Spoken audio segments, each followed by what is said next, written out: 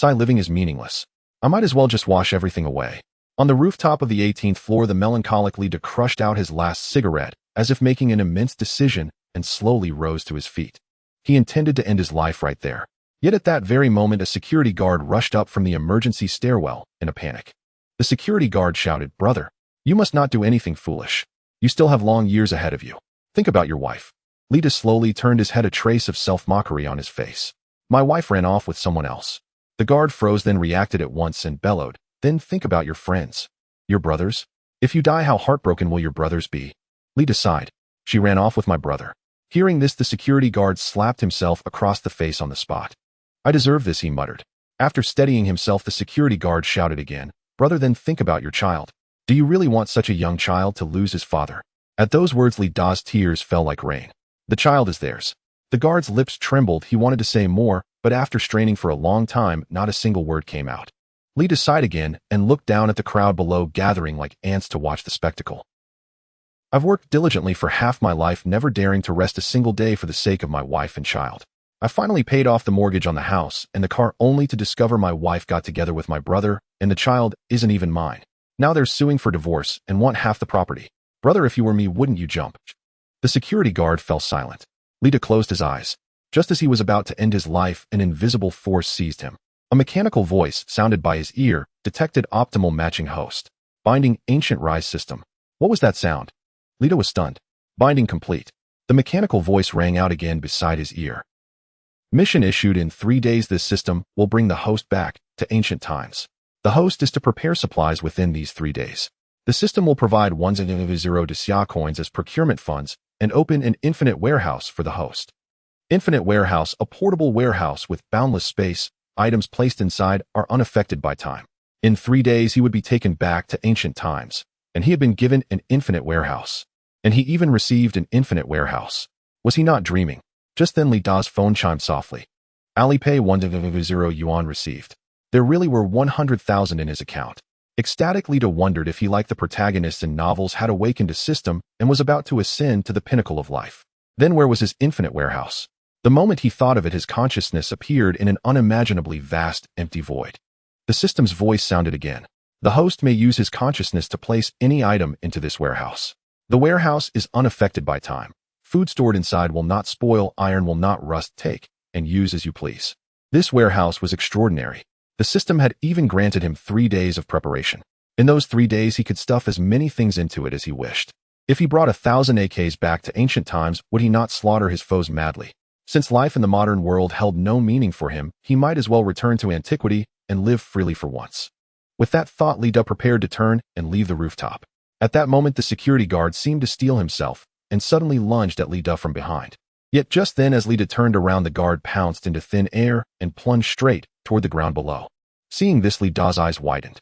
He hurriedly grabbed the guard's wrist with one hand. With a heavy thud, the guard's entire body hung suspended outside the rooftop rail of the 18th floor. I'm terrified of heights." The guard glanced down and was on the verge of tears. In less than 3 seconds, he squeezed his eyes shut and fainted from fright.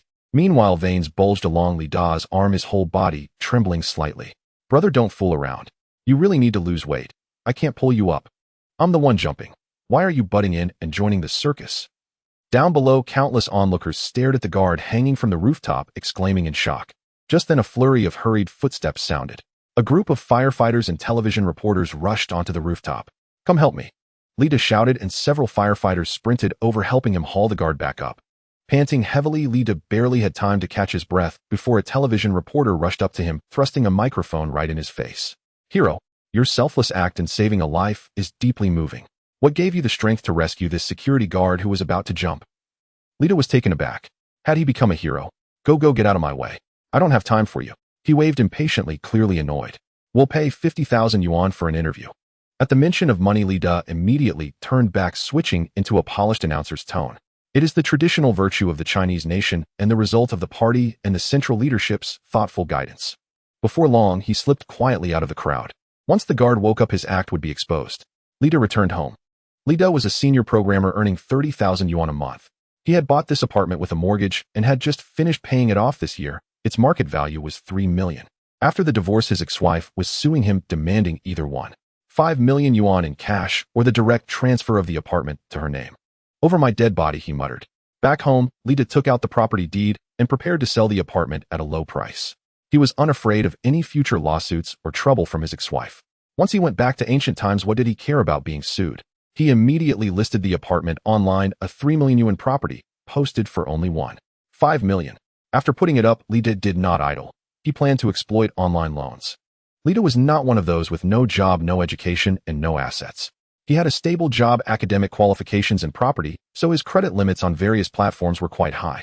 Opening the 460 lending platform first, he immediately applied for the maximum online loan of 200 yuan. He followed the steps, filling in his personal information, including his job, real estate, and car ownership. After that came facial recognition. Lida had an excellent credit record. Only a few minutes after submitting his application, the loan was approved and disbursed. Alipay 200 yuan received. Delighted, Lida calculated 200 from online loans, plus the system's 100, plus 500 from the reporters, plus his own savings of 1500. He now had 500 yuan. But it was not enough, far from enough. He was going back to ancient times to become a king and overlord. He intended to support an entire army. To maintain an army required money and supplies. So he would keep borrowing and keep dancing on the edge. After that, Lida maxed out every online lending platform he could access. Bold borrowed JD's credit line, Mate 1's Iowa-style loan. Lida borrowed from them one after another. Alipay received 300,000 yuan. Alipay received 100,000 yuan. In just half a day, Lida had drawn a total of 1.5 million in online loans. Adding his own 500,000, he now possessed 2 million. Seeing that he had exhausted the online lending platforms, Lida turned his gaze to the furniture filling his apartment. He opened Xianyu, took photos, and listed the items for sale. A sofa that had cost over 10,000 yuan he listed for 3,000. An 85-inch television bought for 15,000, he put up for 2,000. A double-door refrigerator purchased for 20,000, he listed for 5,000. Lida practically put everything in his home on Xianyu at rock-bottom prices, with only one condition: local pickup only. If he used courier delivery, 3 days simply would not be enough. Since the apartment was being sold, the car naturally had to go as well. Lida drove a Volkswagen Magotan that had cost 200,000 on the road when he bought it. Since he was about to transmigrate, a sedan like this would be useless, so he would sell it. Lida went downstairs, took the vehicle registration booklet, and drove straight to the used car market. When a used car dealer saw Lida's meticulously maintained Volkswagen Magotan, his eyes lit up, and he came forward. Boss, selling the car. Lida lowered the window and said calmly, yes. How much will you offer for this Magotan? Original paint, only 10,000 kilometers, and still under insurance, the dealer remarked. The dealer did a quick calculation on his phone, then used a device to test the paintwork before finally giving his quote, 100,000. Deal, Lida replied. With a sharp slap, Lida placed the green registration booklet on the hood. Let's transfer the ownership right now. Lida's decisiveness actually made the dealer uneasy. The dealer scratched his head. Had he offered too much, or was there something wrong with the car? In the past, anyone selling a car would ask around at 3 or 5 dealerships and haggle endlessly before closing the deal. It was the first time the dealer had encountered such a straightforward customer as Lida. Still uneasy, he lifted the hood and conducted another thorough inspection. Only after confirming there were no issues did he take Lida to complete the transfer formalities. Alipay received 100,000 yuan. His current savings now totaled 2,100,000. After selling the car, Lida casually scanned a shared yellow bicycle and rode toward a loan company in the city. There were many legitimate loan companies in town, but only one notorious shady outfit. It was called Huqiang Financial Services Co., Ltd. In truth, this so-called company was merely a 2-story building. Lida parked the yellow bike at the entrance and walked into the narrow structure. On the first floor stood a number of street toughs, some tattooed, others with hair dyed in gaudy colors. These men were the collection agents here, specializing in violent debt collection. Boss, here for a loan. As soon as Lida stepped into the lobby, a yellow-haired youth with a cigarette dangling from his lips came forward to ask. I'm looking for Huqiang, Lida replied. Lida spoke. Looking for our boss. Our boss doesn't have time. I can handle your business, the yellow-haired youth said with open disdain. You can't handle my case. I want to borrow 1 million. In the past, Lida would have avoided these hooligans, but with his transmigration to ancient times only 3 days away, he no longer felt afraid. He met the yellow-haired youth's gaze with an equally arrogant expression. 1 million. Then come upstairs with me, the youth said, giving Lida a suspicious once-over before finally deciding to take him up. In a smoke-filled office on the second floor, the boss, Huqiang, was playing cards with 2 of his brothers. Just then, the yellow-haired youth came in with Lida. Brother Chang, someone wants you to arrange a loan, the youth announced. The smiley Huqiang narrowed his gaze at Lida, then broke into a grin. Yo, Lida, what brings you to my place? Huqiang was from the same village as Lida back home, and had spent his childhood constantly bullying him, acting as the village tyrant. At school, he had been the campus bully and had tormented many students.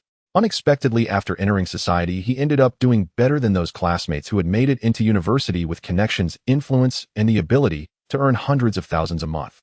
"Huchang, I'm here to borrow some money," Lida said, sitting down directly in the boss's chair without ceremony and lighting one of Huchang's premium cigarettes for himself. This scene left the two men beside them dumbfounded. Lida knew them as well. One was called Jiang, he the other Wang Tian, both from the same village as he was. "Lida, you've gotten outrageously arrogant, haven't you? You dare address Huchang like that?" Wang Tian stood up, pointing at Lida's nose as he demanded. "Haven't you heard that the customer is king?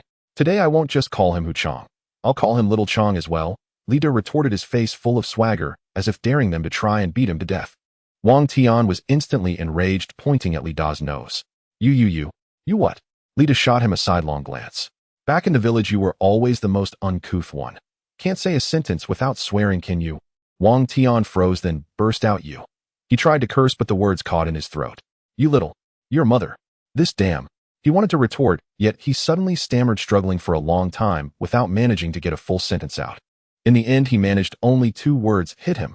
Wang Tian and Jiang, he rolled up their sleeves ready to lay hands on Lida, but at that moment they were stopped by Huchang. "Wait." The two halted and looked over at Lida. "You want to borrow 1 million? Hit some trouble, have you?" Huchang asked with a squinting smile. Lida shook his head. "No trouble. I want to start a business. Are you lending or not?" He wasn't lying, he did intend to start a venture, just in ancient times. The reason Lida had come to Huchang was precisely because he knew that Huchang understood him and thus would certainly lend him the money. "Of course we'll lend. Lending is our business. It's just that our interest rates are a bit."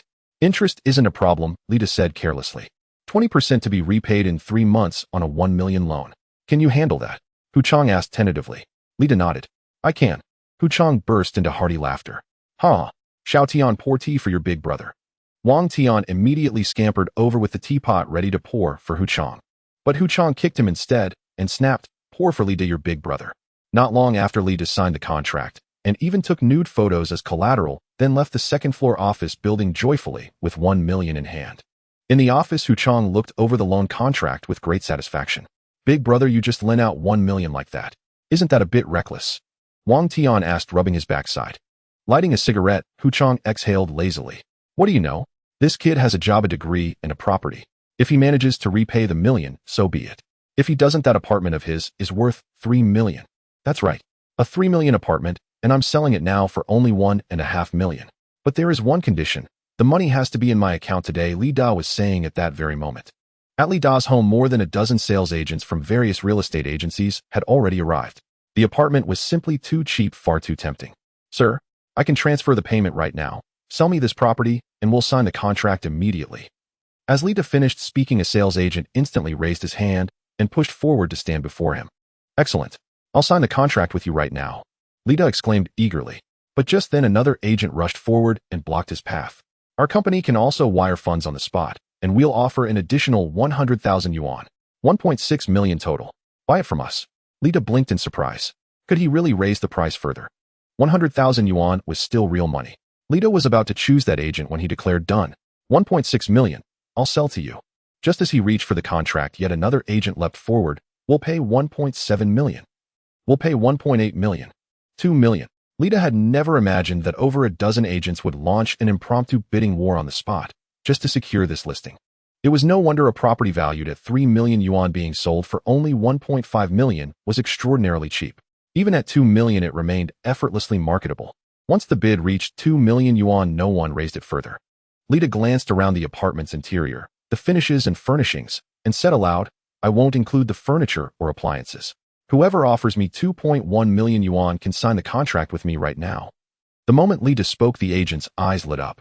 His home featured high-quality renovation. The furniture was eco-friendly, and the appliances were all premium brand models. Adding 100,000 yuan for these was more than reasonable. Moreover, a fully renovated second-hand property commanded far greater appeal on the open market. 2.1 million. Wire the funds now? I'll take it. An agent promptly raised his hand without hesitation. The transaction commenced immediately. Lida signed the contract, and the buyer swiftly transferred the payment. Lida had originally held 150,000 yuan in savings. An interview with a television station added 50,000, bringing his total to 200,000. Then the system granted him another 100,000, raising it to 300,000. Adding 1.7 million yuan in withdrawn online loans brought his sum to 2 million. Including 10,000 yuan from selling his car, it rose to 2.1 million. Then came the high-interest loan borrowed from Huachong, another 1.1 million, bringing his total to 3.1 million. Now with the property sale adding another 2.1 million, his balance stood at 5.2 million. Truth be told, Li De had never seen so much money in his entire life, and now those digits glowed warmly on his phone screen. 5 million yuan. Surely enough to purchase vast quantities of supplies. Yet since his storage space was infinite, more money could only ever be better. But where else could he raise funds quickly? Suddenly an idea struck him: borrowing. Borrowing from others made him uneasy, but there was one person from whom he could borrow without guilt. That man was Zhang Tao, his former best friend who had stolen away his wife. Li De pulled out his phone and dialed Zhang Tao. Soon the call connected. "Zhang Tao, come down to my building. We need to meet." With that, Li De hung up and waited downstairs, already in place. A few minutes later, a black Mercedes-Benz G-Class rolled up before him. A man and a woman stepped out. The man wearing a black trench coat and sunglasses, his expression visibly strained upon seeing Li De. He was Zhang Tao, the so-called brother who'd betrayed him. The woman beside him was Li De's ex-wife, Jiang Li. "What do you want?" Jiang Li crossed her arms and asked coolly. Though Jiang Li had committed adultery during their marriage, she was undeniably striking, tall and slender, at 170 centimeters, weighing only 50 kilograms, with delicate features and fair luminous skin, a solid 7-Tofton beauty. She was also a minor internet celebrity, boasting over 100,000 followers online.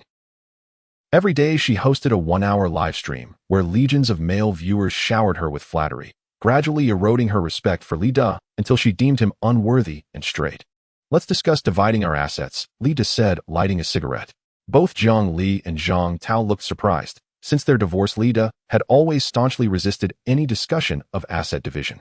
After all, he'd worked tirelessly for years, painstakingly building a home, only to discover he'd been betrayed, that his child wasn't even his, and that he'd now be forced to surrender half his hard-won possessions to his unfaithful ex-wife. Who could bear such injustice? "You've accepted reality, then? Fine. Let's hear your proposal," Jiang Li said. Li De nodded.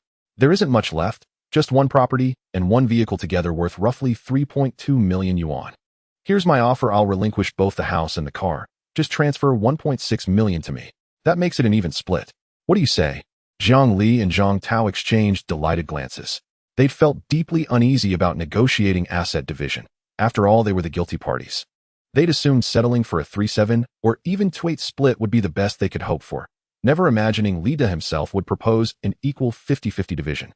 For Zhang Tao, it meant acquiring a 3 million yuan property and a 200th Sandian vehicle for just 1.6 million, a remarkably advantageous deal.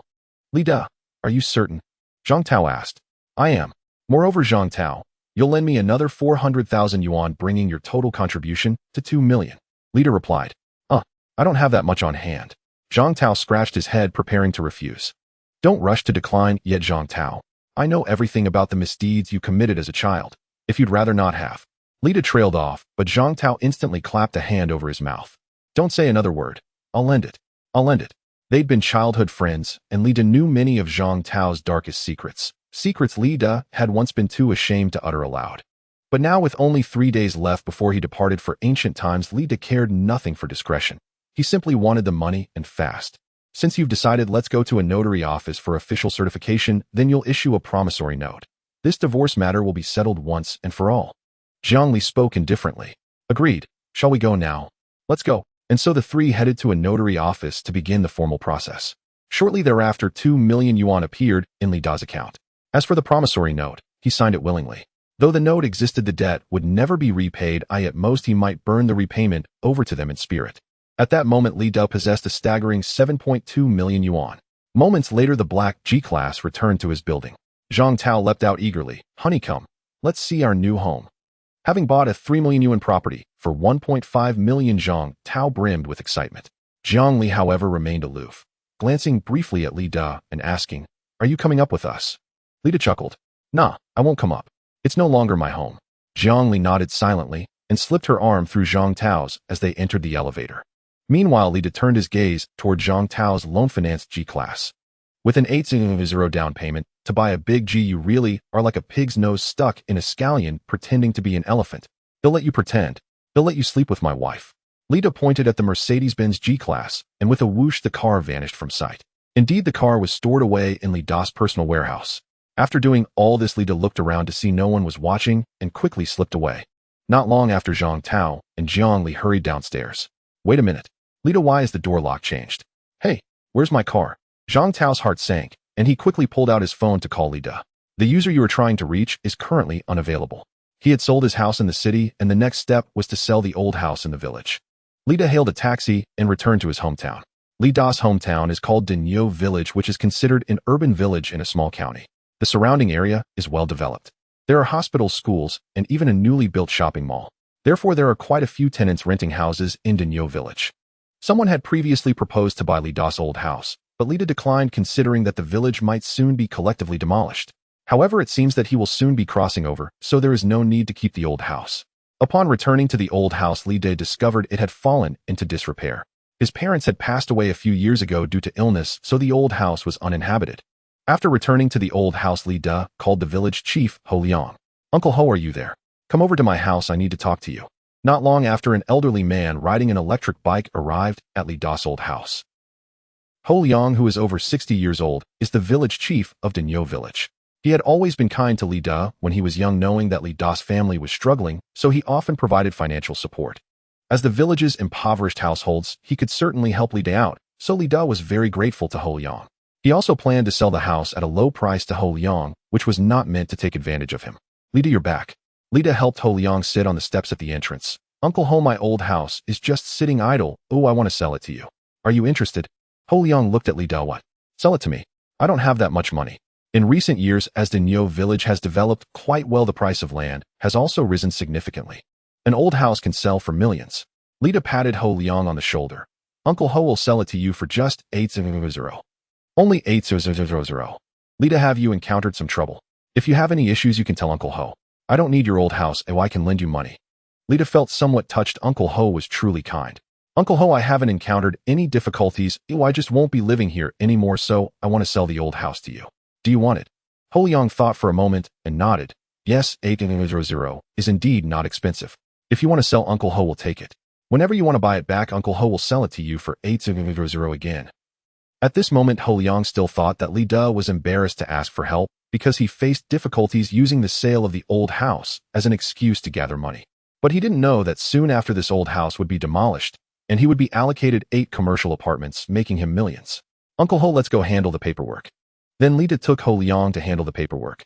Ho Liang was also a straightforward person, directly transferring 800 to Lida's bank account. At this point, Lida already had 8 million in savings. It was getting dark. Lida had exhausted all possible methods to gather money. Of course, there were some methods he didn't use, but those methods were quite unethical. For instance, borrowing money from friends and relatives, then directly crossing over to the ancient times without needing to pay it back. Or directly going out to the street to collect other people's cars into his space, and then taking them to a pawn shop to sell. This would also quickly generate money. However, such methods were unethical. Lida couldn't bring himself to do it. Next, Lida found a hotel and checked in. The first day ended, and the second day, he would need to start spending money.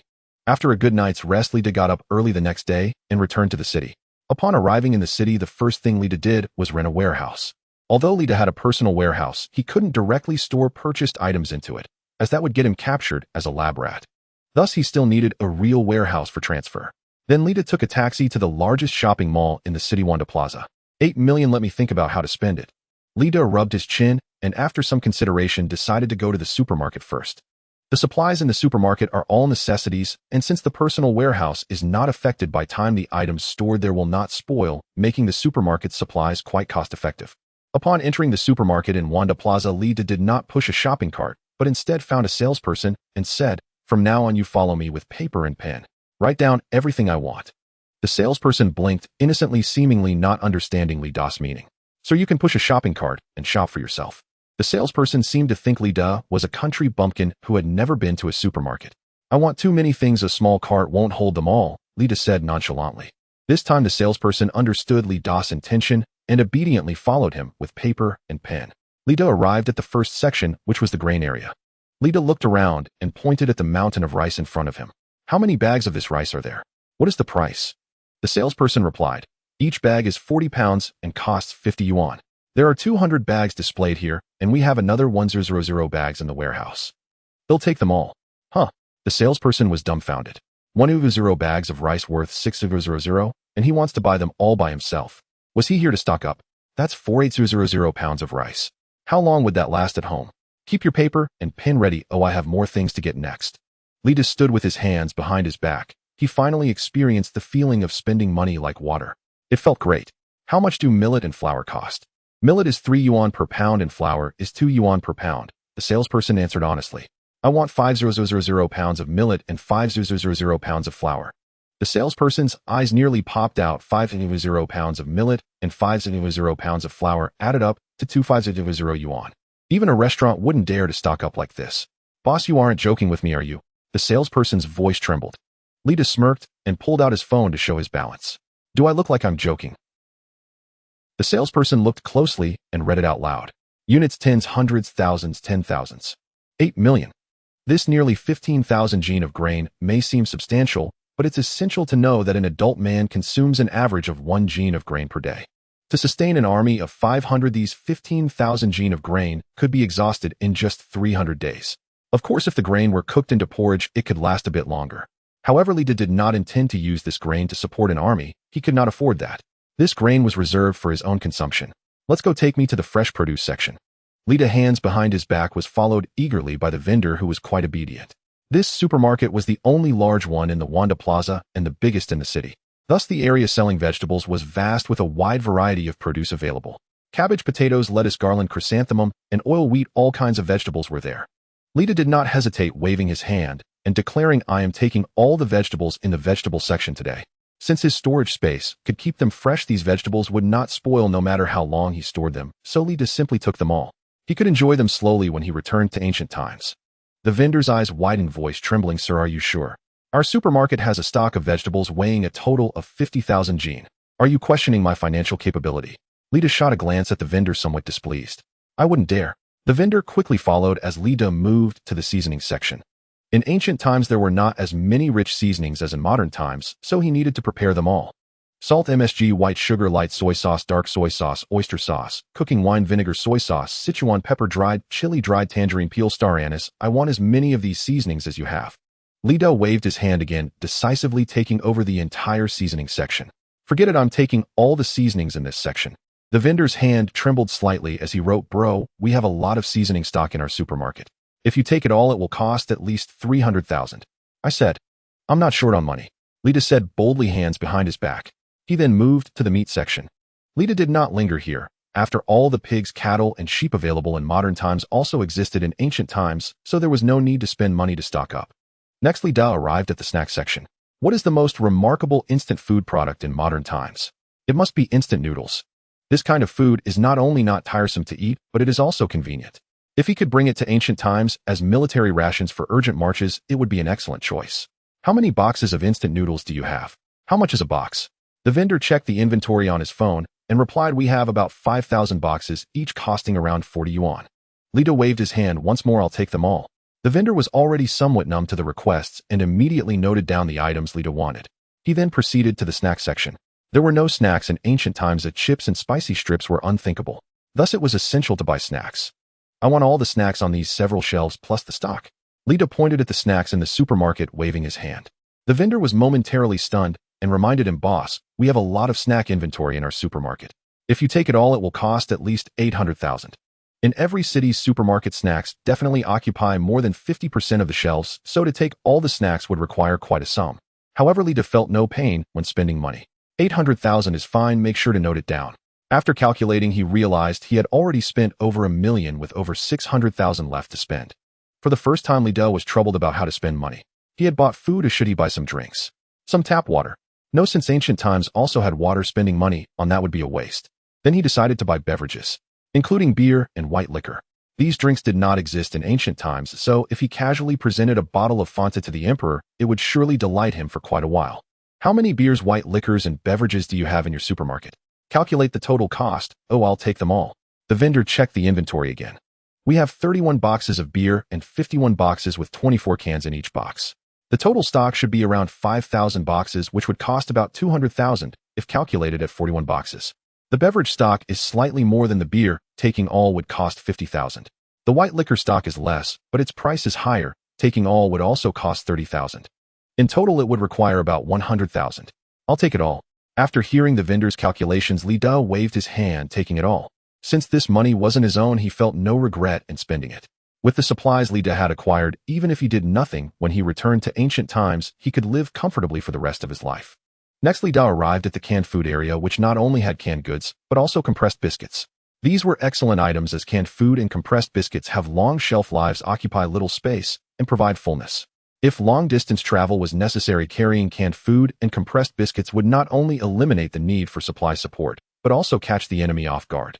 Thus, Li Da was not stingy in this regard, and took them all for 20,000. After spending this 20,000, he felt it was about enough, and headed to the checkout to pay. The vendor there was busy calculating with a calculator for a long time before barely giving Li Da a rough estimate.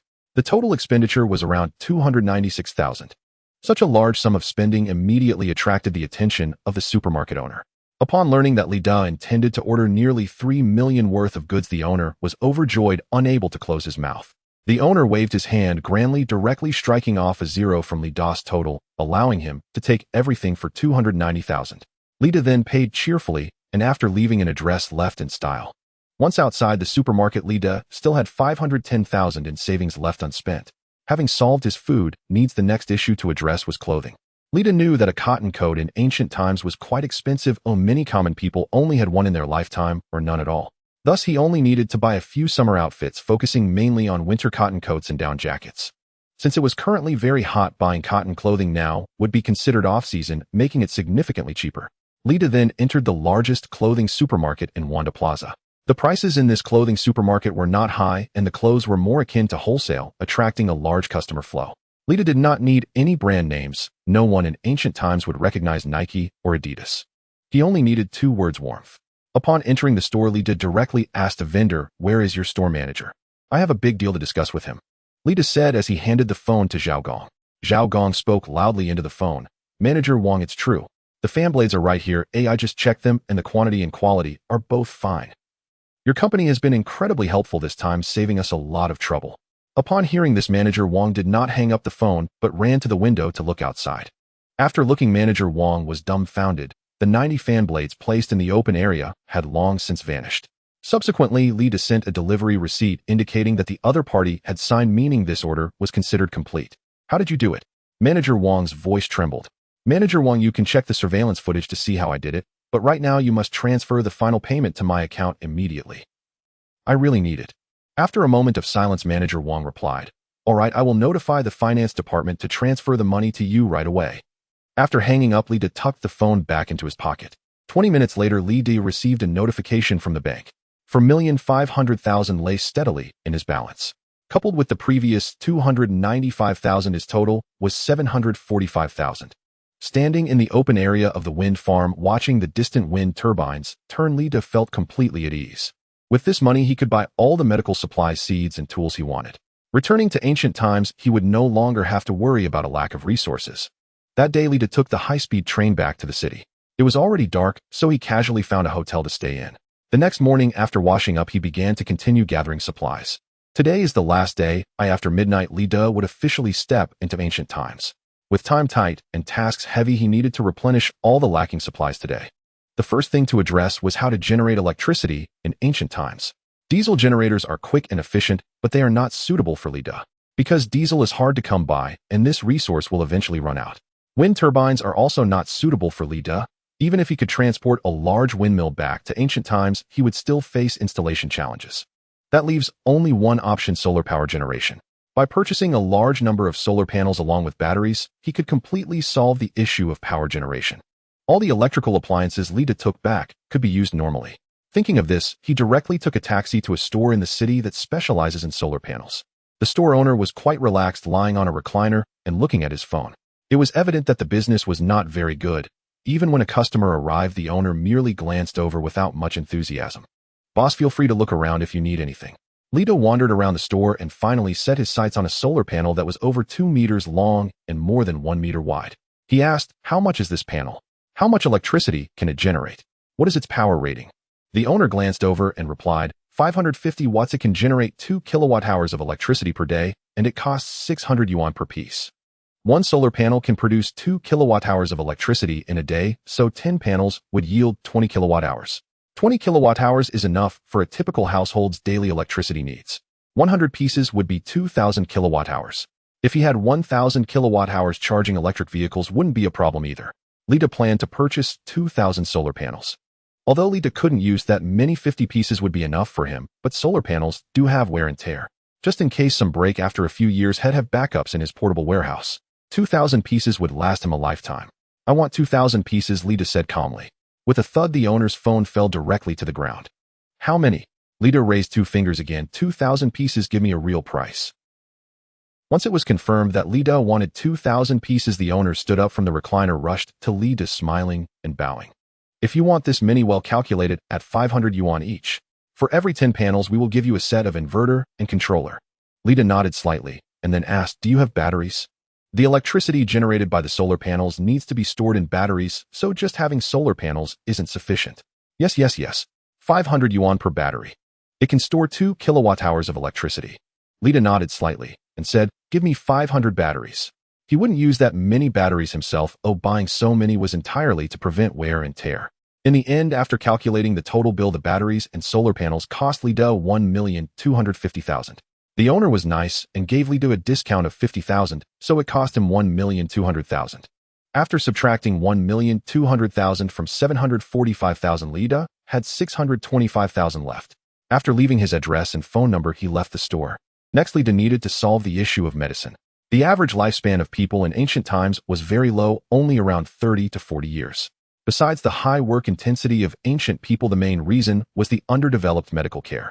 Modern penicillin would be a miracle drug in ancient times. Many diseases that could not be cured in ancient times could be resolved with just a box of medicine at a modern clinic. Upon entering the clinic, Lida did not hesitate and directly said, I want all the medicines in your pharmacy except for health products. Let's settle the bill. In ancient times, Lida did not know what illness he might contract. He could develop a fever or an infection, and he wouldn't necessarily know what medicine he would need. He decided to buy out the entire pharmacy, so that when he needed medicine, he could just take whatever he needed.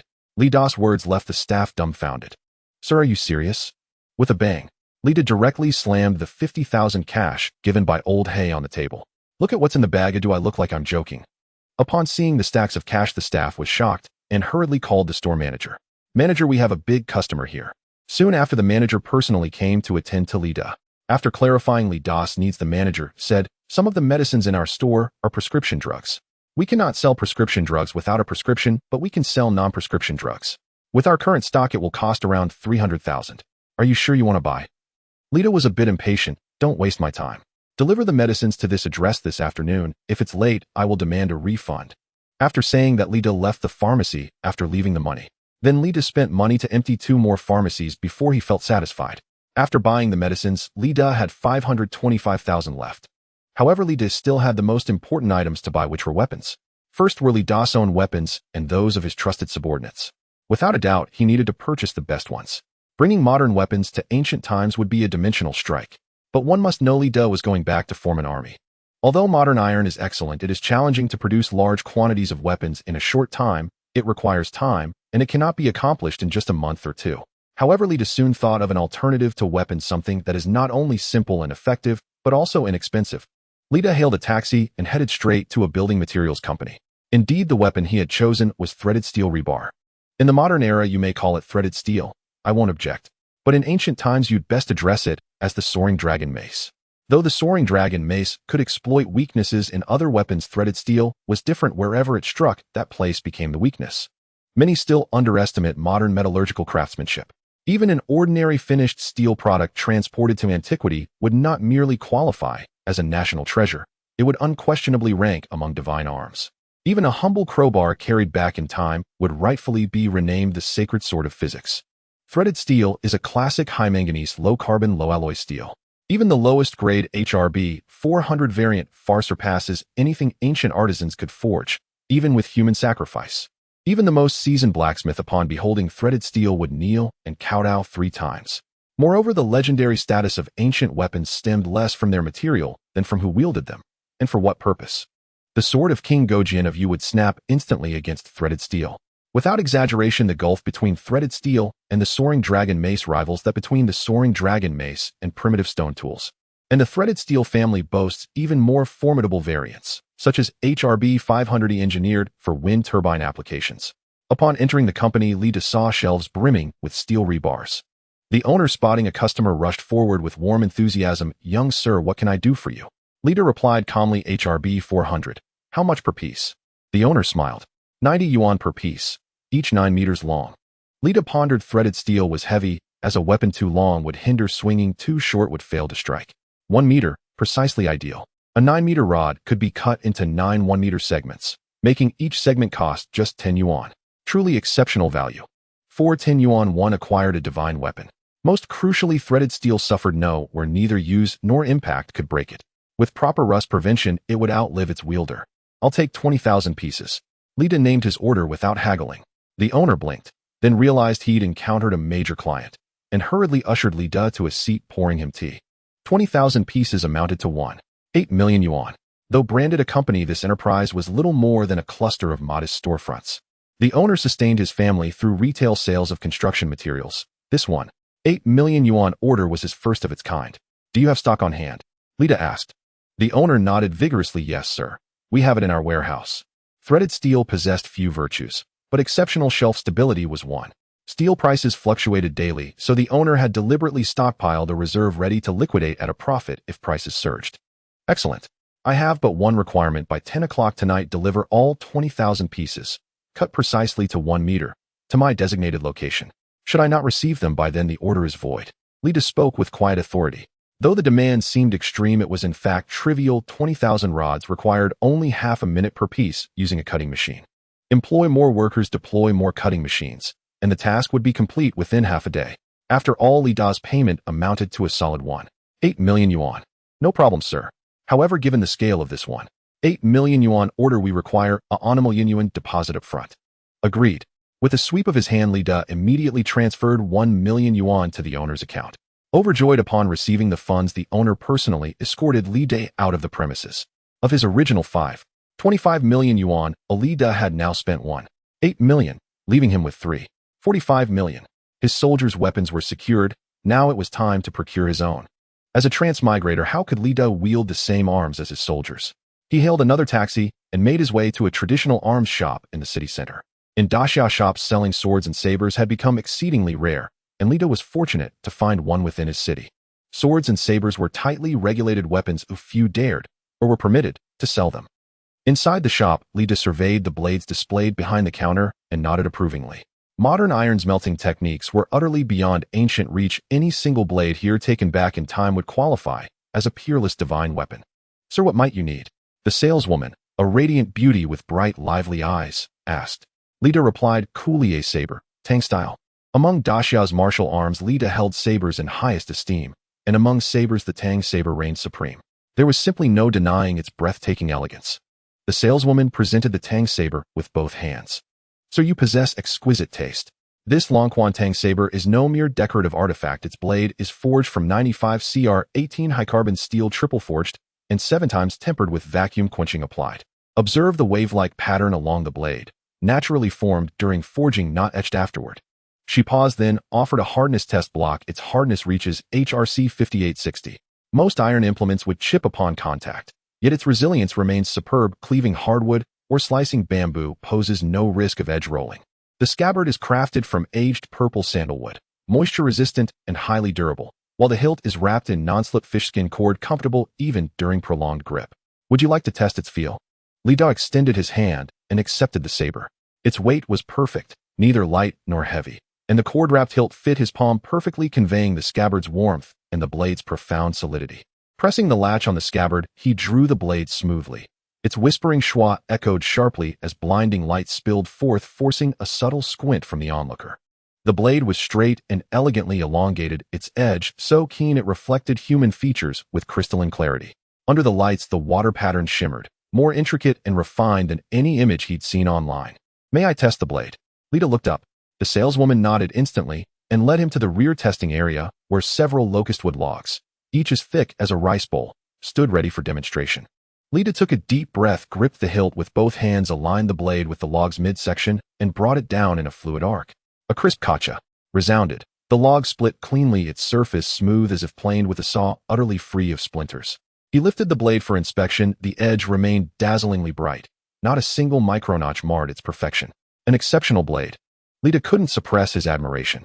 It surpassed all expectations. Its balanced sharpness and tactile harmony perfectly fulfilled his vision of an ideal personal arm. Even ancient master smiths, devoting their entire lives to craft, could never produce a blade matching this synthesis of hardness and resilience. One such saber taken back in time would become a camp's treasured heirloom, let alone an entire batch. How much for one? Lita sheathed his blade, his tone edged with urgency. The shop clerk smiled and quoted, "This is our standard model, not a collector's piece, so we'll charge you 1,000 yuan per sword. If you prefer a collector's edition, it's forged from pattern-welded steel, which commands a higher price. But for daily use, this model offers the best value for money. 1,000 yuan. Lita paused, then broke into a grin. It was even cheaper than had anticipated. His previous purchase of threaded steel rods, 10 yuan each, had been designated soldier class. This tank-style sword at 1,000 yuan would serve perfectly as confidant class armament. He declared firmly, "No need for the collector's version. He'll take 100 of these." 100. The clerk's eyes widened in astonishment, nearly dropping the hardness testing block he held in his hand. "Sir, are you serious? Though our swords aren't classified as controlled weapons, you're the first customer ever to order 100 at once. May I ask what they're for?" "For my associates. Rest assured, they'll fully cooperate with all required procedures." Lita spoke with quiet confidence, knowing that such non-lethal ceremonial blades posed no regulatory hurdle when purchased in bulk, provided their intended use was clearly stated. "Excellent, sir. They'll dispatch them from our warehouse immediately." With 3,450,000 yuan spent on weapons and another 100,000 on swords, Lita now had 3,350,000 yuan remaining. Next, Lita planned to acquire seeds. Many modern crops had no ancient equivalents, and famine plagued ancient populations due to abysmally low yields per mu. Yields were often less than 1/5 of today's standards. Modern hybrid rice, if introduced to antiquity, would be revolutionary. Its yield per mu was simply staggering. During Daxia's most arduous era, hybrid rice ensured every citizen had enough to eat. Though people today no longer rely on it, having moved on to finer, more flavorful grains, hybrid rice's contribution to Daxiao remains indisputable. Leaving the armory, Li De instructed the taxi to head straight for Fengnong Seed Industry Co., Ltd., on the city outskirts. He had researched it online beforehand. The largest professional seed supplier locally, offering not only conventional crop varieties, but also bulk quantities of premium hybrid strains. The moment he entered the company gate, manager Zhang, dressed in a crisp white shirt, greeted him warmly, holding a seed catalog. "Good day, sir. Here to select seeds. We carry over 100 varieties, rice, corn, vegetables, and more. Are you planting a home garden or planning large-scale cultivation?" "Large-scale cultivation. I need high-yield, resilient varieties. Quantity is paramount." Lita took the catalog and flipped directly to the rice section, his finger landing decisively on the entry for Xiangzhao Xian No. 45 hybrid rice seed. "How much stock do you have of this variety?" Manager Zhang blinked, glancing at the catalog's notation. "Yield exceeds 650 kilograms per mu," and replied promptly, "This elite hybrid was developed by our Provincial Academy of Agricultural Sciences, drought-tolerant, disease and pest-resistant, and adaptable to diverse terrains. How much would you like?" "We currently hold 5,000 kilograms in stock and can arrange additional shipments from headquarters if needed." "Is 5,000 kilograms sufficient?" Lita calculated silently. In ancient times, one mu rarely yielded more than 100 kilograms. This hybrid could increase output 5 to 6-fold. 5,000 kilograms of seed would cover at least 2,000 mu. Then start with 5,000 kilograms. What's the wholesale price per kilogram? 18 yuan per kilogram, totaling 90,000 yuan. As manager Zhang jotted it down, he asked, "Beyond rice, do you require other seeds?" "We offer Zhengdan 958 corn seed, yielding up to 700 kilograms per mu, and virus-free sweet potato seed tubers ideal for mountainous terrain due to their excellent storability." "Yes." Lita nodded without hesitation. In ancient times, famine was recurrent. Crops like potatoes and sweet potatoes, resilient to drought and poor soil, were indispensable. You'll need 100,000 kilograms of potato seed tubers, 8,000 kilograms of corn seed, 200,000 sweet potato slips, and common vegetable seeds, 2 tomatoes, cucumbers, cabbages, 500 kilograms each. As much as possible. Manager Zhang nearly dropped his pen, looking up in awe. "Sir, are you establishing a major farm?" 100,000 kilograms of potato seed will cover 500 mu, 200,000 slips will plant 200 mu. Add rice and corn, and the scale becomes truly substantial. And 500 kilograms per vegetable variety adds up to several tons. "Are you certain you need so much?" "Absolutely. am conducting agricultural trials and require abundant high-quality seed stock. Li Da withheld the truth, offering instead a plausible pretext. Will storage pose any issues? I may need to hold them for some time before use. Rest assured, our seeds are vacuum-packed, light, and moisture-proof. Unopened, they remain viable for up to 1 year. Seeing Li Da's unwavering resolve, Manager Zhang ceased further inquiry and began tallying the total. Potato seed tubers 2.5 yuan per kilogram, 25,000 yuan for 100,000 kilograms, corn seed 20 yuan per kilogram, 16,000 yuan for 8,000 kilograms, sweet potato slips 0.2 yuan per slip, 4,000 yuan for 200,000 slips, assorted vegetable seeds 50,000 yuan. Grand total 500,000 yuan. 500,000 yuan, agreed. Li Da accepted readily. They'll pay a 30,000 yuan deposit now. The remaining 200,000 will be settled upon delivery and inspection at my designated warehouse. Can delivery be arranged this afternoon? I need them urgently. Yes. Manager Zhang immediately dialed the warehouse, arranging dispatch and loading. Please send me your address. We guarantee arrival before 3 p.m. today. These seeds are ready for immediate shipment. No waiting required. Let's sign the contract now. After signing, Li Da transferred the 30,000 yuan deposit, watching Manager Zhang hustle about with growing confidence. Hybrid rice would secure staple food supply. Potatoes and sweet potatoes would mitigate disaster risk. Vegetables would provide essential vitamins. These seeds, more vital than any arsenal, would not only feed Li Da himself, but liberate ancient populations from famine. Li Da now retained 2,850,000 yuan. Food and drink were largely secured, but one critical challenge remained unresolved: transportation in antiquity. Though horse-drawn carriages existed, they were painfully slow and notoriously jarring. War horses offered greater speed, but both horse and rider fatigued rapidly. Modern automobiles, though swift and rugged, were useless without gasoline, an absent resource in ancient times. Electric vehicles, while operable given Li Da's abundant solar panels, faced a critical limitation: dependence on charging infrastructure. Ancient roads lacked the ubiquitous charging stations of the modern world. Suddenly, Li Da's eyes lit up. He recalled a local micro-influencer. This influencer had produced a batch of off-road tricycle RVs for sale, but found no buyers, leaving the entire inventory unsold. The reason was simple: the RVs were prohibitively expensive and lacked road registration eligibility, rendering them legally unlicensed and effectively stranded. Li Da swiftly retrieved his phone, located the influencer's account, and sent a direct message. Hello, I'm interested in purchasing your off-road RVs. Do you still have any available? After a short while, Li Da received a reply from the little internet celebrity. Yes, the boss can come to see the vehicle. Soon after, the little internet celebrity sent Li Da an address. With the address in hand, Li Da hailed a car and headed straight to the destination. Before long, the vehicle stopped in front of a rundown warehouse on the outskirts. Initially, Li Da thought he had come to the wrong place, but after checking his phone, he confirmed that this was indeed the right destination. Upon pushing open the large door and stepping inside, Li Da was taken aback. Inside the warehouse, there was a whole new world. Various modified tools hung on the walls, and the shelves nearby were filled with screws, shock absorbers, tires, and other items. In the spacious warehouse, dozens of three-wheeled RVs were parked. Directly in front of Li Da, a man covered in grease and looking somewhat disheveled was welding something with a welding torch.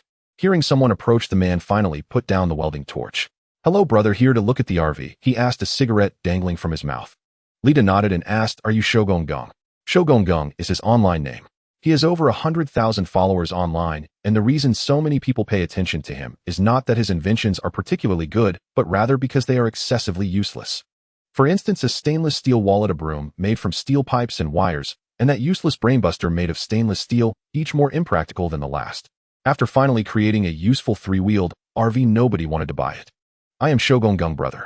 This three-wheeled RV was originally priced at 150,000 each, but it just won't sell. If you like it, you can take it for 100,000. That is indeed the cost price. I won't make any profit and will even incur a loss.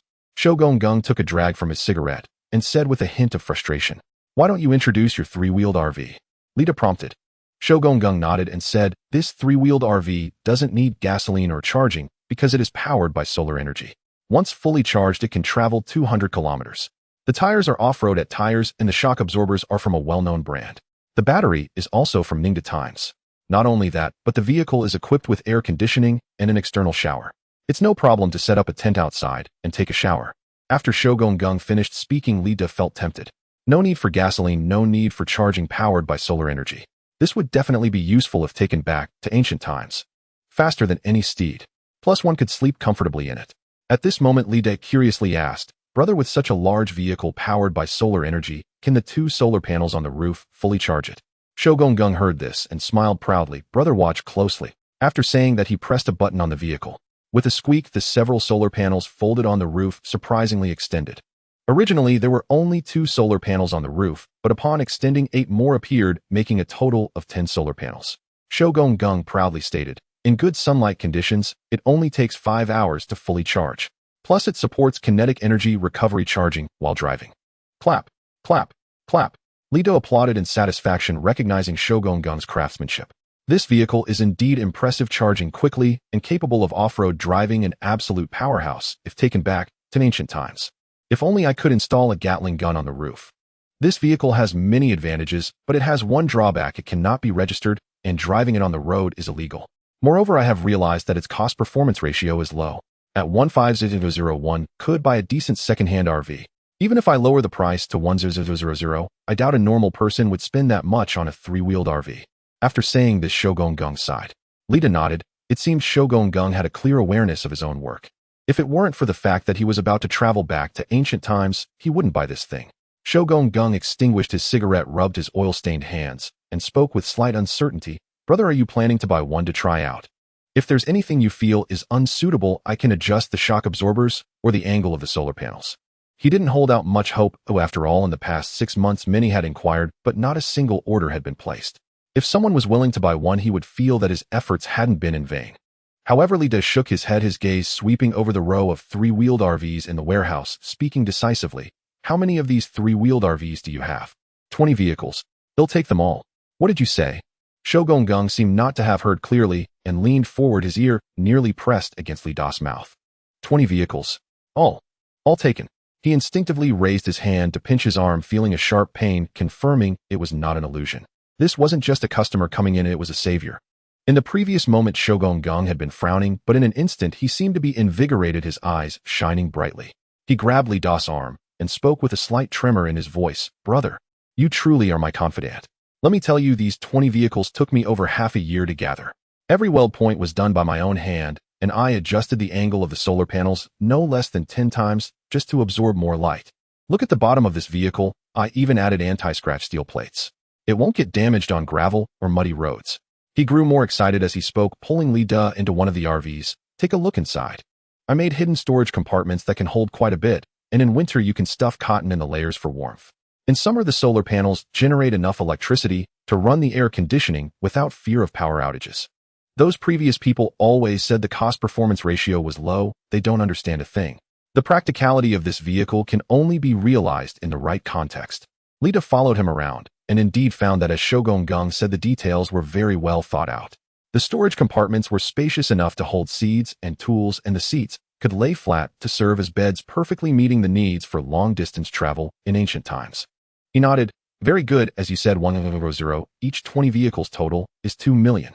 He'll pay 1 million as a deposit now, and before tonight have all the vehicles delivered to the warehouse I specify. Is that all right? No problem. Absolutely no problem. Shogun patted his chest in assurance, eager to start the vehicles right away. He'll call my brothers over to help. No need to wait until the evening. They'll definitely be delivered to you before 5 p.m. By the way, brother, he'll also send you 20 sets of spare tires and repair tools. They are all good things I collected myself. You will need them in the future. He was so excited, not just because he cleared his inventory, but also because after half a year's hard work, someone finally recognized it. The feeling of being valued by someone knowledgeable was more satisfying than making money. Lida took out his phone and immediately transferred 1 million as a deposit. The RV cost 2 million, and now Lida has only 85,000 left. He plans to use this 85,000 to purchase a mobile home. Lida attempted to fit an entire house into his portable warehouse, but found it impossible. Anything that was rooted to the ground could not be stored in the warehouse. Otherwise, Lida would have wanted to fit the entire earth into the warehouse. Later, he thought of container houses. These are common on construction sites and mostly serve as living quarters for workers. The so-called container house is actually modified from shipping containers, simply adding a window and a door to transform it into a container home. The advantages of this type of house are its low cost and mobility, making it suitable for workers on construction sites.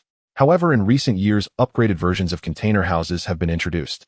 The container houses come equipped with independent bathroom systems and air conditioning. Some manufacturers even offer villa versions of container houses. Li Da intends to use his remaining 85,000 to buy several container houses. For Li Da, the benefit of these houses is that they can be stored in his portable warehouse at any time, allowing him to set them up wherever he goes in ancient times. Leaving the manual warehouse, Li Da contacted the largest container house manufacturer in the area. He had noted the address while researching, which was not far from his RV warehouse in the suburbs, about a 20-minute drive. As soon as he entered the factory area, he saw clusters of blue containers piled in the open space, some with just the frames welded and others already fitted with doors and windows, while several workers were busy painting the containers. A boss named Lou, dressed in blue work clothes and sporting a buzz cut, approached him with a clipboard in hand. "Brother, you're here for container houses, right? We have everything from basic to deluxe. Are you looking for temporary housing for the construction site or something for long-term living?" "I want to see both, mainly looking for something movable and easy to store." Li Da followed Boss Lou to the sample area, where the first thing he saw was the most basic, ordinary container house. The blue metal exterior featured a simple iron door. Upon entering, there were 4 wooden plank beds, a window, and only a small exhaust fan on the ceiling, with a few cardboard boxes piled in the corner. This is the most basic model, costing 5,000 each. It's perfect for 4 workers on a construction site. It has no air conditioning or bathroom. It's hot in summer and chilly in winter, but it's cheap and sturdy and can be placed anywhere. Boss Lou patted the metal wall. "Listen to that sound. Gets thick. Metal won't leak in the rain." Li Da nodded, calculating in his heart. Although this ordinary model is rudimentary, its affordability allows for purchasing in bulk, which is ideal for housing his subordinates when he returns to ancient times. He then followed Boss Lou to the upgraded version next door. The exterior is light gray with 2 plastic steel windows added. Pushing the door open reveals a small bathroom with a simple toilet and shower head, a wall-mounted air conditioner, bunk beds, and a small desk. This is the upgraded version, costing 20,000 each. It includes an independent bathroom and air conditioning. Running the air conditioner in summer won't consume much power, making it suitable for long-term living. Many owners in the breeding industry buy these to use as dormitories next to their farms. Boss Lou turned on the bathroom faucet, and the water flowed steadily. The pipes are thickened, and if insulated in winter, they won't freeze. Li Da didn't respond immediately, but instead asked, "Do you have something better? Something like a real home?" Boss Liu's eyes lit up as he pulled Li Da deeper into the factory. "What a coincidence. We just made a villa version sample. Take a look." In front of a white container house, Li Da was momentarily stunned. This didn't look like a container at all, though it resembled a small villa. The outer wall was covered with faux wood paneling, and there was a small terrace with 2 rattan chairs. Pushing the door open revealed even more surprises inside. The living room had flooring, a sofa, and a coffee table with a television mounted on the wall. Walking further in, there was a bedroom with a 1.8-meter bed and a wardrobe. The kitchen was open concept, fully equipped with a range hood and gas stove.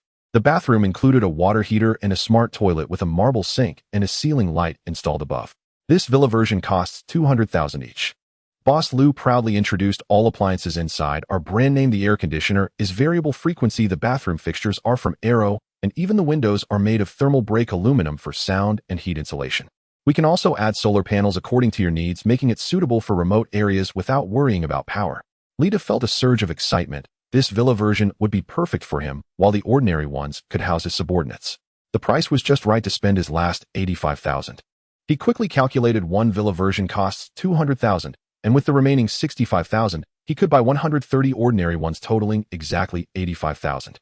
"Boss Lou, I want one villa version and 130 ordinary ones." Li Da spoke decisively. "Can you deliver today?" "I'll give you the address." Boss Liu's clipboard fell to the ground with a thud. He picked it up and wiped the sweat from his brow. "Brother, you're not joking, are you? 130 ordinary ones and one villa version. That's an 85,000 order." In all his years in this business, the most he'd ever sold at once was 20 ordinary ones. He had never seen someone buy 130 at a time. "I'm not joking. I can pay right now." Li Da took out his phone.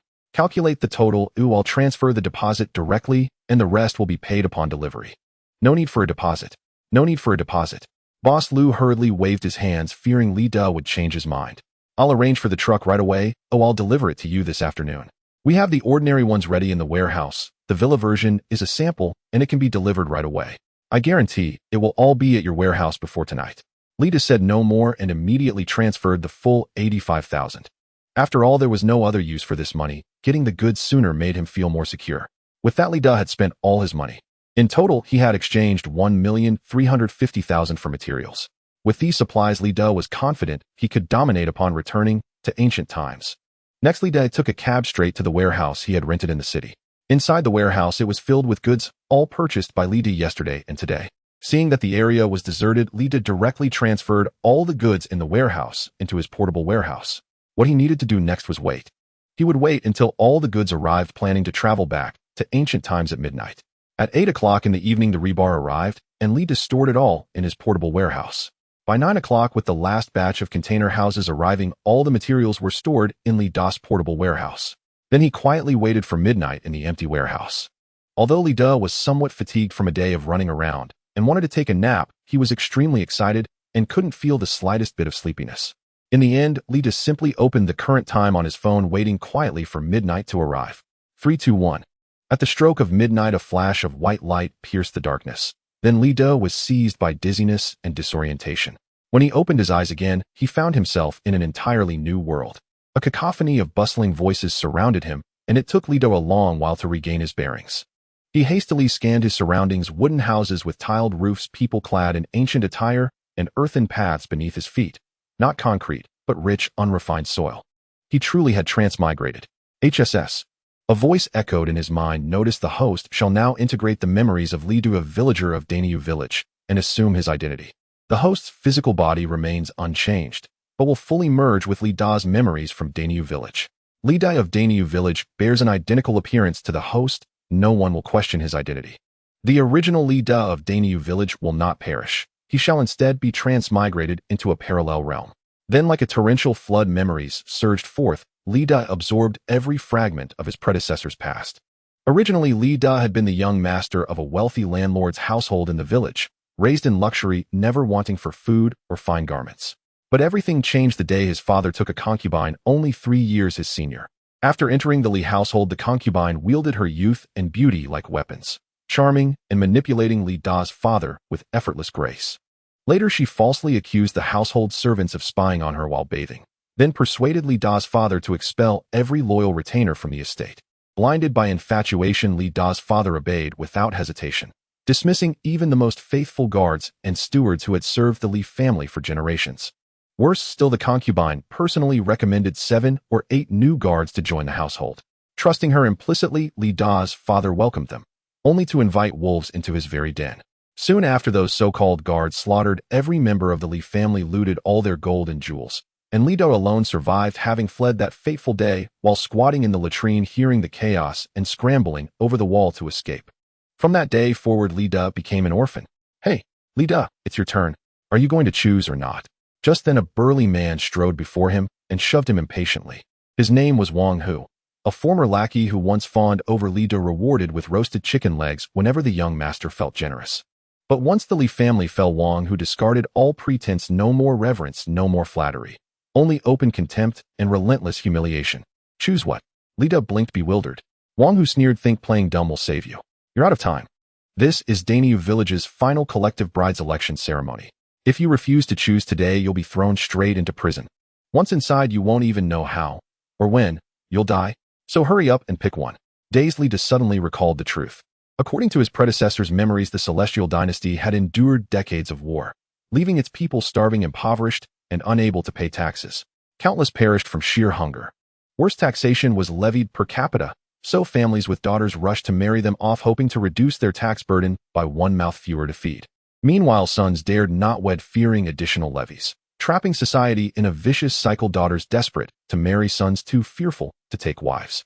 To resolve this crisis, the Celestial Emperor issued an imperial edict: any unmarried daughter aged 18 or older, still unwed after 3 years, would be forcibly assigned by authorities to bachelor men. Refusal was forbidden. And in this era's rigid patriarchy, an unmarried man over 21 might face only a few days in jail, while an unwed woman past that age would be sold as a slave beyond the dynasty's borders. Now, having assimilated these memories, Li Da lifted his gaze toward the villagers of Daniu, many standing beside young women, clearly just selected. Yet upon seeing their faces, Li Da shuddered involuntarily. Ugly, dreadfully so. Some were broad-shouldered and thick-limed, others bore coarse, pockmarked skin. A few looked scarcely feminine at all, more like men in skirts.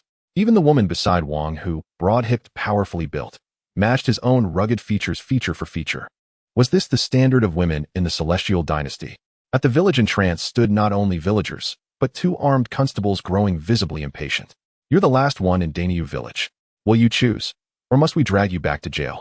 Lita finally understood powerless and insignificant in the village hierarchy, he'd been left until the very end. Everyone else had already claimed their brides. He sighed deeply. Of course, nothing desirable remained. Better to pick blindly. After all, lights out, all faces blur, and he'd just transmigrated to jail was absolutely not an option. So Lita turned toward the three women still unclaimed and froze. Not because they were ugly, but because they were breathtakingly beautiful. Exquisitely so. The first was delicate and refined, clad in simple worn homespun, yet immaculately clean. Her gentle countenance held soft, dewy eyes gazing at Lita now with quiet, pleading hope. She frequently pressed a handkerchief to her lips, stifling faint dry coughs.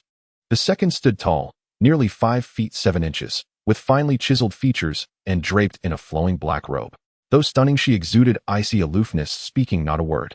The third was most striking. Her attire was elegant and pristine, clearly woven from rare high-grade fabric, and adorned with jewelry that shimmered with unmistakable opulence. Her expression radiated haughty pride, as if no one in sight merited her regard. All three were peerless beauties, rare treasures among mortals. Yet around them rose a chorus of mocking laughter. One suffers from consumption, another brings doom to husbands, and the third is the arrogant daughter of a clan recently executed to the last soul. Choose any and misfortune follows.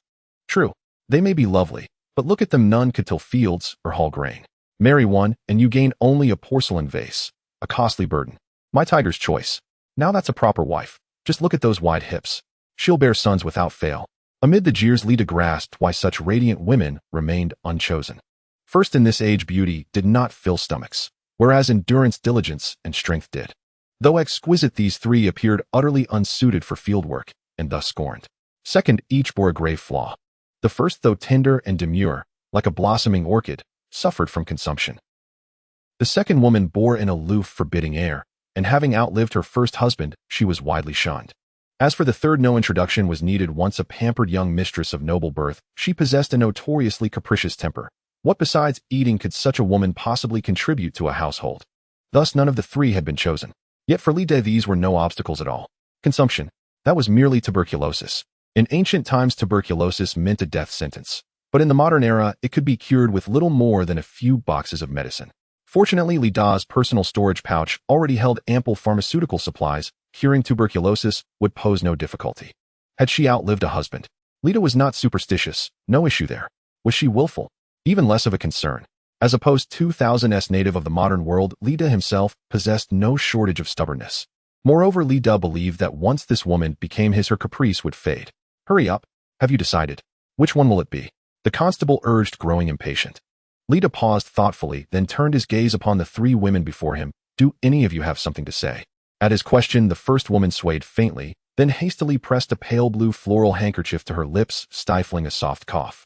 Her voice emerged soft and muffled like cotton soaked in warm water. Sir, my name is Jianyu. I can wash clothes and mend torn seams. I often help my parents stitch padded winter jackets at home. The stitching is even and neat. I can also cook millet porridge and steam wild vegetable dumplings. Though I am weak, unable to lift heavy burdens. Still I will work diligently, never shirking. She lifted her eyes toward Lita, tears glistened like dew upon her lashes, and her fingers clenched tightly at the coarse hem of her robe. They say I suffer from consumption. I am a burden. But I will take my medicine faithfully and never become a weight upon you. If you choose me, I shall boil hot water daily and fold your quilts. Only please do not sell me overseas. I am afraid. Before she could finish, 2 quiet coughs escaped her shoulders trembling faintly, a sight that stirred deep pity. Before Lita could reply, the woman in black robes stepped half a pace forward. Though her robe was worn, it hung straight and austere upon her frame. Her voice held no inflection, yet carried sharp, decisive clarity. My name is Su Qing. My late husband died falling while hunting in the mountains. There is no curse involved. Lita noticed thin calluses on her right index and middle fingers, not those of farm labor, but of years gripping sword hilts or bowstrings. The last woman, clad in brocaded silk, frowned slightly, as if speaking to beg mercy were itself an indignity, yet still lifted her chin defiantly. My name is Lin Wan. I was formerly the magistrate's daughter. Do not assume I am idle. I am literate. I can read official proclamations and keep accounts. Our family ledgers were always managed by me. A trace of aristocratic pride lingered in her tone. Yes, my temper is headstrong, but I know well enough this is no time for childish obstinacy. Should you choose me, I will calculate harvest yields and review documents, unlike village wives who only quarrel. But you must promise me hot meals every day, no hunger. I used to eat meat at every meal. Now I can manage with less, but I cannot go without food. Also, I cannot perform menial labor, but I can teach you to read and write. Should you wish to understand official regulations, I can explain them, far better than villagers who cannot even decipher public notices. At this, the onlookers burst into laughter. Miss Lin still clings to her heirs. Her family is ruined, yet she still dreams of meat at every meal. Su Qing, stop pretending. How do we know she won't consume Lida next? Jiangyu. Forget it. Consumption is contagious. Don't let her infect Lida too. The constable impatiently rapped his saber. Lida, no more dawdling. Choose now. Lida stroked his chin, weighing his options, one gentle and devoted, one enigmatic and formidable, one educated and articulate. Who should he choose? First to be eliminated was Su Qing. She seemed mysterious, even dangerous. Perhaps her former husband's death was no accident, but murder. Lida had no desire to sleep uneasily. Between Jiangyu and Lin Wan, he leaned toward Jiangyu. Though afflicted with consumption, she could be cured. He possessed the medicine, it was merely a matter of time. Most importantly, Jiangyu was obedient. Lida did not require a literate consort. He sought a dutiful companion who could tend to his daily needs. Thus Lida resolved to choose Jiangyu. Just as he prepared to declare his decision, a mechanical voice echoed in his ear. Ancient Ascension System mission activated. Select Jiangyu, Su Qing, or Lin Wan as your spouse. Reward 1 robust physique upgrade coupon. Robust physique upgrade coupon. Upon use, the host's body undergoes transformation, elevating physical fitness to that of an elite athlete. Li Da's eyes lit up. The original body, ravaged by chronic starvation, was little more than skin and bone, feeble, powerless, weaker even than most women. With this coupon, he could at least become a man of ordinary strength. He raised his head, his voice clear and resonant. So much so that the surrounding clamor hushed mid-breath. Sir Constable, I will take all three. Jiangyu, Su Qing, and Lin Wan. I claim them all. What? A stunned silence shattered instantly as chaos erupted at the village entrance. A hoe clattered to the ground, others rubbed their eyes, disbelieving what they saw. Even the stern-faced constable froze his saber, nearly slipping from its scabbard. Wang, who leapt up like a donkey, stepped on its tail, jabbing a finger at Li Da's nose. Li Da, you've lost your mind. 3 wives. Do you even know you haven't eaten since yesterday? Jiangyu suffers consumption. You'll need costly medicine. Lin Wan is a spoiled young mistress. She demands meat at every meal. And Su Qing, she's already buried a husband. Do you wish to join him tonight? Spittle flying, he wheeled toward the constable. Sir, don't listen to him. He's destitute and delusional, playing the wealthy fool.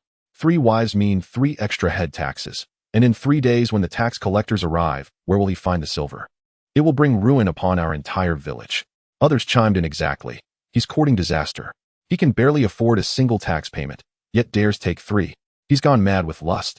Has he forgotten begging for buns at the village gate yesterday? Silence. The constable's thunderous command stilled the crowd. His gaze lingered on Li Da, laced with wry amusement. Li Da, are you certain you wish to take all 3? Choosing all 3 means paying triple the head tax, plus your own, 4-fold total. Each person owes 1 tael of silver annually. 4 persons equals 4 taels. Failing to wed within the deadline warrants only a brief stay in jail, but failing to pay the tax, you know full well the consequences.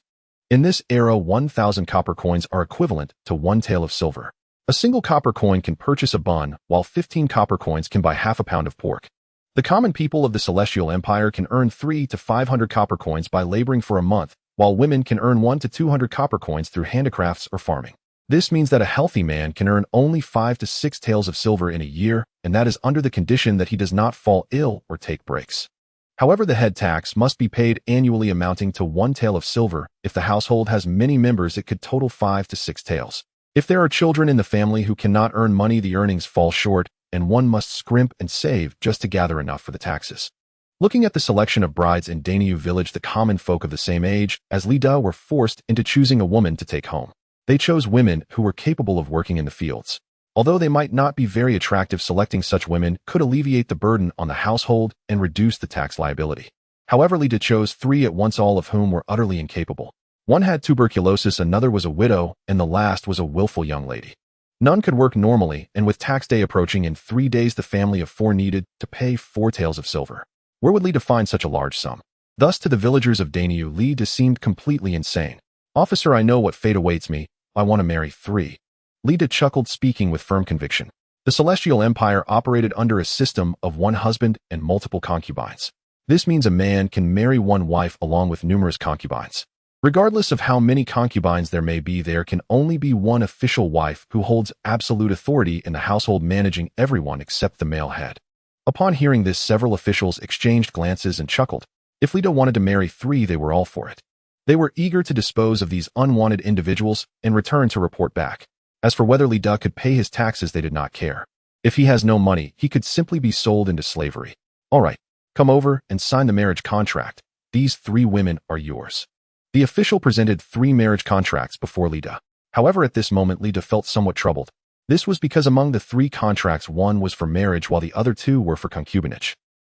This meant only one person could legally marry Lida, while the other 2 would have to settle for being his concubines. Yet Lida did not know any of these 3 women. How was he supposed to choose? Lida frowned slightly, looking up at the 3 women standing beside him, then glancing at the officials watching with their hands in their pockets, and finally at the villagers gossiping in the distance. He simply placed the contracts on the stone table. There are only these 3 contracts for the wife and concubines, so why don't you 3 discuss how you want to choose? As soon as he finished speaking, Jiang Yu stepped forward half a step, nervously clutching the hem of her coarse cloth garment. Her head bowed low, her voice as quiet as a mosquito's buzz. I would be fine being a concubine. She secretly glanced at Lida and quickly looked down again. My health is not good. Ew, I can't be of much help as the official wife. As long as I have enough to eat and can follow you to recover, I don't mind not being the official wife. She coughed twice, feeling that having a place to stay was already a blessing. How could she dare to wish for the title of official wife? Su Qing glanced at the contracts, then looked at Jiang Yu and Lin Weiner, her tone flat. Whatever. Just those 2 words, clean and crisp, as if the title of concubine had nothing to do with her at all. Lin Weiner, however, stepped forward with determination, hands on her hips. I want to be the official wife. She held her head high, speaking with confidence. I used to be the young lady of a prefect's family, and when my father was alive, I managed over 100 people in the household, and I know how to keep accounts and manage affairs. Jiang Yu is weak, and Su Qing doesn't like to meddle. Who else but me can be the official wife? Oh, even after your family has fallen, you still hold on to your young lady heirs. Wang Hu called out sarcastically from the crowd. Lida, don't listen to her. She can't even wash a pot. If she becomes the official wife, won't she ruin your household? The surrounding villagers laughed in agreement. Exactly. Jiang Yu is so sensible. She is much more suited to be the official wife. Su Qing looks reliable. Oh, she would be a better choice than Lin Wan. The official grew impatient and rapped the stone table. Stop dawdling. Make a decision quickly. We still need to report back to the county office. Lida hesitated for a moment before finally looking at Lin Weiner. Lin Weiner's words made sense. After all, she was literate and had managed over 100 people before, plus she was formerly the young lady of a prefect's family. In terms of status and capability, she should indeed be the official wife. Just as Li Dao was about to make a decision, a voice from the system echoed in his ear. The ancient Rise system has issued a task. Please choose one person from Jiang Yu, Su Qing, and Lin Weiner to be the official wife. Different choices will yield different rewards. Choose Jiang Yu as the official wife, gain max level hunting experience. Choose Su Qing as the official wife, 1 hour of sleep equals 2 hours of sleep. Choose Lin Weiner as the official wife, gain max level arithmetic experience. The system has issued a task. Li Da's eyes lit up. These 3 choices all seemed quite good. Max level arithmetic experience. While this skill is decent for someone from ancient times, it is a useful skill to have, ensuring one won't starve wherever they go. However, it is of no use to Li Da. He has a smartphone. If he wants to do calculations, he can just open the calculator. Max level arithmetic experience feels somewhat redundant. Sleeping for 1 hour equals 2 hours. This reward is also quite good, as a person needs to sleep for 7 to 9 hours every day. Li Da usually needs to sleep for 8 hours. If his sleep time is halved, then he only needs to sleep 4 hours a day, and the extra 4 hours can be used for other things. After all, time is money. Li Da would effectively gain a lot of wealth every day. But what attracted Li Da the most was the max level hunting experience. Although he had brought a vast amount of resources upon crossing over, he was not daring to use these resources on a large scale without self-defense capabilities. After all, these resources are too conspicuous. They clearly do not belong to this era. So even if he used them, he could only do so in secret. However, if Li Da possesses max level hunting experience, he could hunt in the mountains and forests, exchange the game for silver, and earn some initial funds. After some hesitation, Li Da decided to choose Jiang Yu as his official wife. I choose Jiang Yu as my official wife. As soon as Li Da uttered these words, everyone present was stunned. Li Da's choice left everyone astonished. No one had expected that Li Da would choose a frail girl as his official wife, for in terms of family background and ability, she was not the most outstanding. And her shortcomings were the most apparent. Jiang Yu stiffened abruptly, her fingers gripping the hem of her sleeve so tightly that her nails nearly pierced through the fabric. She slowly raised her head, her glistening eyes brimmed with disbelief, her lips trembling as she struggled to utter a single sentence, voice quavering. Sir, did you truly mean what you said? I have consumption. I can never be your principal wife. Her voice broke before she could finish, and tears streamed down her cheeks, not from sorrow, but from overwhelming, breathless joy. She had never dared dream of having a home in this life, let alone becoming a principal wife. Back in her village, she'd been forced to lower her gaze even when speaking to able-bodied folk. Now, before a crowd of witnesses, she was being chosen as his lawful wife, a thrill far more profound than feasting daily on steamed white rice. Frantically, she wiped her tears with her sleeve, only for them to fall faster still. She forgot even to conceal her cough, her shoulders jerking with each spasm, yet her smile outshone all others. Thank you, sir. I will be a worthy principal wife, care for you devotedly, heal diligently, and never burden you. On what grounds? Lin Wan's shrill cry shattered the silence. Eyes wide with shock, she strode forward and confronted Li Da, her cheeks flushed crimson. Li Da, have you lost your senses? She's a consumptive wretch. How could she possibly serve as principal wife? I am the magistrate's eldest daughter. I know household management. I keep accounts. I alone am fit to be your principal wife. She had never endured such humiliation in her entire life. Though she surpassed Jiang Yu in every respect, she had lost, utterly, to a frail, ailing girl. Her pride as a young noblewoman flared uncontrollably, stripping her words of restraint. Lin Wan. Li Da's voice turned icy, his gaze losing all warmth, radiating quiet authority. Fixing her with a steady stare, he enunciated each word with deliberate gravity. Who I choose as my principal wife is none of your concern. Should you find this unjust, you may leave now freely. The magistrate has yet to formally assign you to me.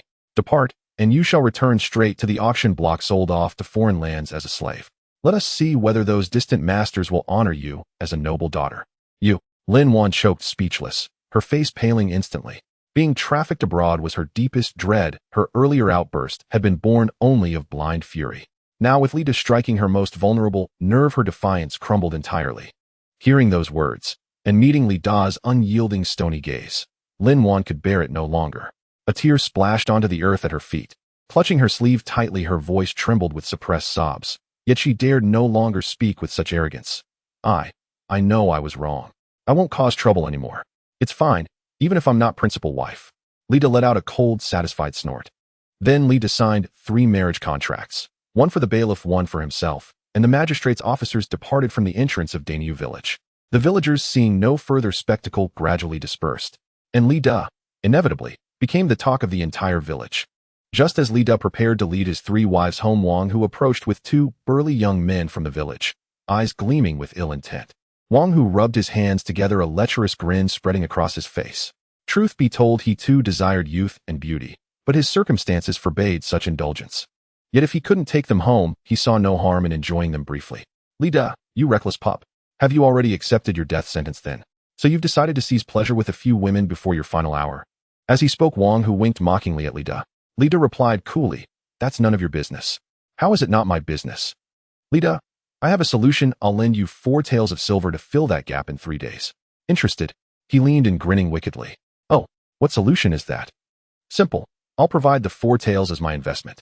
Then you simply have your 3 wives entertain customers 51 per session. Can't you earn several hundred won a day? In a month, a few taels would come easily. We split profits, 4 for you, 6 for me. How does that sound? At these words, Li Da's fury erupted instantly. Go to hell. Why don't you send your own mother out to sell herself? Wang Hu sought nothing less than a bloodless heist, exploiting Li Da's wives for both pleasure and profit. Such depravity ran bone deep. Wang Hu sneered, Li Da, I'm doing you a favor. Without my 4 taels, how will you pay your tax in 3 days? Beg me now, and let your 3 wives spend 1 night with me, and I'll secure those 4 taels for you. Agreed. No sooner had the words left his mouth than Wang Hu's 2 henchmen chuckled darkly. Li Da, pushed beyond endurance, drove a brutal kick straight into Wang Hu's groin. Wang Hu clutched himself with a guttural shriek, curling into a shuddering ball upon the ground. Li Da, you bastard. How dare you strike me? His 2 lackeys lunged forward, ready to teach Li Da a lesson. Yet Li Da stood utterly unafraid, stepping forward instead. Try laying a hand on me, and the villagers haven't gone far. They'll all witness it. If I'm injured and unable to work, I'll miss the tax deadline, and you'll bear responsibility for the shortfall. Those words froze the 2 men in their tracks. Wang Hu, now steadied by his henchmen, staggered upright, then shot Li Da a venomous glare glancing back toward the villagers watching from afar. You little runt, you'll regret this. Tonight I'll come to your house and claim your 3 wives. Do you think you can summon every villager to guard your door? Let's go. With that, Wang Hu and his trembling henchmen fled the village entrance. Li Da scoffed coldly, brushing his palms together, utterly dismissive of the threat. Come, wives, let's go home. And so Li Da led his 3 wives homeward. All 3 walked with nervous anticipation, wondering what sort of dwelling awaited them. Did the roof leak? Did the windows rattle in the wind? Upon arriving at the Li residence, the 3 women collectively exhaled in relief. The Li family home was impressive, not merely large but spacious and immaculate. While most villagers dwelled in earthen or wooden houses, the Lis lived in a brick-built residence. Brick was no common material in this era. Only affluent families could afford it. And indeed, the Lis had once been among the wealthiest. Yet once inside, the 3 women were disheartened and knew the Li residence stood utterly bare. Every movable possession had been stripped away, leaving only an echoing empty shell. It was the first time the 3 women had ever crossed the Li threshold, and also the first time Li Da himself had entered his own home. Though destitute of furnishings, Li Da remained deeply satisfied. In an age dominated by mud and timber dwellings, owning a brick house was itself a rare distinction. At that moment, a soft rumbling growl emanated from Jiang Yu's stomach, just behind Li Da. He turned as she lowered her gaze abashed. My lord, my stomach betrayed me, displeasing you. Such grace, such humility. Choosing her as principal wife had been no mistake. Nonsense. As your husband, feeding you well is my solemn duty. Wait for me in the main chamber. I'll prepare a meal for you in the kitchen. When Li Da arrived at the kitchen, he was dumbfounded. The kitchen was spotless, even a rat would have to leave in tears. Food was a scarce resource in this era, and Li Da's father's concubine took most of the family's provisions when she left. In just a few months, Li Da had consumed the remaining supplies. Now the Li family couldn't find even a single grain of rice. Since there's no food at home, I'll just take out a few bowls of instant noodles to cope for now. With that, Li Da thought for a moment, and 4 buckets of instant noodles appeared on the table. Instant noodles were the kind of food only the lowest tier of society would eat in modern times. But in ancient times, they were considered a delicacy. This dish was rich in flavor, with a heavy seasoning packet of vegetable pack to balance the taste and a flavoring pack to enhance freshness. The only downside was its lack of nutrition. However, this was not a problem for Li Da. He thought if it lacks nutrients, I can just add 2 eggs to it for some nutrition. Thinking this, Li Da took out 8 eggs from his personal storage. Then he started boiling a pot of water. Although there was no food at home, there was plenty of water from the well, and in ancient times there was no pollution, so the well water was clean and could be drunk directly without boiling. Except for the water from the palace well. Once the water boiled, Li Da first added the eggs to cook, then transferred them to the instant noodle bucket, followed by sprinkling in the seasoning and adding boiling water. Finally, he covered the lid and let it sit for 3 minutes. At that moment, Jiang Yu and the other 2 women had already sat down in the Li family's living room. Although the Li family's house was well built, the living room had nothing in it. Apart from a square table, there wasn't even a single chair. The 3 women could only stand there staring at each other. At this time, Lin Wan asked curiously, "What do you think Li Da will prepare for us to eat? Is it braised pork or boiled fish?" Upon hearing this, Su Qing coldly replied, "His family is so poor that they don't even have a chair, yet they want to eat meat. Having a bowl of mixed grain porridge to drink would already be a blessing." Looking at Jiang Yu, she tightly gripped the hem of her clothes and said, "My mother said if you marry a chicken, you follow the chicken. If you marry a dog, you follow the dog. If Li Da hadn't chosen me, I would have been sold to another country as a slave, so I am grateful to Li Da. Even if it means eating tree bark with him, I'm willing." Lin Wan rolled her eyes at Jiang Yu. "You really are a foolish woman." Just then, Li Da entered with a tray. "Dinner is served." With that, Li Da placed the tray on the table. The aroma of braised beef noodles instantly captivated the 3 women. Lin Wan's eyes lit up and she quickly stood up. "Wow, it smells so good. What is this?" Saying this, she was eager to open the lid of the instant noodles. But Li Da slapped her hand away. "Not yet, wait another minute." At this moment, Jiang Yu also stood up and approached Li Da. After hesitating for a moment, she spoke. "Since my husband has chosen me as his rightful wife, I cannot let him down. I must manage this household well for him. I will lay down a rule: from today onwards, the husband is the highest authority in the house. During meals, if the husband does not pick up his chopsticks, no one else is allowed to move theirs. Do you understand?" Su Qing crossed her arms and coldly nodded. Lin Wan rolled her eyes at Jiang Yu and reluctantly said, "God, it's so many rules." Ancient Rai system has issued a task. Raise Jiang Yu, Lin Wan, and Su Qing's favorability towards the host to 100%. Reward experience of a top UFC fighter in modern times. Upon hearing the system issue the task, Li Da's eyes lit up. This reward is great. A modern UFC fighter is unbeatable in close combat. Moreover, the reward is the experience of a top fighter. If I complete the task, Lida will have no fear in close combat. At this moment, Lida glanced at the three women, seeing their favorability towards him displayed above their heads. First was Jiang Yu with the highest favorability towards Lida at 40%. Su Qing was average at only 20.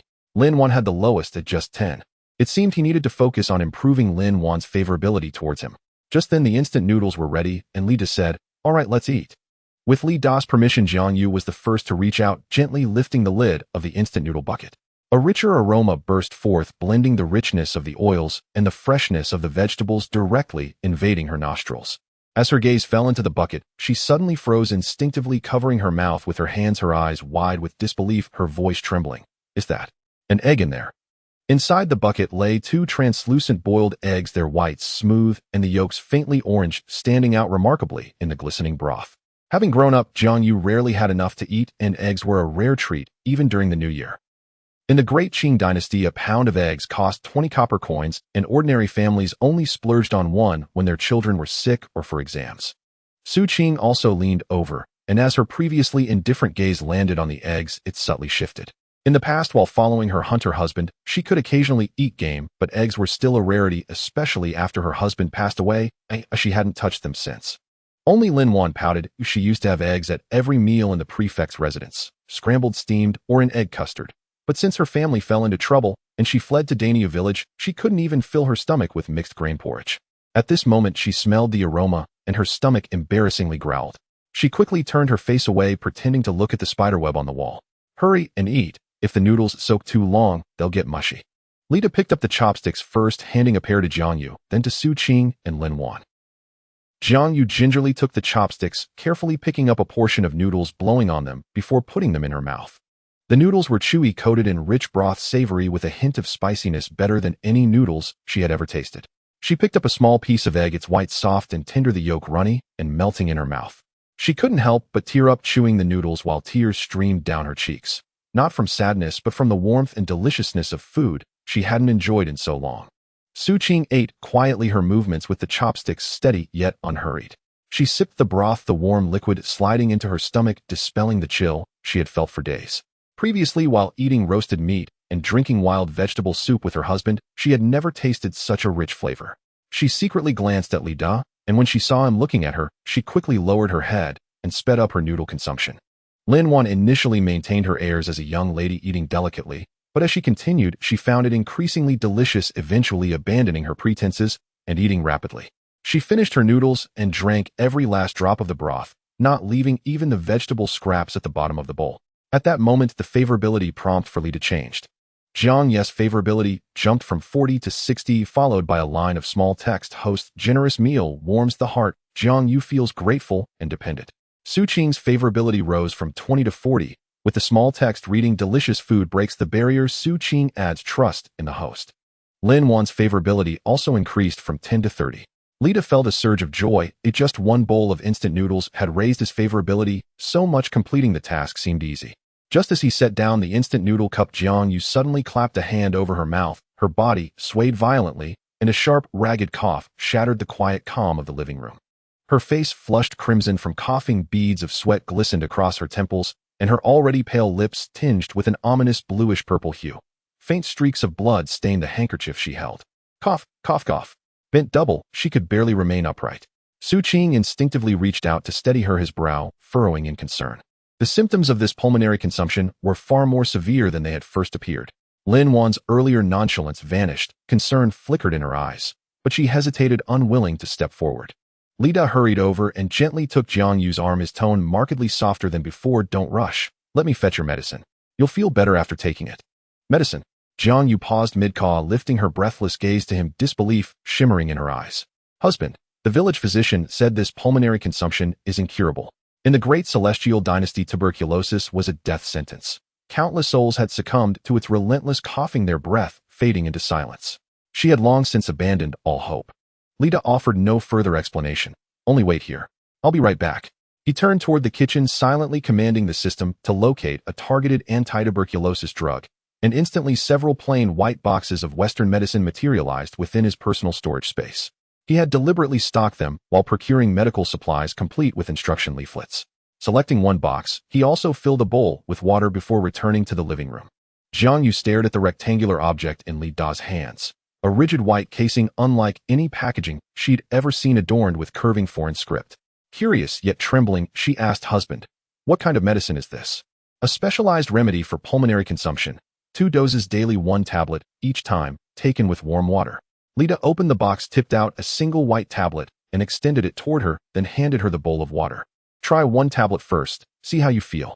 Jiang Yu gazed at the pill resting in her palm and hesitated. She trusted Lida. After all, he was the man who had rescued her, sparing her from being sold beyond the borders. Drawing a deep breath, she placed the tablet on her tongue and swallowed it down with the water. The pill carried a faint bitterness, quickly washed away by the warmth of the liquid. No sooner had she swallowed it, less than half the time of an incense stick burning, than Jiang Yu froze stunned. The oppressive stabbing pain in her chest began to recede, her breathing grew markedly smoother, and the raw, constricted ache in her throat softened, as if soothed by warm water. She tentatively drew another deep breath, no longer triggering violent coughing, and the feverish flush on her cheeks gradually faded. This medicine truly works. Astonishment and elation flooded her expression. Tears welled instantly in her eyes as she seized Li Da's hand, her voice trembling with emotion. "Husband, I no longer feel that suffocating pressure in my chest, nor the searing pain. Even the herbal remedies prescribed by the village physician never took effect so swiftly." Lida gently patted her hand and placed the entire box into her palms. "This supply will last half a month. When it's gone, I'll provide more. Take it continuously for 1 full month, and your pulmonary consumption will be completely eradicated. You'll never cough again." Completely eradicated. Clutching the medicine box as though it were a priceless treasure, tears streamed down Jiang Yu's cheeks, even as she smiled through them. "Thank you, husband. Thank you for not despising me as a frail, sickly wife, and for healing me. From now on, I shall serve you loyally, manage our household diligently, and never disappoint you." At that very moment, a subtle affection meter notification flickered at the corner of Li Da's vision. Jiang Yu's affection level surged from 60 to 80, with a new line appearing beneath. "Life-saving elixir has forged absolute dependence. Affection threshold fully met." The system's mechanical voice chimed in. Jiang Yu's affection threshold achieved. Remaining objectives: Su Qing 40, Lin 1 30. Proceed, host. Relief eased Li Da's shoulders. Securing Jiang Yu's devotion meant the rest would follow smoothly. Jiang Yu, now animated and eager, rose immediately to scrub the pots in the kitchen. Su Qing too felt uneasy accepting hospitality without contribution and stood up to clean the Li household. Only Lin 1 remained caught between standing and sitting, uncertain where to place herself. She longed to lend a hand, yet having been raised in pampered luxury, she possessed no practical skills. Yet idleness risked Li Da's disapproval, so after brief hesitation she resolved to warm his bed for him. Meanwhile, Li Da retreated to an unoccupied room, stripped bare, and examined himself with grim appraisal. Pathetic. Utterly pathetic. As a software programmer, Li Da had long neglected physical training. His frame bore no trace of muscular definition, utterly failing the image of a robust man. It was imperative to activate the system's vigorous physique enhancement coupon.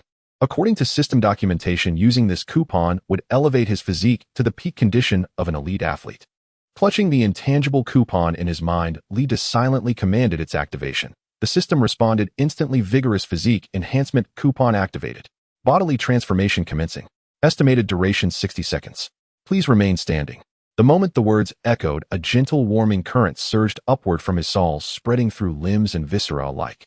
At first it felt like immersion in soothing hot water, so blissful he nearly sighed aloud. But in the next instant the warmth intensified, sharpening into a subtle tingling ache within his muscles as though fine needles were delicately pricking each fiber. He glanced down at his forearm, once slender enough to reveal prominent veins, and watched astonished as muscle swelled visibly beneath his skin. His formerly slack skin tightened, conforming seamlessly to newly sculpted musculature, no longer sagging in lifeless folds. Running his fingers over his arm, he felt firm, resilient tension, not the exaggerated bulk of gym-goers, but harmoniously balanced athletic contours radiating controlled power. Glancing lower, the jarringly protruding ribs he'd always known began to vanish beneath a thin, defined layer of pectoral and abdominal muscle. His previously concave waist and abdomen now flowed with graceful taut lines. Six-pack definition remained subtle, yet unmistakable ridges of firmness pressed against his coarse cotton tunic. The change in his legs was even more striking. His once spindly calves thickened with sleek, dense gastrocnemius muscle, eliminating the hollow, ungrounded sensation he'd felt with every step. The sunken hollows beneath his eyes, carved by years of hunger, gradually filled out. his gaze sharpened, clearing of its former dull, listless haze. In under a minute the transformation concluded. The warmth dissipated, the ache vanished, replaced by an all-encompassing radiant lightness.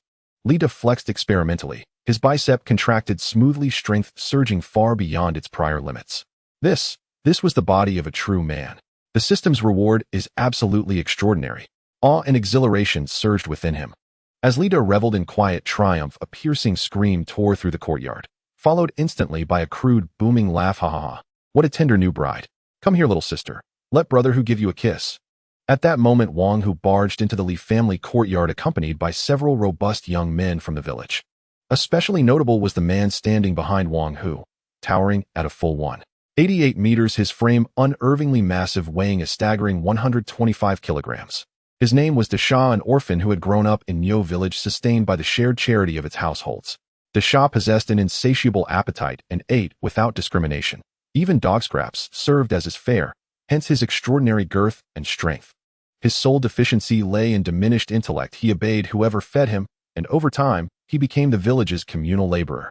Whenever a household found itself overwhelmed with work, a single meal would secure Dasha's labor for an entire day.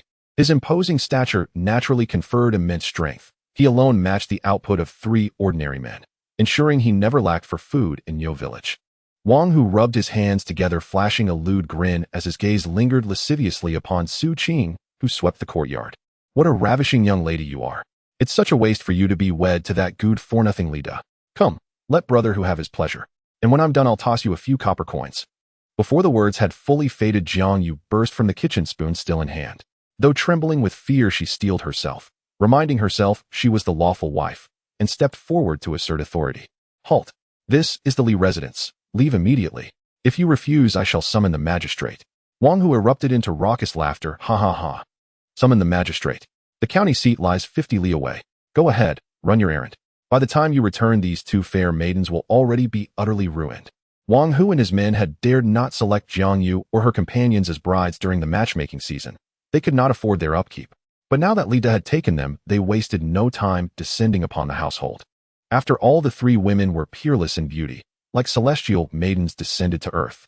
So long as they remained unclaimed as wives, a night's indulgence promised exquisite delight. Dare you? I, Lady Lin Wanner, command you.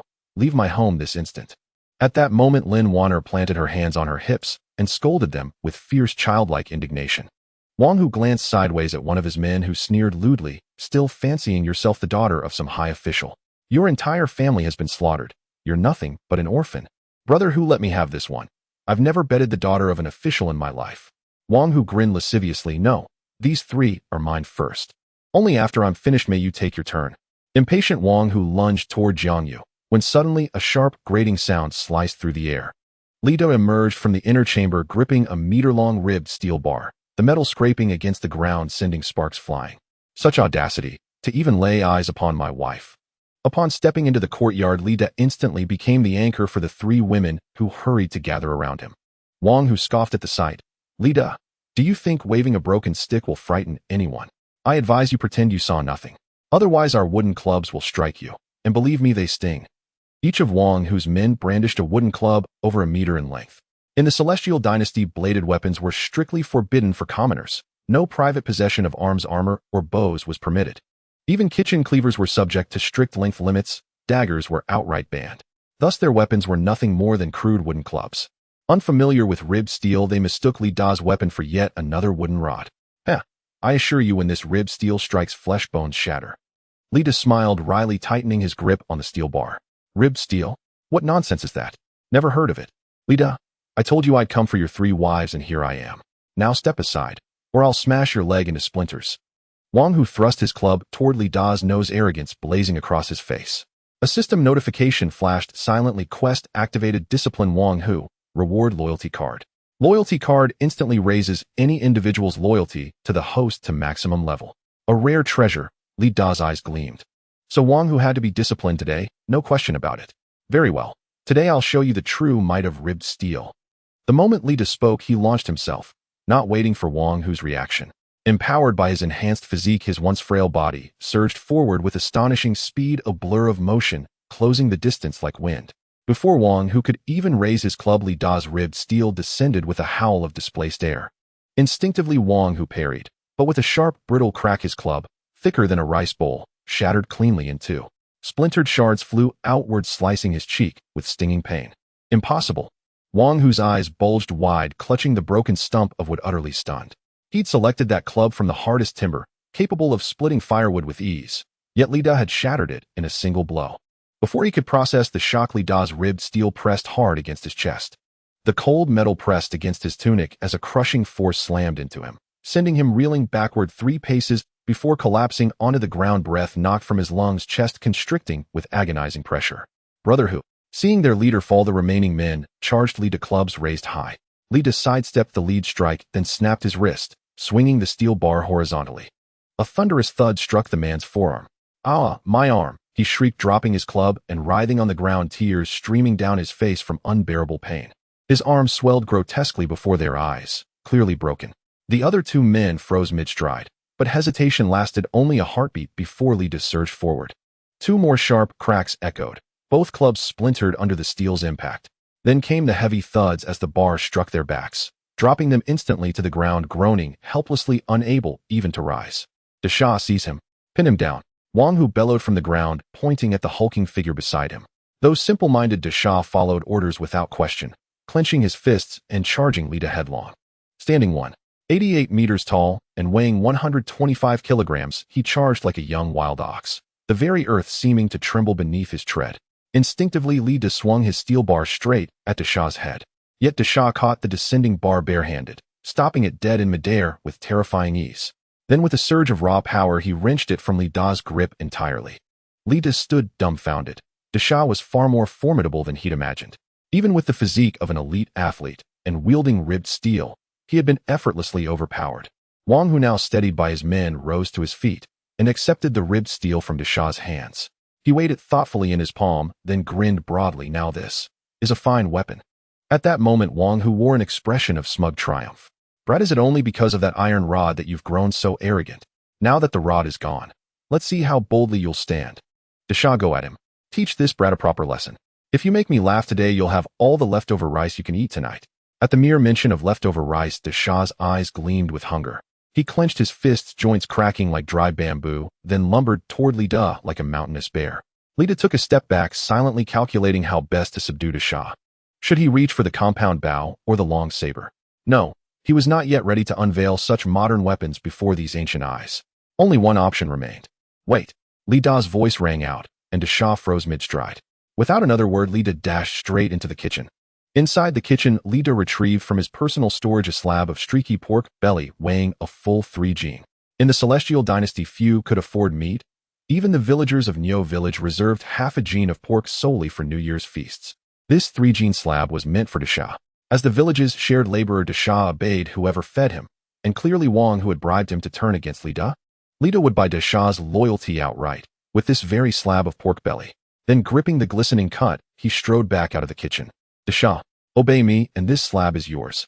The moment Da Sha laid eyes on the marbled, succulent pork, his gaze ignited, and drool spilled from the corner of his mouth. He bobbed his head, eagerly grinning foolishly. "I'll obey you. I'll obey you." Wang Hu stood stunned, his heart lurching. Something had gone terribly wrong. Da Sha had defected. Wang Hu knew well Da Sha's raw strength. Even a dozen grown men couldn't lay a hand on him. If Da Sha turned his might against him, Wang Hu would be utterly defenseless. "Da Sha, don't lose your wits. Seize this brat for me. I'll give you 10 jin of pork belly when we return." Wang Hu roared. Upon hearing this, Da Sha hesitated. Li Da let out a cold, mirthless laugh. "Da Sha, don't let him fool you. 1 jin of pork sells for 21 in the market. 10 jin means 201. Does Wang Hu's family truly possess the wealth, or the will, to spend 201 on your meal? But the slab I hold, it's real. It's here. Right now?" Da Sha scratched the back of his head, his gaze flickering uncertainly between Li Da's offering and Wang Hu. 10 jin sounded generous. But in all his years, Da Sha had never once seen Wang Hu produce even a scrap of meat. Yet Li Da's slab gleamed with rich oil, its layers of fat and lean perfectly balanced. Right before his eyes, its savory aroma already teasing his nostrils, making him swallow hard. Sensing Da Sha's indecision, Li Da extended the slab gently, his voice soft yet unshakable. "Da Sha, think carefully. What has Wang Hu ever given you? Only cold porridge and stale rice, never a proper piece of meat. And now he promises 10 jin. My slab is yours now. Obey me and more meat will follow, whenever you wish." Those words struck deep into Da Sha's heart. He nodded fiercely and lunged to seize the slab. Only for Wang Hu to grab his arm. "Dasha, have you lost your mind? I'm the one who feeds you. Dare you side with him?" Desperate, Wang Hu reached to snatch the meat. Yet the instant his fingers brushed its edge, Dasha erupted.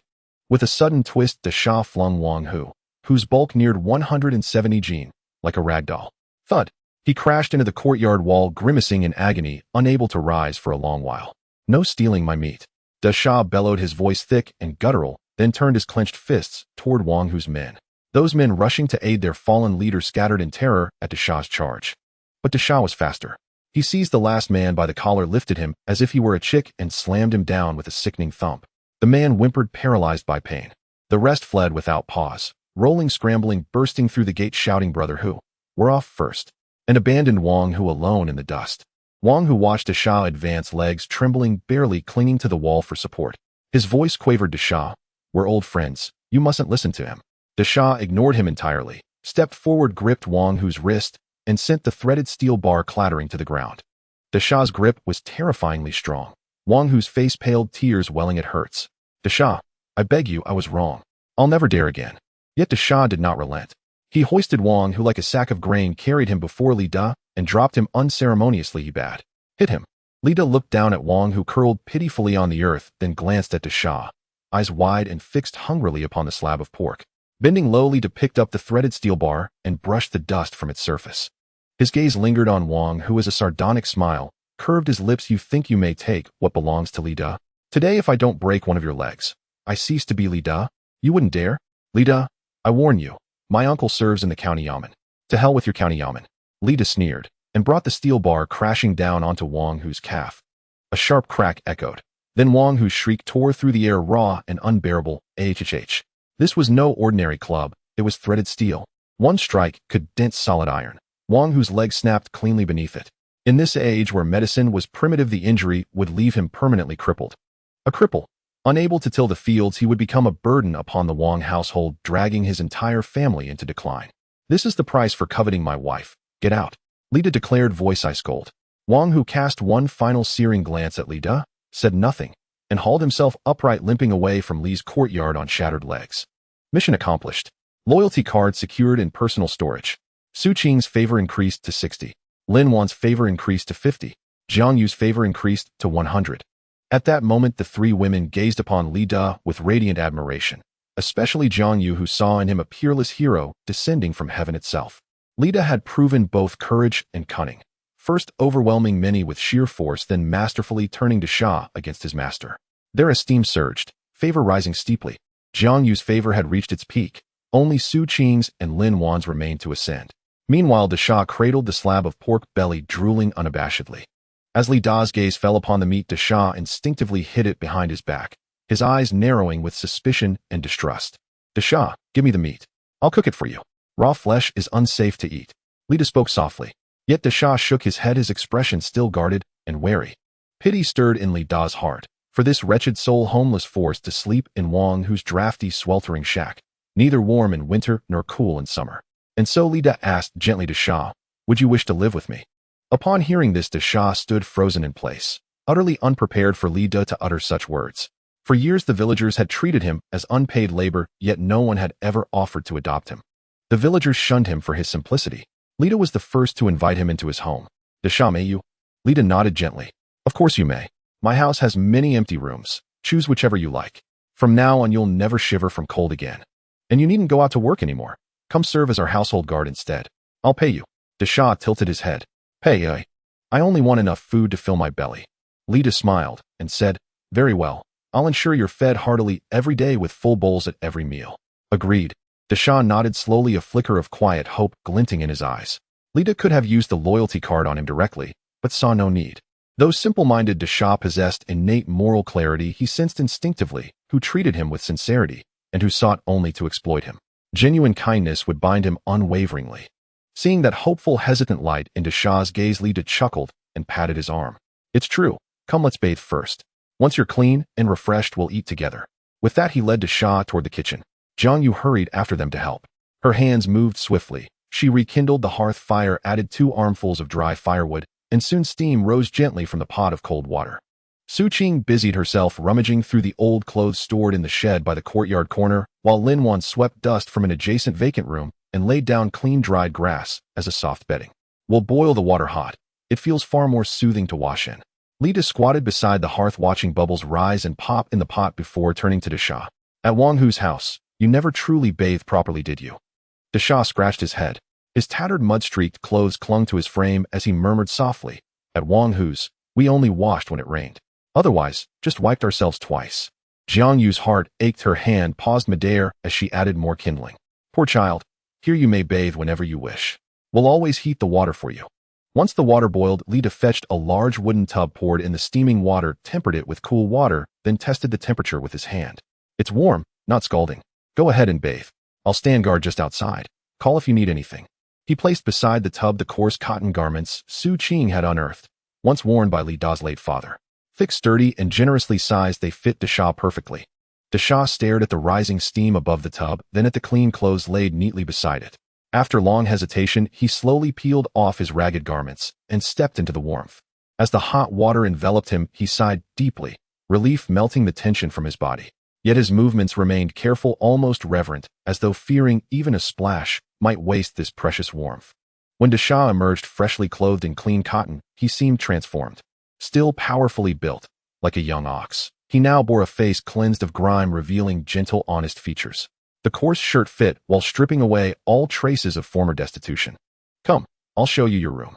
Lida guided him to the prepared chamber. Pushing open the door, he revealed a space spare but spotless dried grass layered evenly as bedding, and in the corner an aged wooden chest, ready to hold Desha's few belongings. Desha lingered at the threshold, reluctant to step inside. He touched the doorframe, then the mattress, whispering, This truly belongs to me. His former shelter at Wang Hu's had been a drafty, rain-leaking shack, where winter nights forced him into a shivering ball. Such warmth, such cleanliness he had never known. It is yours. This shall be your home henceforth. Smiling, Lida gently drew him across the threshold. If you grow cold, tell me. I'll add more dried grass. By the time Desha was settled, the braised pork had finished simmering. Jiang Yu had cut the pork belly Lida provided into cubes and slow-cooked them in soy sauce and brown sugar until tender and glistening, the aroma perfuming the entire courtyard, drawing even Lin Wan to linger at the kitchen doorway. The steamed rice, cooked from newly milled grain, gleamed pearl white and fragrant. All provisions, rice, meat, and seasonings, had been drawn from Li Da's personal storage and placed in the kitchen beforehand. Lida filled a generous bowl with rice and ladled a heaping portion of braised pork beside it, setting it before Desha. Eat up. You may have more if you wish. Desha stared at the glossy, savory pork nestled among snowy grains. His throat tightened, but he did not lift his chopsticks. All his life he'd eaten only scraps and leftovers. A single corn cake was once considered a luxury. Such a fine, abundant meal. He had never seen its like. Go on, don't stand on ceremony, Jiang Yu said, handing him chopsticks with a warm smile. From now on we are family, sharing meals, sharing life. Only then did Desha pick up his chopsticks, lifting a piece of pork to his mouth. It dissolved upon contact, rich, salty, sweet, surpassing even his wildest imaginings. He shoveled in a hearty mouthful of rice, chewing with deep, grateful pleasure. Then tears spilled suddenly onto his bowl, splashing tiny droplets. What's wrong? Is it not to your liking? Lida asked, instantly concerned. Desha shook his head, mouth still full, speaking thickly, It's delicious. No one has ever treated me like this. As he spoke, tears fell freely, yet he kept eating as though afraid this blessing might vanish if he paused. Watching him, Li Da's heart softened. Simple as Desha was, he knew sincerity when he felt it. Lida laid a reassuring hand on his shoulder. Stay with me, and every day we'll bring full bowls, every meal tender meat. The three women watched quietly, their gazes tender. Lida observed Desha closely, and within him plans began to take shape. Desha possessed immense strength, unwavering loyalty, and guileless honesty. With him guarding the household, their safety would deepen. And the loyalty card in Li Da's storehouse, it could wait. For loyalty earned through genuine care ran deeper, truer than any artifact could forge. Soon night fell. Lida now faced an awkward dilemma: who would share his bed tonight? By custom it should be Jiang Yu, his principal wife and the one whose affection for him ran deepest. Yet her pulmonary ailment remained unresolved. Such exertion would risk her health. Lin Wan or Su Qing, their affections had not yet ripened. Forcing such intimacy would yield only bitterness. After long deliberation, Lida resolved to hunt in the mountains instead. The head tax of 400 copper coins was due in 3 days. Perfect timing to leverage his newly acquired mastery of hunting and bring back game to sell in town. Others hunted by day, but Lida chose night. Prey was easier to find than rabbits. Nocturnal creatures slept by day and foraged under moonlight. Equipped with peak-level hunting expertise, a composite bow, and thermal imaging drone, Lida could locate game instantly, even in darkness. Night hunting for him was swifter, surer, more efficient. Dasha, guard the house well. Protect your 3 elder sisters-in-law. Work hard, and next your brother will find you a wife too. Dasha was profoundly moved and nodded vigorously. At this moment, Lida left Danayu village all alone. Danayu village was situated at the foot of the mountain with continuous ranges of hills behind it. The resources within the Green Mountains were abundant, containing wild mushrooms and vegetables, as well as game like rabbits and wild boars, and even the occasional appearance of tigers and bears. Despite the wealth of resources in the Green Mountains, there were hardly any hunters in Danayu village. The risks of hunting in the mountains were too high. Under the heavenly laws, commoners were forbidden to possess weapons and bows, which forced hunters to rely on traps or farming tools for hunting.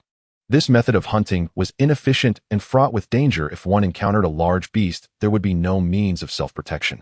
Moreover, the medical practices of this era were undeveloped. Being bitten by a wild animal left one without serum, and if infected by a virus, one could only wait to die at home, not to mention the poisonous snakes lurking in the mountains. However, these challenges posed no problem for Lida.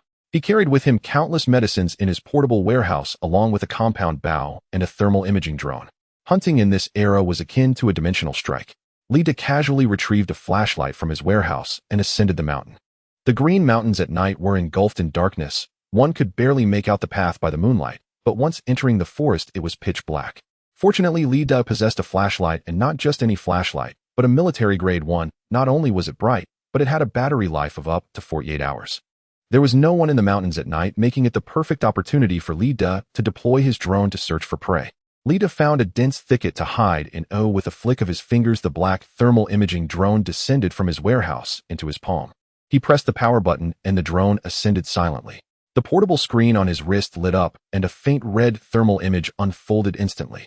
The stones on the ground were dark, cold zones, while 50 meters ahead, in a patch of low grass, a palm-sized heat source curled up its rounded outline, revealing it to be a wild rabbit. The screen also indicated the distance, 52 meters, temperature 38 degrees. Having a thermal imaging drone makes the hunt so much easier.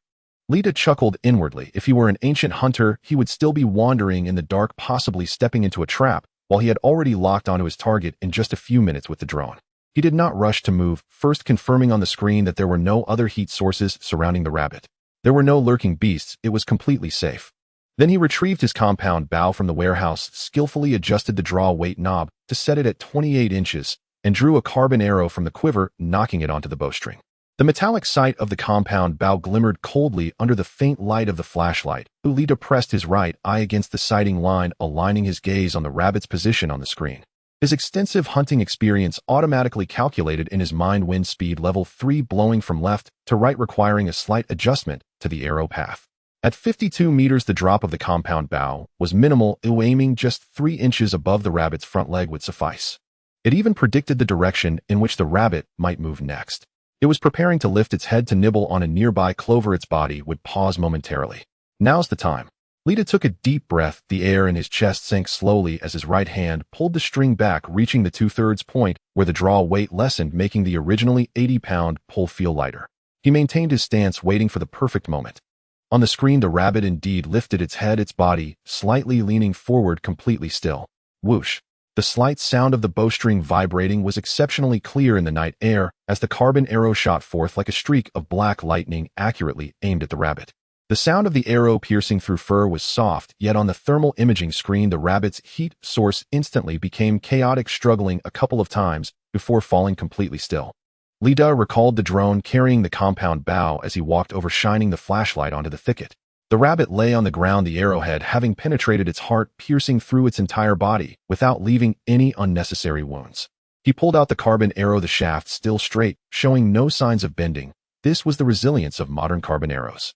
Not bad, the first one went so smoothly. Lida picked up the rabbit, weighing it in his hands. It was at least 3 pounds. In the village, it could be exchanged for quite a few copper coins, enough for a family to have 2 meals of meat. He placed the rabbit into his warehouse, then controlled the drone to ascend again. Soon the screen displayed several moving heat sources, including wild chickens and a few slightly larger badgers.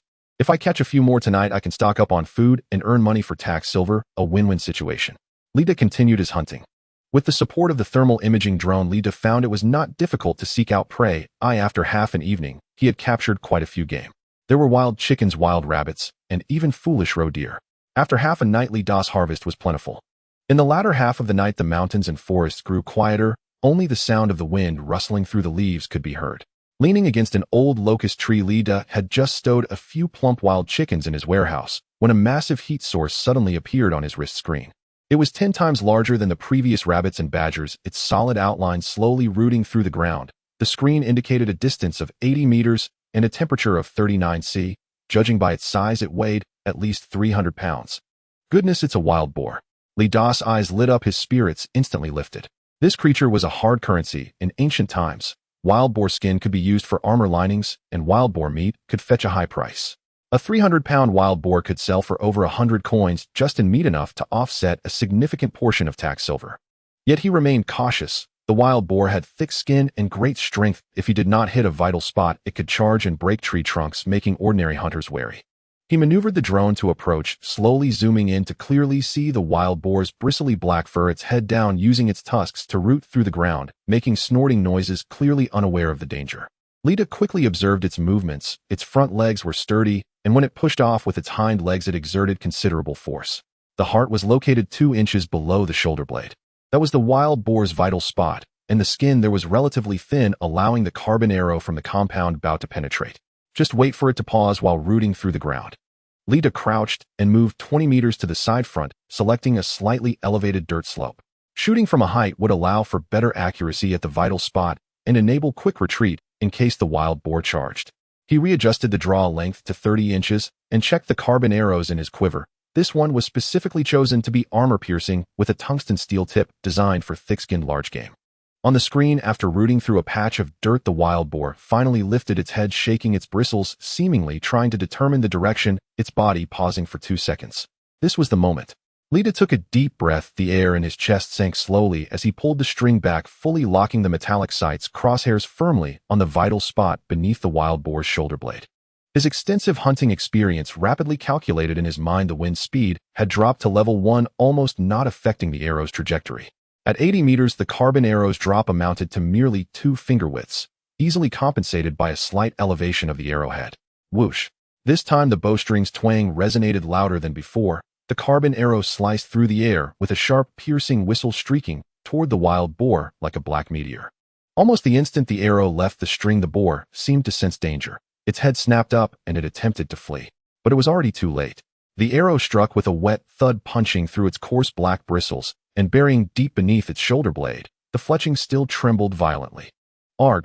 The boar let out a shrill, agonized shriek, whirling wildly on the spot, its tusks scraping against a nearby tree trunk with a sickening scrape.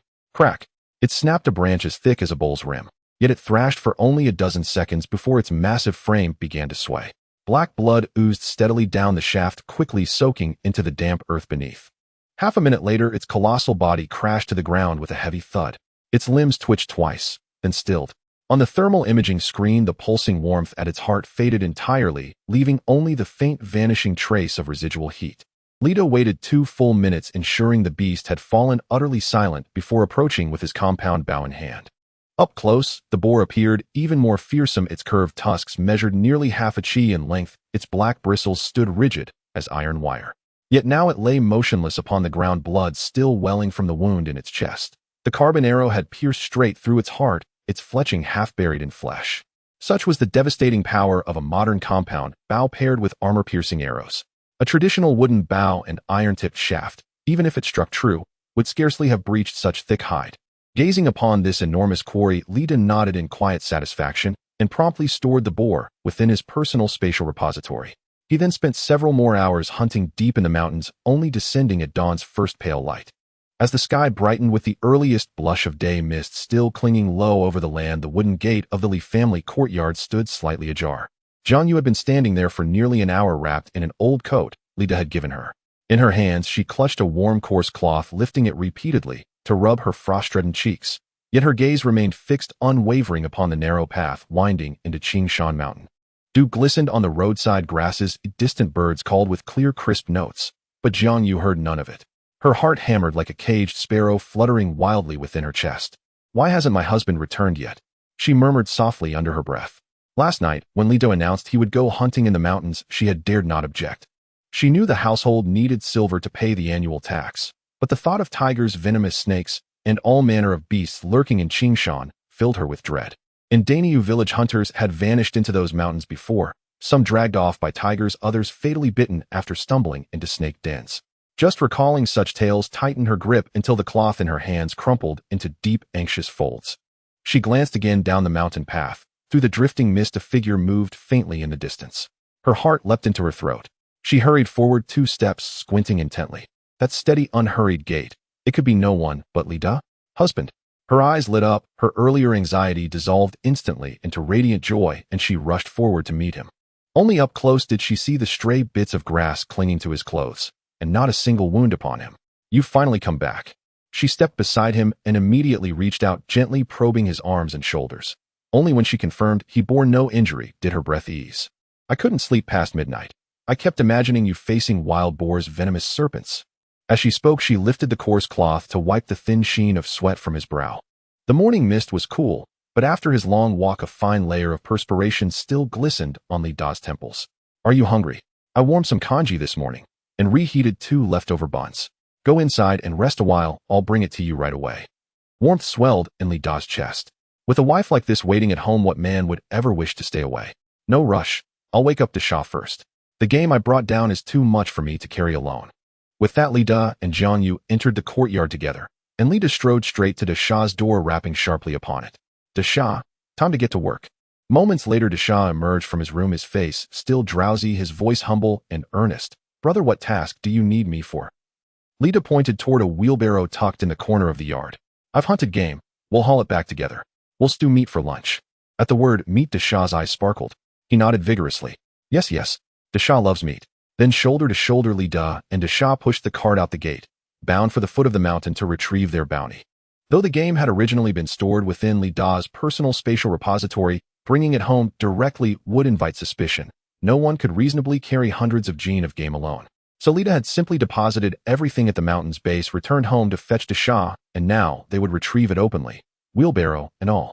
They wheeled the wooden cart onto a clearing near the mountain's foot, where mist still lingered low over the grass, dewdrops clinging to blades dampening their pant cuffs. When Desha laid eyes upon the game, his pupils widened in disbelief. His mouth gaped wide enough to swallow a fist, and he nearly lost his grip on the cart's handles. Thighs, are these rabbits? So many. Before them sprawled over a dozen wild hares, another dozen pheasants, and 3 or 4 foolish deer, each frozen in death stillness. Pheasants. Wild pheasants. Desha's voice quavered. In all his years, he'd tasted wild pheasant only once, during the new year when Wang Hu's family offered him the leftover carcass. Never had he seen so many whole birds, their feathers gleaming like polished lacquer, plump and succulent to the eye. But greater astonishment still awaited him. There, lying upon the dew-damp earth, was a massive wild boar, 300 gene of sheer formidable bulk. Moth. Desha yelped, stumbling backward 2 steps. Only grabbing the cart's handle at the last moment kept him from falling. He stared at the boar for a long while, rubbed his eyes, blinked hard. Then, certain it was an illusion, crept forward and extended a calloused finger to touch its bristling hide. Hard as iron, and still faintly warm. Real. Brother, is this the wild boar? His voice broke, not with fear, but with overwhelming awe. A boar this huge. I've only ever heard elders speak of it. They said it could shatter trees with its charge. No man dared confront one. How did you bring it down? He circled the beast 3 times, fingers tracing its curved tusks, poking its massive flank. Eyes wide with incredulity, saliva pooling at his lower lip. So much meat. We'll feast for weeks. Stewed, roasted, both delicious. Lida chuckled at his expression. Don't stand there gaping.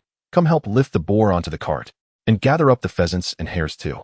Desha snapped back to awareness, nodding eagerly, and rolled up his sleeves, hurrying toward the boar. Gripping one hind leg with both hands, he drew a deep breath, and with a guttural heaved. To his own amazement, the 300-gen beast rose nearly half a chi off the ground. Well, now that's some strength. Lida joined him, seizing the other hind leg. Together they hoisted, and the boar rolled with a dull thud onto the wooden cart. Then side by side they pushed the laden cart down the mountain path. Back home, Lida paused only briefly, leaving part of the haul behind, before setting off again with Desha bound for the county town. He intended to sell the game for copper coins. The nearest county to Danyue village was Qing County, a modest, unassuming town under the jurisdiction of the Celestial dynasty with neither great size nor large population. By the time Lida hauled his cartload of game to the early market, the place was already bustling. Vendors sold fresh vegetables, woodcutters stacked firewood, cobblers mended shoes, and an elderly man offered skewers of candied hawthorn. Lida chose a spot at random and set up his stall. Then, taking a deep breath in preparation to hawk his wares, he suddenly heard a system prompt chime in his ear. Ancient Ascension System has issued a quest: earn 1000 copper coins. Reward 10 valiant and utterly loyal warriors. Valiant and loyal warriors absolutely devoted to the host, possessing martial prowess far surpassing ordinary men, and requiring astonishingly little sustenance. Upon reading this, Lida's eyes lit up instantly. What an excellent reward! Loyal, battle-ready, and frugal. Such men would let him stride through Dania village unchallenged. Lida glanced at his haul: over a dozen wild chickens, a dozen wild rabbits, and 3 or 4 foolish roe deer. He priced each wild chicken at 10 copper coins, and each wild rabbit likewise. Selling them all would yield roughly 300 coins. The roe deer, larger in stature, he priced at 30 coins apiece. Selling all 3 would bring about 100 coins. As for the wild boar meat, he set it at 10 when per gene. Having reserved 100 gene for his own household, the remaining 200 gene, should they sell entirely, would fetch 2001. Completing this quest was more than assured. Once his sales strategy crystallized, Lida immediately began calling out his wares, clearing his throat and shouting into the throng fresh game. Wild chickens and rabbits freshly hunted from Green Mountain this very morning, and succulent marbled wild boar meat. Fair prices, first come first served. His voice rang bold and clear, coupled with the striking freshness of his bounty. A crowd quickly gathered. First to approach was an auntie carrying a woven vegetable basket. She pointed at the wild chickens and asked, "Young man, how much for these? They do look fresh, but pray tell, are they yesterday's stale stock?" "Madam, rest assured, they were brought down from the mountains this very morning, still warm." Lida seized a chicken and weighed it in his palm. Feel its heft, no less than 3 gene. 10 won per bird, utterly worth every coin. The auntie ran her fingers over the bird's breast, firm and plump, and then glanced at rival stalls where chickens were either scrawny or bedraggled, yet priced at 12 won apiece. She nodded decisively. 2, please. I'll stew them for my husband's tonic soup to fortify his constitution. Lida swiftly bound the birds with straw rope and handed them over, receiving 21 in return. He weighed the copper coins in his palm, their solid resonant heft unmistakably that of the celestial dynasty's standard chimping coin. No sooner had the transaction concluded than a man in short-sleeved work clothes elbowed his way forward, eyeing the rabbits. "How much for the rabbits?" "My boy's been craving meat. I'd like 1 roasted. Also 10 won each. And just look at that lustrous pelt. The meat will be tender, I guarantee." Before Lida finished speaking, the man pulled out his coins without hesitation. 3, please. 1 roasted, 2 stewed. Let the boy indulge his heart's desire. Dasha, watching nearby, grew envious and mimicked Lida, pushing a rabbit toward the customer while mumbling, "Delicious, lots of meat." Laughter rippled through the crowd. Many, charmed by the gentle giant's sincerity, joined the growing line of buyers. Within moments, only 2 chickens and 1 rabbit remained. Then a middle-aged man in a long scholar's robe and goatee approached, accompanied by an apprentice, clearly the owner of a local tavern. "Young man, those wild boar cuts you shouted about earlier, where are they? My tavern is running low on meat. If quality is sound, I'll take the whole lot." Lida's eyes gleamed. This was no ordinary buyer, but a patron of consequence. Lida gestured toward the boar slabs on his cart. "Master, behold. This is from a 300 wild boar. I've kept 100 gene for myself. The remaining 200 gene I offer at 10 won per gene. But if you take all, I'll grant you 9 won per gene. What say you?" "Fine meat indeed," the tavern master exclaimed after pinching the flesh and sniffing deeply. "Perfect marbling, ideal for stewing or stir-frying. 200 gene at 9 won each, totals 1,801. I'll pay in full cash on the spot." His apprentice appended a leather purse onto the wooden plank, spilling a cascade of copper coins.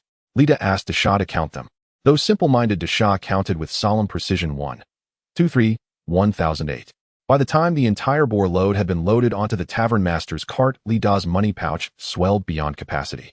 He then sold the last 2 chickens and sole remaining rabbit to a nearby general store owner, earning another 31.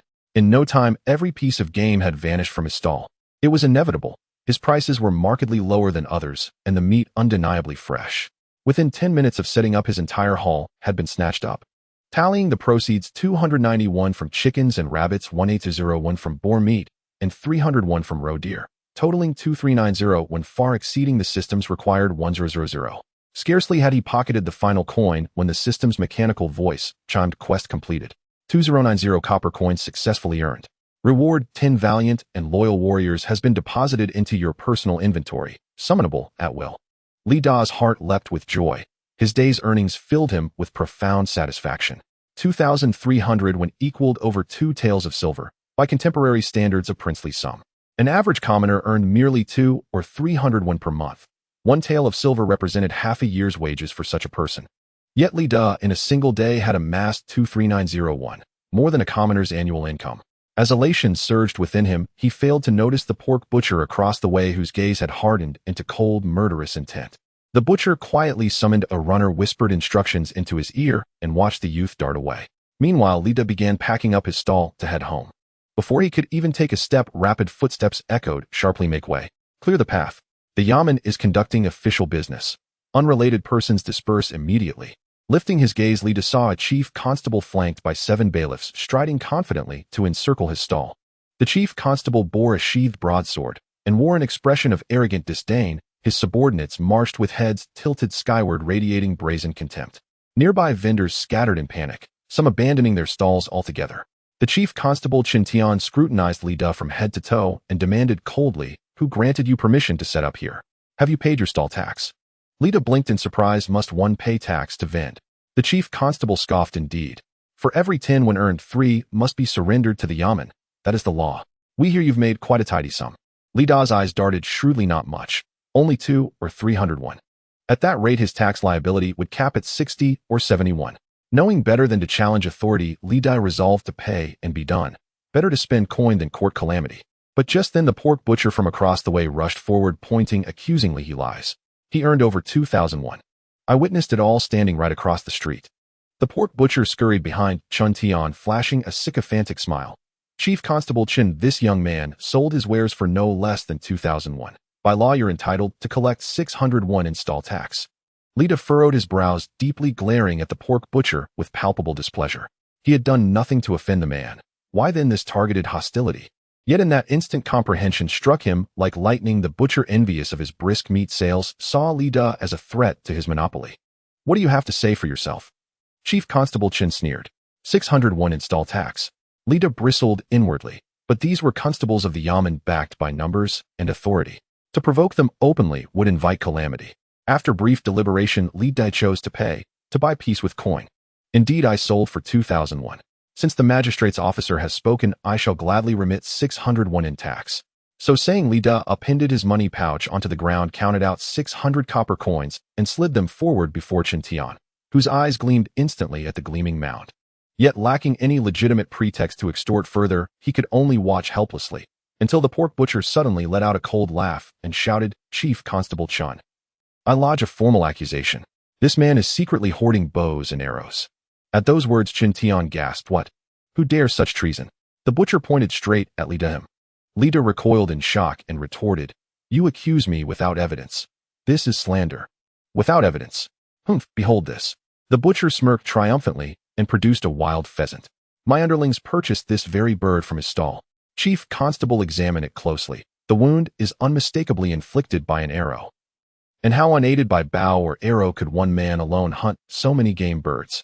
Clearly he conceals forbidden weapons. He harbors treasonous intent. Hearing this, Chen Tian's lips curled into a chilling, victorious smile. Truly, fortune had delivered opportunity without effort. With the charge of illicit arms possession, he could imprison Li Da, seize his money outright, and then extract even more through coercion. The pork butcher wore a grin of malicious glee. For years he had held a monopoly on pork sales in the county seat, charging 30 won per gene, a steep price, yet unavoidable since he was the sole supplier. Then Li Da arrived, selling at 10 won per gene. If an uncle could endure such affront, an aunt most certainly could not. He would crush Li Da utterly, to teach him he had no right to trade here. Excellent. With both witness and evidence confirmed, seize him and throw him into the dungeon. Chen Tian raised his hand. 7 or 8 constables surged forward. Seeing men move to harm Li Da, Shah's massive frame instantly interposed itself before his brother. "Don't touch my elder brother. If you wish to lay hands on him, you must first defeat me." The Shah rumbled in his deep, resonant voice. Li Da glanced around. Crowds of townsfolk had gathered watching intently, so he quickly pulled the Shah back. "Stand down, Shah. It's all right. We'll accompany them. Nothing will come of it." Only then did the Shah relent, yielding to Li Da's word. "Chief Constable Chen, if you claim I conceal bows and arrows, I willingly submit to your investigation. My conscience is clear, integrity casts no crooked shadow. Li Da spoke with unwavering dignity. Within, Chen Tian scoffed. Once inside the dungeon, innocence or guilt would be decided, not by Li Da, but by him. Come with us. 7 or 8 constables flanked Li Da and Desha as they marched toward the yamen, while the pork butcher trotted eagerly behind Chen Tian, eager to serve as witness. Li Da remained silent, walking quietly beside Chen Tian, yet he had no intention of truly entering the dungeon. Their personal liberty would vanish entirely. After all, even modern memory recovery techniques broke the strongest wills. Here no such subtlety was needed, coercion was wielded openly, brazenly. Soon Chen Tian led them down a narrow, deserted alley, where Li Da abruptly halted. The constables behind grumbled irritably. What are you dawdling for? Move. Li Da fixed his gaze on Chen Tian and smiled coldly. Your name is Chen Tian, correct? Let me tell you plainly, I do conceal bows and arrows. Chen Tian blinked in stunned disbelief. His brow knotted tightly. What do you mean by that? Nothing more than this. If you possess sense, turn a blind eye, and let us go. If you lack sense. Li Da paused deliberately, his eyes sharpening into shards of glacial ice as they swept over Chen Tian, unflinching, absolute, menacing. Chen Tian stiffened, then erupted in fury, jerking up his sleeve and jabbing a finger toward Li Da's nose. Who the hell do you think you are? Dare you speak of sense to me? I am Chief Constable of Qing County Yamen. I eat the Emperor's grain and uphold justice across this land. Concealing arms is high treason. Arresting you is my sacred duty. And you dare threaten an imperial officer. The constables roared in agreement. Exactly. Challenge, Chen Chief Constable. You've grown tired of living. The pork butcher pressed close to Chen Tian, fanning the flames with relish. Chief Constable, waste no breath on him. He's nothing but a rustic bumpkin, ignorant of heaven's height and earth's depth. Should you spare him today, every commoner in Qing County will soon defy the yamen. Provoked beyond endurance, Chen Tian lunged forward, reaching to seize Li Da's collar. Today I'll show you the price of defying an officer. Let me tell you, once inside the yamen dungeon, I have countless ways to make you beg for mercy. Your silver, and the women in your household, they'll all. Snap. The sharp, clean crack echoed starkly in the hushed alley. Then from both ends, synchronized footsteps thundered. 10 towering black figures emerged from the shadows as if birthed from darkness itself, encircling Chen Tian and his men in perfect silent formation. Each man stood well over 8 chi tall, shoulders broad enough to dwarf half of Chen Tian. Clad in identical black short robes, their bulging muscles strained against the fabric, and in their hands gleamed threaded steel rods. Cold, lethal, their helical grooves catching the morning light with razor clarity. Their eyes were blades, piercing, merciless, fixed upon Chen Tian's party with the detached, chilling regard of butchers sizing up lambs. Chen Tian's arm froze midair, arrogance fled his face, replaced by raw terror. His mouth gaped wide enough to swallow a fist. You? Who are you? The constables panicked, fumbling for their swords. But before a single blade cleared its scabbard, the foremost giant moved. The ribbed steel bar in his hand swept sideways like lightning. Thud, thud, thud. Several dull impacts echoed as the constables' wrists were struck with surgical precision. Their iron sabers clattered to the ground. Clutching their wrists, they grimaced in agony, cold sweat instantly soaking their garments. Li Da strolled leisurely toward Chen Tian and looked down at him with a mocking tone. Chief Constable Chen, wasn't it you who just said I'd beg for mercy? And that you'd lay hands on my men? Well then, speak up. Let's hear it now. Chen Tian glanced around at the burly men glaring fiercely, then at the groaning constables sprawled on the ground. His knees buckled, and he nearly collapsed onto the earth. Only then did he realize Li Da was no soft target to be squeezed at will. Behind him loomed a power far beyond the reach of a mere constable. Even the pork butcher turned deathly pale and tried to shrink backward, slipping quietly toward the edge of the chaos, only to be seized by the nape of his collar and hauled back like a squawking chick. Thinking of leaving, the henchman's voice was glacial. My master hasn't given you leave to go, not yet. Chen Tian swallowed hard, his voice trembling. Elder brother, I misjudged you utterly. That was my crude tongue speaking earlier. Please, with your magnanimous heart, spare us this once. Li Da merely glanced at him, silent, then lifted his chin slightly. Instantly, the surrounding henchmen stepped forward in unison, the ribbed steel bars scraping harshly against the stone floor, driving Chen Tian and the butcher stumbling backward until their backs slammed against the icy wall. Elder brother, I've learned my lesson.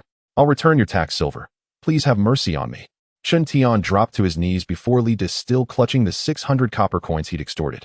Li Da calmly reclaimed the coins and, hands clasped behind his back, remarked coolly, Is that all? I distinctly recall handing you 6,000 when just moments ago.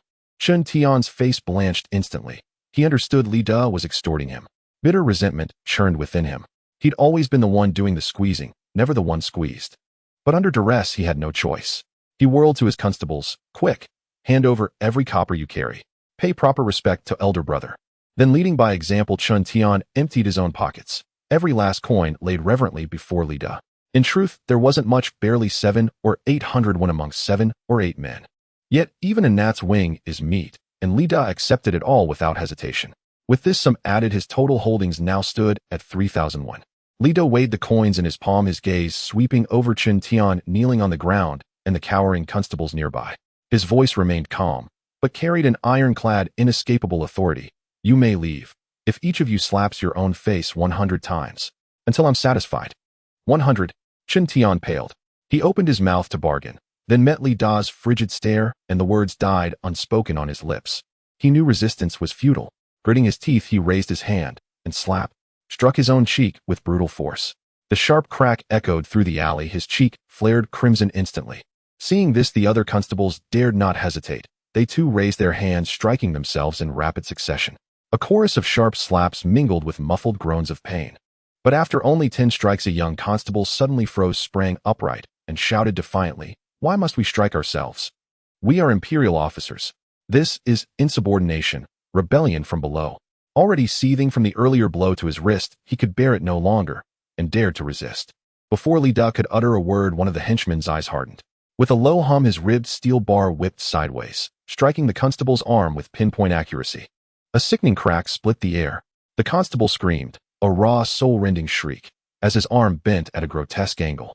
He crumpled to the ground, writhing in agony, tears and snot streaming down his face. Rebellion from below. The henchman spoke icily. My master's words are law. Defy them again, and it won't be just your arm that breaks. That single act shattered the remaining men's courage completely. No one hesitated further. Each slap landed harder than the last. Their cheeks swelled like steamed buns. Blood soon trickled from split lips. Chun Tian dared not pause, not even for breath. Slapping himself, he whispered brokenly, "Elder brother, I was wrong. I'll never dare again." Meanwhile, the pork butcher, trembling violently in the corner, edged backward unnoticed, hoping to slip away amid the chaos. But the moment he reached the alley's mouth, another henchman seized him by the collar and hurled him forward. Thud, dumping him at Li Da's feet. Thinking of running, Li Da gazed down upon him, eyes laced with contempt. Weren't you quite eloquent just now? Why so silent now? The pork butcher dropped to the ground with a heavy thump, knocking his forehead repeatedly. Thud, thud, thud, until blood welled from the impact. Sire, I was wrong. I shouldn't have slandered you. I shouldn't have coveted your trade. Forgive me, I beg you. I'll never dare again. Li Da sneered and nodded toward the henchman beside him. Such a backstabbing wretch deserves no courtesy. Beat him. Make him remember exactly whom he may cross, and whom he must never touch. The henchman lunged forward, fists flying into the butcher's body. The butcher howled, curling into a ball on the ground, but the henchman didn't relent. Blow after blow rained down upon his back, his ribs, his waist, each landing with crushing force. Within moments, the butcher's face was swollen and bruised, blood oozing from his mouth. His strength to plead vanished entirely. Only faint, ragged whimpers escaped his lips. When the beating finally ceased, he lay like a discarded sack of rotten grain, unable even to stir. Li Da glanced once at the ruined man, then turned to Chun Tian. Take your men, and him, and get out. Chun Tian scrambled to his feet, nodding frantically, and staggered out of the alley with his battered constables in tow. The Shah scratched his head, bewildered. Brother, what if they come looking for trouble in Daniu village? Li Da smiled faintly. Does he even know our names? The Shah shook his head. Seems not. Does he know where we live? Not that either. Exactly. How would he even know we're from Daniu village? To seek vengeance, he'd first need to find us. Yet he cannot. In ancient times, there were no surveillance cameras, and no one in the entire county knew Li Da. Even having humiliated Chief Constable Chun Tian meant nothing. Retaliation. One must first locate the target to retaliate. Thus Li Da felt no fear whatsoever. A system notification flashed silently in his mind. Ancient Ascension System quest activated. Rescue Liu family's heiress from assassin siege. Reward Full House Defensive Upgrade. Full House Defensive Upgrade. Upon activation, the structure's integrity is dramatically enhanced. The entire dwelling is reinforced with reinforced concrete, its interior framework fully replaced with steel-reinforced concrete. This reward is quite impressive. Modern reinforced concrete far surpasses the fragile bricks and tiles of ancient times. Upgrading the residence will make it significantly safer. Rescue the Liu family's heiress, who is surrounded by assassins. Where is Miss Liu? Just then a piercing scream tore through the air. Help. At that very moment, a woman dashed frantically into the alley, her face etched with panic. Lita froze upon seeing her. She was breathtakingly beautiful. Her skin was porcelain pale, her features exquisitely refined, and most strikingly, her attire bore no resemblance to the traditional garb of the Celestial Dynasty. Commoners of the Celestial Dynasty dressed simply coarse hemp robes, bare feet, or straw sandals. Only the affluent might afford patched cloth shoes. Yet this woman wore a flowing silk robe, delicate cloth shoes woven from fine brocade, and lavish jewelry adorning both wrists and throat. Her noble lineage was unmistakable. Lu Meiyu's gaze, previously unfocused and dazed, flared with desperate hope the instant she spotted Lita standing in the alley flanked by several burly men. "Squire, save me. Please, save me." She lunged forward, her alabaster fingers clutching tightly at his sleeve, her breath ragged and trembling with sobs. "They mean to kill me. I am Lu Meiyu of the Lu Manor. If you protect me, the Lu family shall reward you beyond measure." Before her words had fully faded, heavy, synchronized footsteps echoed from the alley's entrance, a thunderous rumble rolling across the stone pavement. Li Da's brow lifted slightly, and instinctively, he stepped forward to shield Lu Meiyu behind him. Then, like phantoms summoned from shadow, over a dozen black-clad figures surged into the alley, their dark robes billowing in the wind, concealing their faces, revealing only cold, lifeless eyes. Each wielded a slender, elongated saber, its blade gleaming with an icy, lethal sheen, still stained with fresh blood, proof that loyal guards had already fallen defending her. "Halt!" The lead assassin's voice was a guttural rasp, as if scraped raw on coarse sand. His gaze locked upon Lu Meiyu behind Lita, brimmed with undisguised malice. "Step aside. This does not concern you. Surrender the Lu girl, and your lives will be spared." No sooner had the words left his lips than the assassins fanned out, sealing off every exit of the alley. Truth be told, Lita was not one to meddle in others' affairs. As a man from the modern era, he knew well that one must not rashly aid an elderly woman fallen on the roadside. Better to avoid trouble altogether. Yet he had no choice. The system's reward was simply too generous. Arms crossed, Lita stood firm. 10 warriors armed with ribbed steel rods standing resolutely behind him. "This woman is under my protection. Withdraw, while you still can." The lead assassin's eyes narrowed. "You seek death.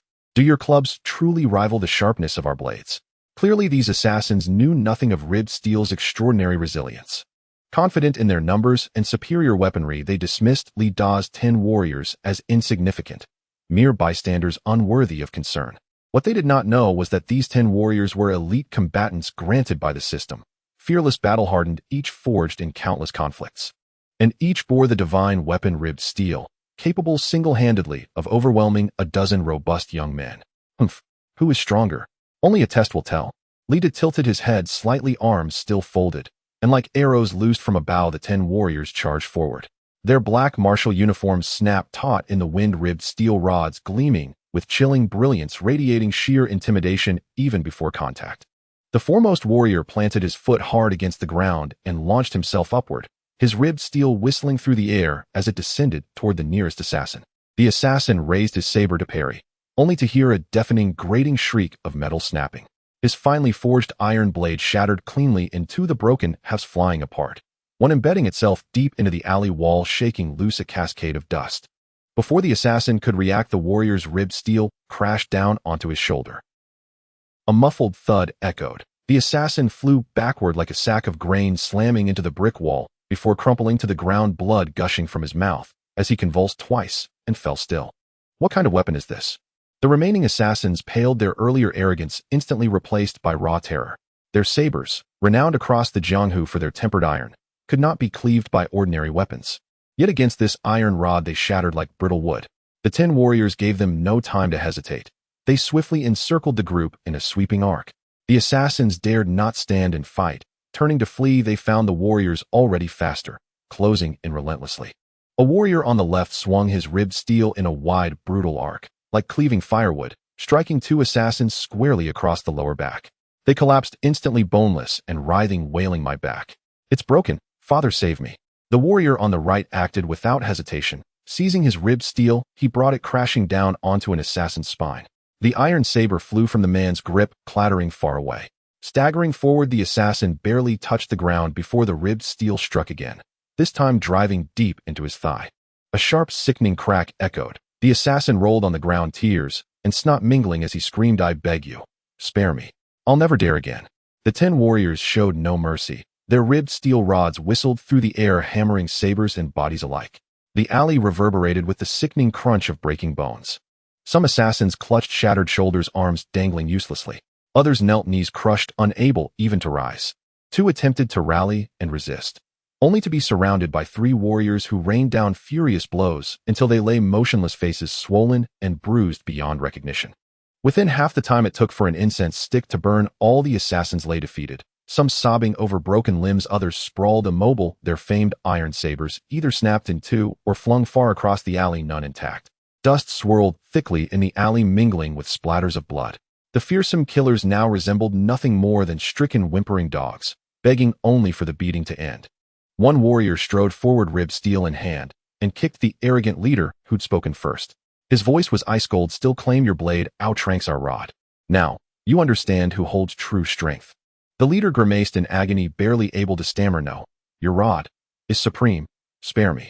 Only then did Lida step forward, slowly casting a cool glance over the groaning, broken figures, and then at Lu Meiyu, who stood pale, but wide-eyed with astonishment behind him. A faint, knowing smile curved his lips. Enough. Cease the assault. Leave a few alive for questioning. The warriors immediately halted, standing at attention, with ribbed steel rods held steady. Mission completed. Full house defensive upgrade granted. A pleasant chime resonated softly in Li Da's ear, the system's voice clear and serene. Watching the assassins lie utterly subdued, Lu Meiyu's fear dissolved, replaced by indignant fury. She strode forward, hands planted firmly on her hips. How audacious you are, to dare assassinate the heiress of the Lu Manor. You truly have grown weary of life. At that very moment, hurried footsteps echoed down the alley. A group of armed guards burst in from the entrance, over 30 strong, led by a middle-aged steward who shouted while sprinting, "Protect the young miss. Protect the young miss." Without hesitation, the 30-odd guards encircled Li Da and his companions. Their eyes sharp and unyielding, they clearly mistook Li Da for an assassin sent to kill Lu Meiyu. Seeing this, Lu Meiyu hastily intervened. "Steward Lu, cease at once. These gentlemen saved my life, show them due respect." The steward paused in astonishment, then immediately clasped his fists and bowed deeply. "My sincerest gratitude to you, valiant saviors." With that, Steward Lu waved his hand and commanded, "Seize these assassins. Take them back to the Lu residence for rigorous interrogation." Lida stood silent, arms folded behind his back. This Lu Meiyu was no ordinary young woman. In the Celestial Dynasty, private ownership of weapons was strictly forbidden, yet every one of the Lu family's guards bore long sabers. Clearly, the Lu clan was a powerful, influential, aristocratic house. Otherwise, why would over a dozen professional killers attempt to assassinate a woman barely 20 years of age? At that moment, Lu Meiyu appraised Li Da from head to toe, then teased with a playful smile. "You saved me, so you are now my benefactor." "Benefactor, name your terms. I shall grant them without reservation, wealth, official rank, whatever lies within my power." What astonishing confidence! To offer gold was understandable, but to promise an official post. "Then what if I wish to become magistrate of this county?" Lida asked, grinning amiably. As chief administrator of a local jurisdiction, the magistrate held life and death authority over its people, a position of formidable stature. Without a trace of hesitation, Lu Meiyu nodded instantly. "Simple enough. I need only inform my father, and within days you may assume office." No. I was merely jesting. I am illiterate, utterly unfit for public office." Lida thought to himself, how could I stage a rebellion if I were bound by bureaucratic duty? "Then what do you desire? What did he want?" Truth be told, Lida had no urgent wish, except perhaps one, money. Just as he prepared to ask for coin, inspiration struck him. Behind him stood 10 fiercely loyal, battle-hardened warriors. If those 10 ascended the mountain to hunt, they would return each night laden with game, mountains of it. And if they sold all that bounty directly to the Lu household, a seamless, self-sustaining cycle would be born. Cautiously, Li Da inquired, "Might I ask, young Miss Lu, how many retainers dwell within your household?" Lu Meiyu pondered briefly before replying, "Not many. Just over 140-odd estate guards plus some 70 or 80 servants, maids, cooks, stewards, and the like. With so many mouths to feed, surely your household consumes vast quantities of grain and meat each day." Lu Meiyu nodded. "Naturally. Why do you ask?" Lida chuckled softly. "Better to teach a man to fish than give him a fish. I seek neither coin nor title. We are hunters by trade. If agreeable, I propose selling all our future game exclusively to your household. Would that suit you?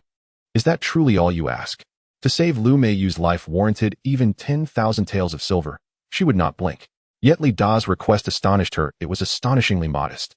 "Yes, that is precisely all I ask." "Agreed. I accept your proposal. I shall purchase every pound of meat you deliver, at 20 won per gene." Whether hare or wild boar, the price remains fixed at 21. 21 per gene was indeed a generous rate, and Lita found it thoroughly satisfactory. Truly, you will buy all we bring. Lu Mei nodded. Would I deceive you? Let me speak plainly. My family maintains a private army. Your deliveries would scarcely fill a single soldier's teeth. Overjoyed, Lita declared, then it is settled. She handed him a jade token engraved with the Lu crest. Carry this token. It grants you unrestricted access to our estate. Should any trouble arise, come directly to me, Lu Mei. She spoke with remarkable candor and generosity. Lida accepted the token. Lu Mei cast one lingering, thoughtful glance upon him, then departed the alley under the vigilant escort of her guards. Lida's spirit soared. With a sweeping gesture, he commanded, return home. Half an hour later, he arrived at the Li residence with the Shah and the 10 warriors. Jiang Yu stood, as ever, at the gate. Upon spotting Lida, her face lit up, and she hurried forward. Husband. Her expression had been radiant, until her gaze fell upon the 10 grim, battle-scarred men behind Lida, and fear flickered across her features. Lida gently grasped Jiang Yu's hand and smiled reassuringly. Wife, fear not. These men are now our household guards. Guards, eh? Jiang Yu blinked, stunned. It had never occurred to her that their humble household might one day command such protection. Indeed, with 3 exquisite wives like yourselves, I must ensure your safety above all else. With that, Lida raised his hand, entered the compound. Inside the courtyard, the 10 warriors formed a precise, disciplined line before him. Lida entered the main hall, retrieved 10 composite bows and 300 arrows from his personal storage space, then carried the armaments back into the courtyard. Each of you shall receive 1 bow and 30 arrows. Additionally, each must carry a threaded steel rod at all times. From this day forth, the security of the Li residence rests entirely upon your shoulders. Now hear your duties. 1 man shall guard this chamber. No one may enter except myself, not even my 3 wives. Lida pointed to a plain chamber in the courtyard. In truth, it held nothing, but he forbade entry to conceal the fact that he drew supplies from his personal storage space, not from the room itself. He intended all to believe his provisions emerged from that chamber, not from some hidden, impossible source. At least 2 men must patrol the perimeter wall. Any intruder attempting forcible entry is to be shot on sight with your arrows. Do you understand? Understood. The 10 warriors roared in unison. The Li estate was expansive, their lineage traced back to landowning gentry. Thus the household had previously maintained over a dozen guards. Moreover, the estate wall was no mere earthen barrier, it resembled a fortress rampart, thick, towering, and accessible from within the courtyard via internal staircases leading directly to the battlements. Lida then turned to the remaining 7 warriors. Each night 5 of you shall ascend the mountain to hunt, using the composite bows I have provided. Recover every arrow. Reusability is paramount. Once game is taken, load it onto carts and transport it down the mountain. As he spoke, Lida paused, then abruptly re-entered the hall. Moments later, he emerged cradling a thermal imaging drone. This is a thermal imaging drone. I shall instruct you in its operation, but it is to be used only at night, and its existence must remain utterly secret from outsiders. Understood. Understood. Lida then commenced instructing the 10 warriors in the drone's precise handling and deployment. These warriors learned swiftly. Within half an hour, they had already mastered drone operation. As for composite bows, they grasped them instinctively upon first handling. After all, they were warriors, proficient in every weapon known to man. Once drone training concluded, Lida turned his gaze toward the courtyard wall of his own home. It was time to activate full residence defensive enhancement. According to the system's prompt, this enhancement would leave the exterior appearance of the house and courtyard wall utterly unchanged. Yet internally, both would transform into reinforced concrete structures, dramatically elevating defensive capability. Its resilience would match that of modern military fortifications, even withstanding direct rocket-propelled grenade impacts. Lida stood at the courtyard's center, eyes sweeping over the weathered brick wall and timber roof beams, silently commanding system. Activate full residence defensive enhancement. Instantly, a mechanical voice echoed in his ears. Full residence defensive enhancement initiated. Exterior appearance preserved. Internal structure converting to reinforced concrete. Defensive rating elevated to modern military standard. Upgrade duration 60 seconds. Please await completion. The next second, Lida felt a faint tremor ripple beneath his feet. It was no earthquake, no violent lurch, merely a subtle vibration akin to the distant passage of a heavy cart. Even the chicken coop in the courtyard corner only swayed gently, its occupants undisturbed. He looked up at the wall. Hairline cracks in the plaster, once plainly visible, now slowly sealed themselves before his eyes, vanishing entirely, leaving only the original brickwork texture indistinguishable from before. Husband, did the earth just tremble? Jiang Yu asked, pausing mid-step as she emerged from the house, holding a basin of water. Not only, Jiang Yu. The warrior tidying arrows by the wall, and Shah squatting nearby gnawing on a steamed bun each sensed that delicate tremor too. Yet seeing no anomaly in the house or walls, none pressed further. "No, it must have been your imagination," Li De replied with a light smile, offering no further explanation. A minute elapsed. The system chimed again, full residence defensive enhancement complete.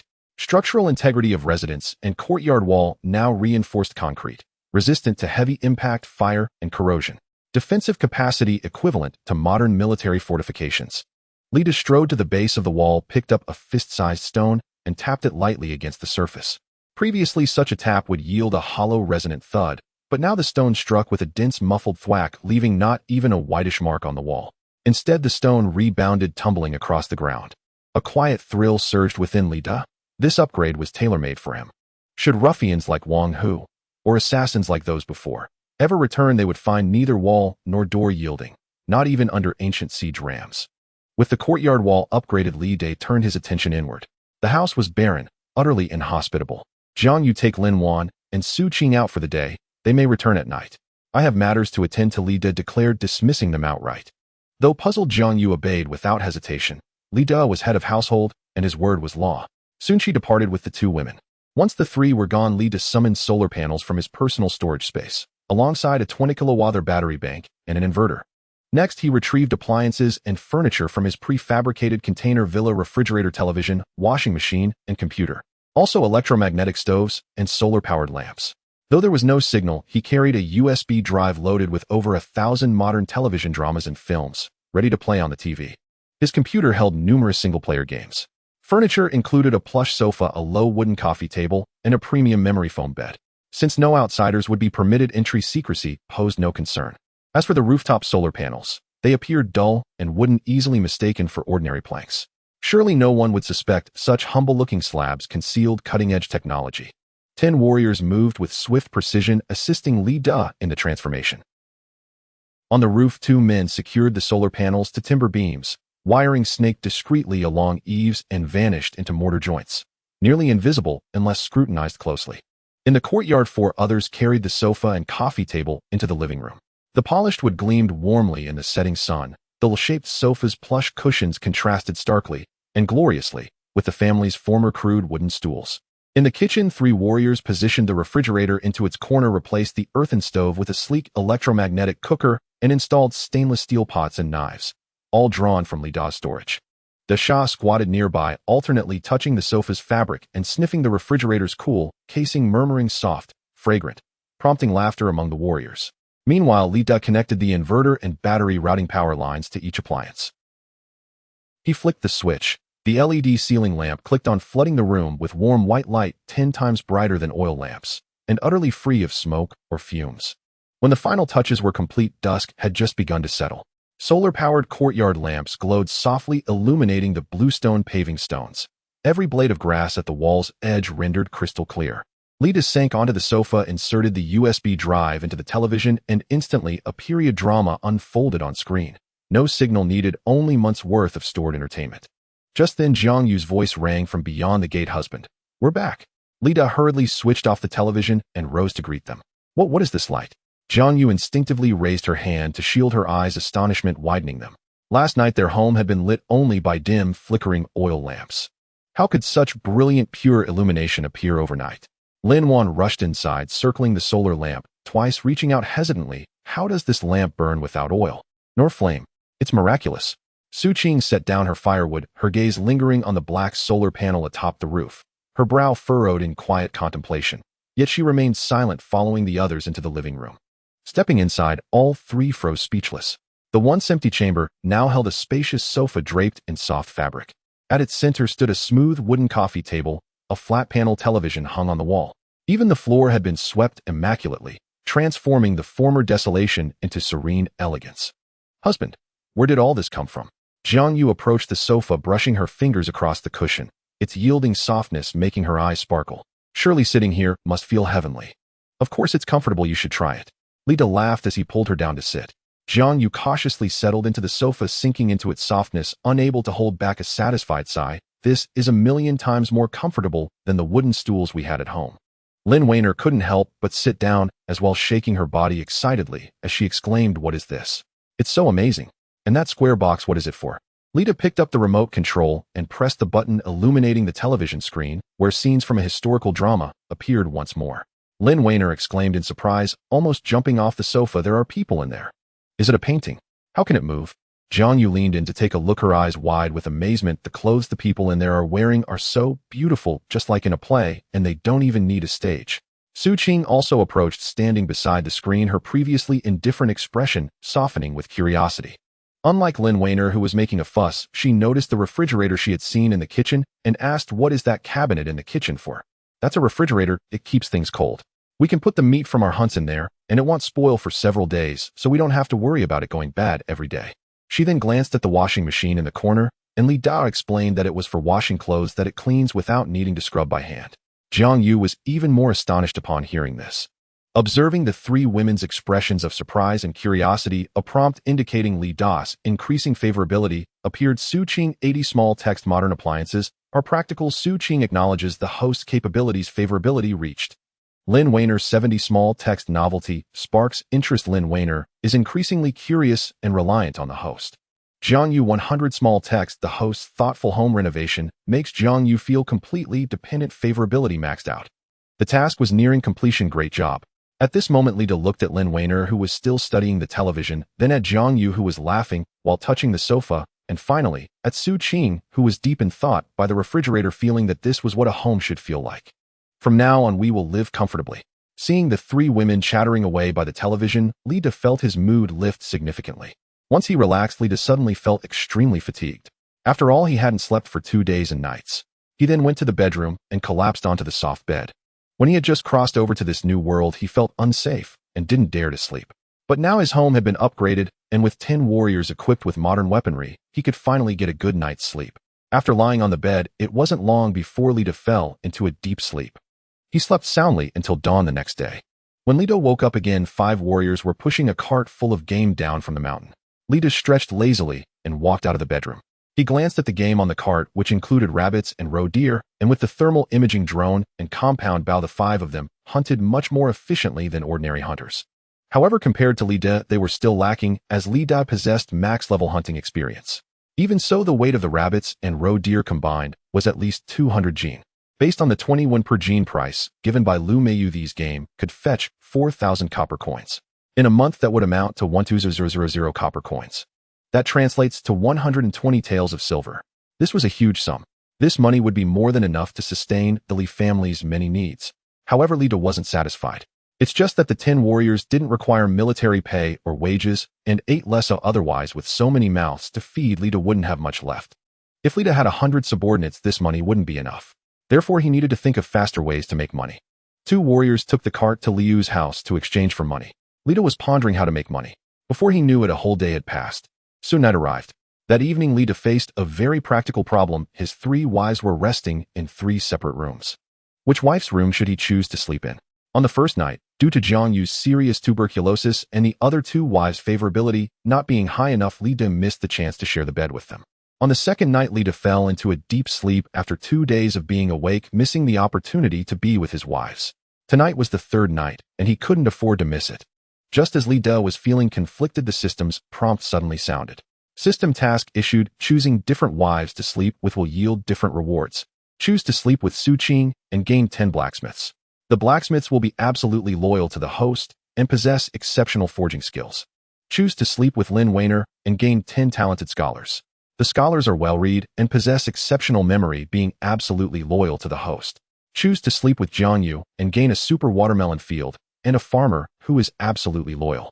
Super watermelon field produces sweet, large, seedless watermelons every day, not affected by weather, not affected by drought. Lida stared at the 3 options on the system panel, absent-mindedly rubbing his chin as he quickly calculated in his mind. 10 blacksmiths were indeed tempting. He would need them for crafting tools and repairing equipment in the future. However, what the Li family lacked most right now wasn't forging ability, but a stable second source of income. They couldn't rely solely on hunting for survival. 10 talented scholars are well-read. If he wanted to develop a power or handle documents in the future, they might be useful, but right now Lida had no immediate need for such scholarly talents and would just have to feed them, which felt wasteful. Only the super watermelon field struck a chord with Lida. Just the fact that it produces seedless watermelons every day and isn't affected by the weather was enough to win him over. Currently, hunting relied on forest resources. If one day the game became scarce, the income would stop. But watermelons were different. They produced daily, were sweet and large, and could serve as fruit for his family, as well as be sold to Liu's family. Most importantly, there are no watermelons in this era. This is a rare fruit, and the price is high due to its scarcity, selling for 100 when each wouldn't be expensive, right? This would provide a stable income. Not to mention, there would be a loyal farmer to help manage it, eliminating the need for him to worry. It's an easy way to earn money. He glanced towards the 3 rooms. Su Qing's room was lit, and although she didn't talk much, she had left the door open for Li Da. From Lin Weiner's room came the sound of pages turning. Her spoiled temperament hadn't completely changed, and it might require some coaxing to sleep together. Meanwhile, Jiang Ye's room was the quietest. She was in good health and had been caring for the family with a gentle and considerate nature, making it comfortable to be with her. I'll choose Jiang Yu. Li Da had made up his mind. He could claim a useful reward and at the same time look after the newly moved-in Jiang Yu. 2 gains with 1 action. He smoothed his clothes, tiptoed to Jiang Ye's door, and knocked gently. Main wife, are you asleep? A faint stir came from within, then Jiang Ye's voice touched with shyness. No, I'm not asleep. Husband, is there something you need? Li Da pushed the door open and saw Jiang Yu sitting at the bedside with needle and thread. She hurriedly set them down, rose nervously, clutching at the hem of her gown, cheeks flushing. Husband, what brings you here? Although Jiang Yu guessed what might follow, she was still bashful as a young woman. Li Da stepped before her and gently touched her forehead. The forehead that had once burned with the fever of consumption had cooled. Her complexion had grown noticeably healthier. You seem well enough. I came to see how you were doing. Jiang Ye's eyes brightened for an instant, then she cast them down, voice barely a whisper. Husband need not make a special effort for me. I am the main wife. A main wife should be demure. Tonight is your first night. You should go to Su Qing or Lin Wan's room. They may still be waiting. I'm fine by myself. Li Da cut her off. No. You are my lawful wife. A husband's first night belongs to his wife. He sat on the bedside and took her hand. Tonight I'll sleep with you and take care of you. If you cough in the night, I'll be here to hand you water. The warmth of his grasp traveled through her face flushed deeper, even the tips of her ears pink. She nodded softly. All right. I will do as you say. She busied herself tidying the bed and bringing a basin of hot water for his hands with tender, careful movements. When they lay down, she scooted over to give him room, her body stiff with nervousness. Li Da felt her unease and gently patted her back. Don't be nervous. Just sleep as you normally do. Jiang Yu hummed and relaxed slowly. The faint scent of soap from Li Da's clothes lingered near her nose. With steady reassurance filled her heart. Since marrying Li Da, she had not only found a place to call home and seen her illness improve, but now she had her husband's closeness. A blessing she had never dared imagine before. Just as they were about to sleep, a mechanical voice from the system sounded in Li Da's ear. Host has chosen to sleep with Jiang Yu. Task complete. Reward: the super watermelon farmland has been granted to the Li family. Backyard automatically created. The loyal fruit farmer will arrive at dawn tomorrow. Li Da's heart leapt. He opened his eyes a little and peered through the window crack toward the backyard. Though the dark concealed the details, he could already imagine a stretch of verdant vines tomorrow, a field of watermelons to pluck sweet, seedless fruits from each day. A small smile tugged at his lips. Jiang Yu seemed to notice his movement and asked softly, Husband, what's the matter? Nothing, he replied, turning to her with a gentle voice. I just feel that with you by my side, things are very good. Jiang Ye's face flushed again as she leaned closer and whispered, Being with you, husband, I feel the same. Moonlight filtered through the window, bathing them in a quiet, warm serenity. Li Da understood that with the super watermelon farmland as a steady asset, his footing into Tian Chao had grown firmer. Life from now on would only improve. Li Da drew Jiang Yu into his arms. Before long, the lamp was extinguished and soft murmurs drifted from the room. In Su Qing's room, the candle burned calmly, its amber light playing on a neatly folded coarse cloth garment at the corner of the table. That was Li Da's daytime change of clothes. She had washed and hung them to dry, and then folded them with care. She sat on a wooden chair, hands resting on her knees, her gaze vacant and fixed on the solar lamp hung on the courtyard wall, as if staring at the lamp while thinking of other things. Only when distant footsteps sounded in the courtyard did she slowly return to herself and turn to the window. Seeing Li Da's figure head toward Jiang Ye's room, the fingers resting on her knees curled slightly. Her fingertips brushed the coarse skirt, but she did not move further. The candlelight softened the usual austerity of her face, revealing a faint, scarcely noticeable wistfulness. She was not without longing, only reserved. Her feelings folded inward. From the day Li Da shielded her from Wang Hu's harassment and gave her a steady place to live, that reliable man had quietly taken up residence in her heart. She would never declare it as plainly as Lin Wan, as she kept his kindness in her silence, even washing and neatly folding the clothes he changed out of. Later, when Jiang Ye's lamp was extinguished and the courtyard settled into night save for the chirping of insects, Su Qing rose slowly and walked to the table, her fingertips brushing the folded garments, as if seeking confirmation of something. She then put out her lamp, but did not lie down immediately. Instead, she opened the window a narrow crack and stared toward Jiang Ye's room for a long while. She made no sign nor any extra movement, simply stood until a cool night breeze slipped in. Only then did she close the window and return to bed. Meanwhile, Lin Wan's room was full of more overt little emotions. She perched on the edge of her bed, a half-embroidered handkerchief pinched between her fingers, the corner creased by her thumb. Her lips were pouted as if fit to hold an oil flask. She even kicked the embroidery basket in a petulant stomp, and several threads tumbled out. Why him first with Jiang Yu? She muttered under her breath, voice thick with indignation. I even cleaned my room especially today. Earlier, she had leaned at the window and watched Lida go into Jiang Ye's room, heard their voices, and felt as if something lodged in her chest, sour and smothering. She had been the daughter of a magistrate. She had never before endured such neglect. When Lida had taught Wang Hu a lesson and earned big money from hunting, she had admired his strength and reliability and hoped he would pay more attention to her.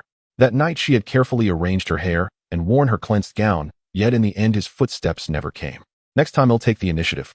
Soon the third day arrived. Lida woke clear and refreshed. The huntsman had already returned from the county and handed Lida 4,000 won. At that moment, Lida possessed 11,000 won in total, which converted into 11 taels of silver, a considerable fortune into Tianchao. Lida then went to the backyard, and his eyes lit up. What had been an empty yard was now knotted with green vines bearing palm-sized green fruits. They were unripe watermelons. According to the system, each watermelon ripened in a single day, so by tomorrow morning these would be ready. He counted carefully. There were 100 watermelons in all. In other words, the Li family backyard could produce 100 watermelons a day. If a single watermelon fetched 100 won, daily income would be 10,000 won, 10 taels of silver. The prospect was enticing, though Li Dai yet lacked channels to sell them. At that moment, Jiang Yu hurried over. Husband, an old man, says he's the farmer you hired at the gate. Lida nodded. I did hire him. Let him in. Soon a man of over 60 approached and bowed with a smile. Good day, sir, he said.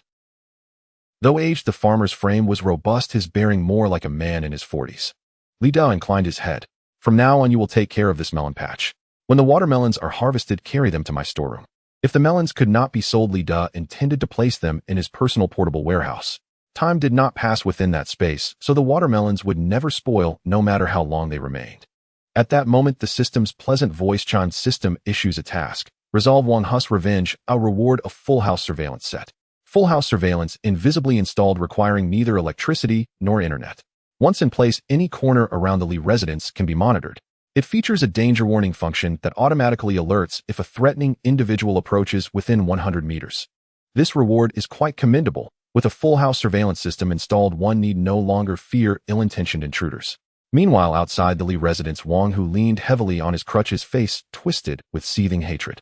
Behind him stood 7 or 8 able-bodied young men from the village. In addition to the villagers, 6 constables in official robes stood before the Li household. Wang Hu now flashed an obsequious smile. Your Excellency, this is the home of Li Da. The lead constable nodded curtly, then raised his hand and commanded, knock on the door. Instantly, one constable stepped forward and rapped sharply upon the gate. Bang, bang, bang. Open up. The yamen has come to collect taxes. Open the gate at once. Soon after, with a creaking groan, the main gate of the Li residence swung open.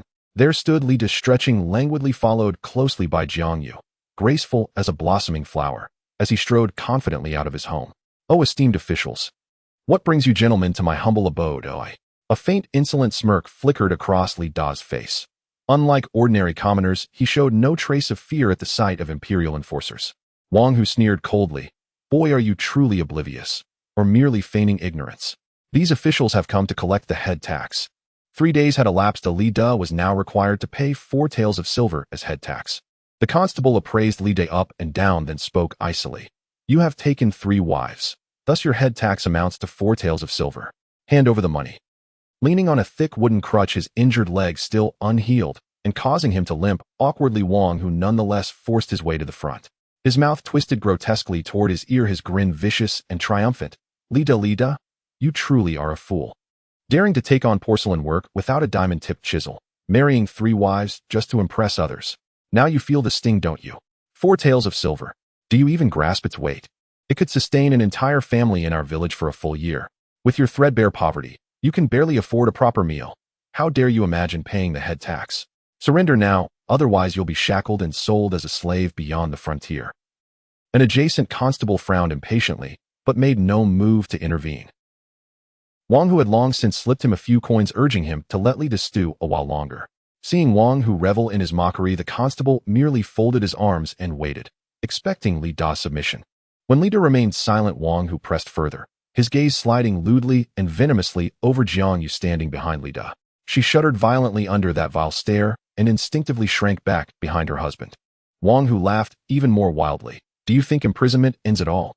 Let me tell you, once the constables haul you away your 3 exquisite wives, I shall care for them most diligently. I'll bring the village brothers in shifts to keep them company, so they may learn once and for all who the true man of Nyotzun really is. At these words, onlookers gasped in unison. Some attempted to interject, only to be silenced by Wang Hu's ferocious glare. Ever since Wang Hu's uncle took a post at the county yamen, his tyranny in the village had grown unchecked. No one dared oppose him. Jiang Yu paled with fury, her trembling fingers clutching Li Da's sleeve as tears trembled in her voice. Husband, he's gone too far. Li Da gently patted her hand, signaling calm. Yet his eyes grew steadily colder, glacial, and unyielding. He did not rush to retort. Instead, he spoke slowly, deliberately. Wang Hu, I recall what I told you when I broke your leg last time. Wang Hu flinched, then bellowed defiantly, don't you dare bring that up again. This time officials stand beside me. Do you still dare lay a hand on me? I warn you, if you utter another word. Li Da's voice dropped like frozen steel, his gaze slicing into Wang Hu like twin blades. I won't hesitate to break your other leg, leaving you crawling on the earth for the rest of your days. Wang Hu recoiled a step, nearly toppling, then scrambled behind the constables, shouting shrilly, yet hollowly, officials. Look at him. He dares threaten me. He clearly cannot pay the tax. Arrest him at once. The lead constable finally stepped forward, his expression stern as he addressed Li Da. No more excuses. Pay up, or come with us to the yamen. Resist, and you'll be charged with defying imperial grain levies. Shackles will follow instantly. Only then did Li Da slowly raise his hand and withdraw a heavy, bulging money pouch from within his robe. Who claimed I lacked funds to pay my tax? With that, he tossed the pouch directly to the constable. Over these 3 days, Li Da had earned 11 taels of silver through hunting. Paying the mere 4 taels owed posed no difficulty whatsoever.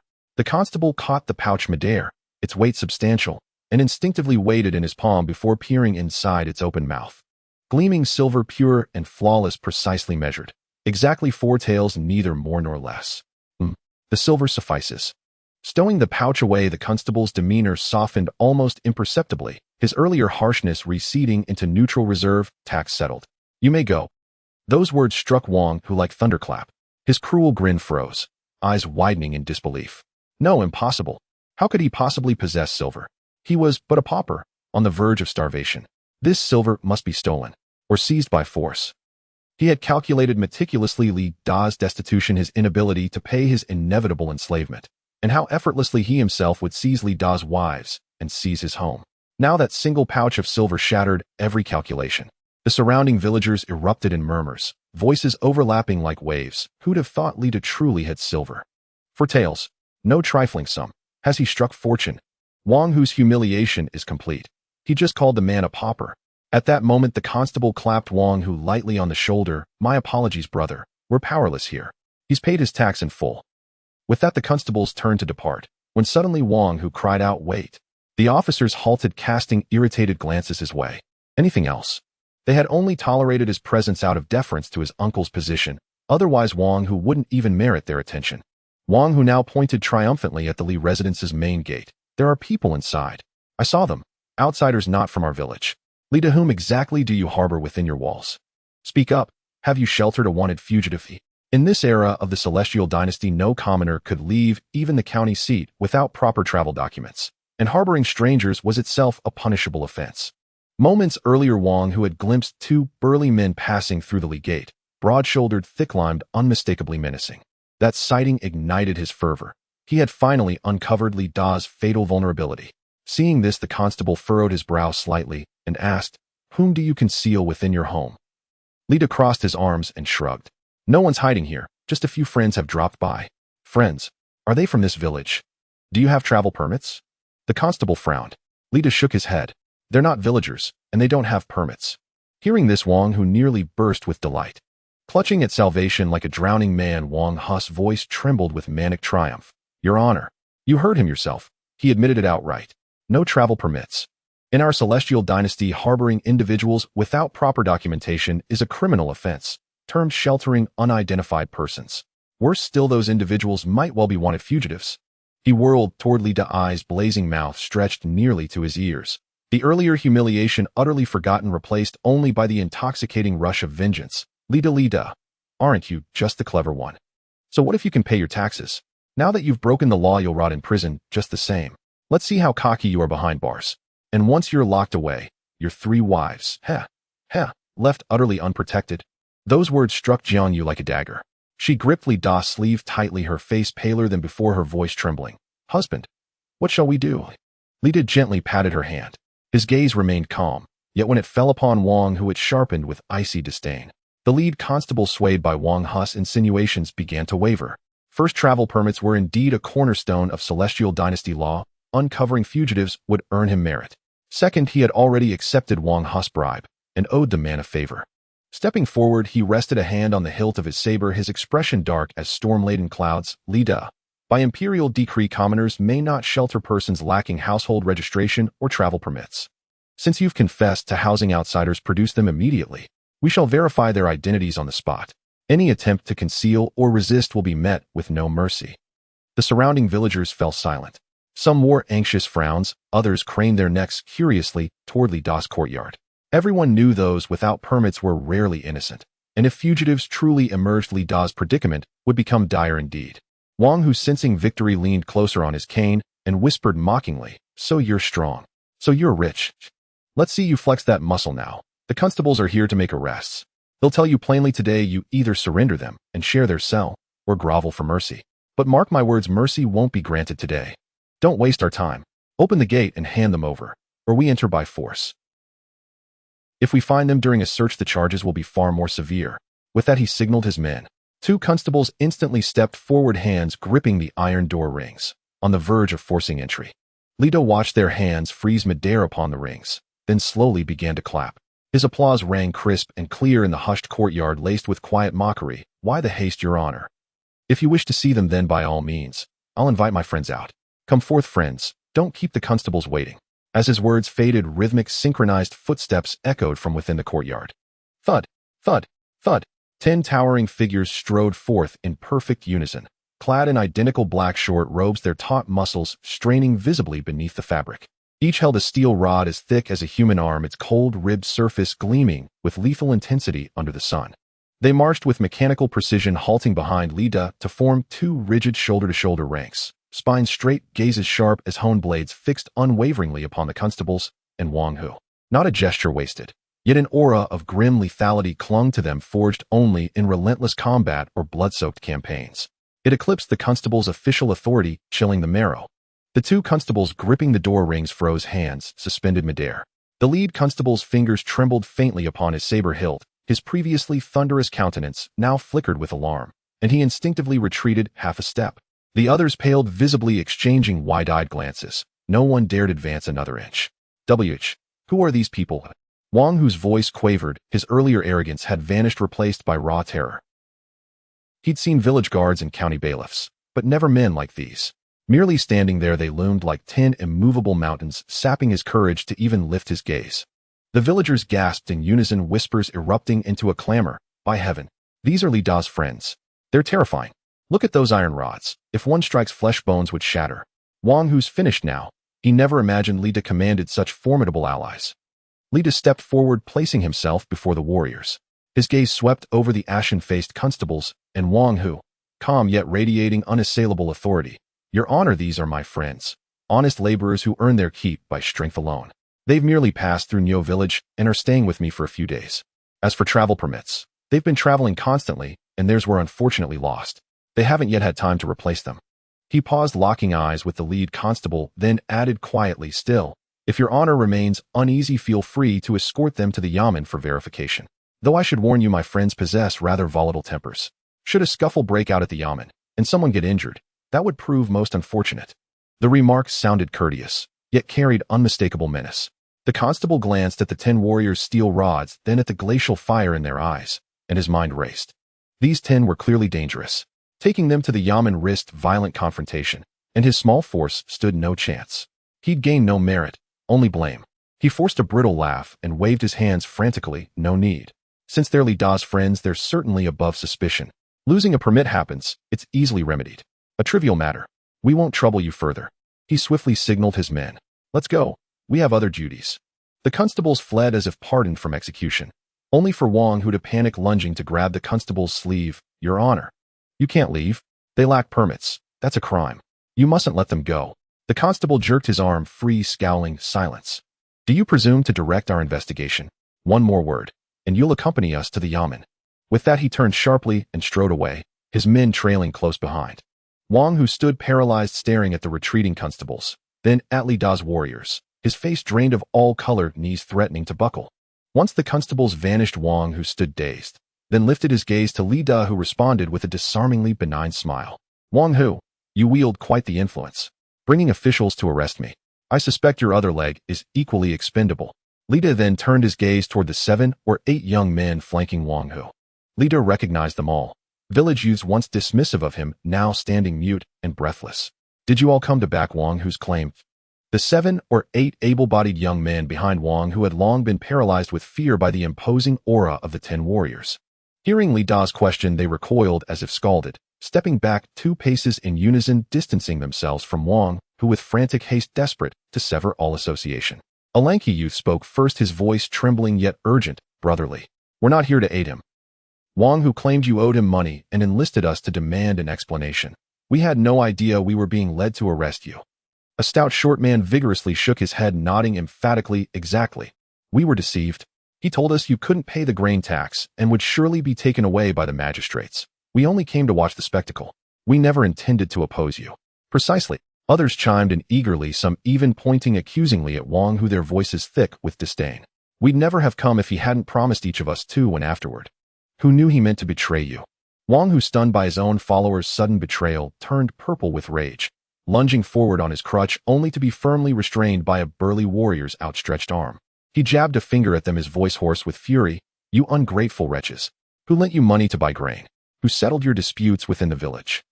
Now for mere self-preservation you dare defy me. Spare us, Wang Hu. The lanky youth rolled his eyes, retorting without restraint. You lent us money. That was usury. Interest compounding until it doubled in half a year. And settling disputes. Last time you broke Zhang Shu's ribs to seize Aunt Zhang's vegetable plot. Was that your idea of resolution? We've long despised you. You swagger through the village bullying everyone solely because your uncle serves in the county yamen. Now brotherly possesses true strength and integrity. Why on earth would we still follow you? At these words the others nodded fervently, their fearful glances toward Li Da softened into eager, almost fawning deference. The lanky youth edged forward cautiously. Brotherly, we know we erred. From now on we'll never again consort with Wang Hu.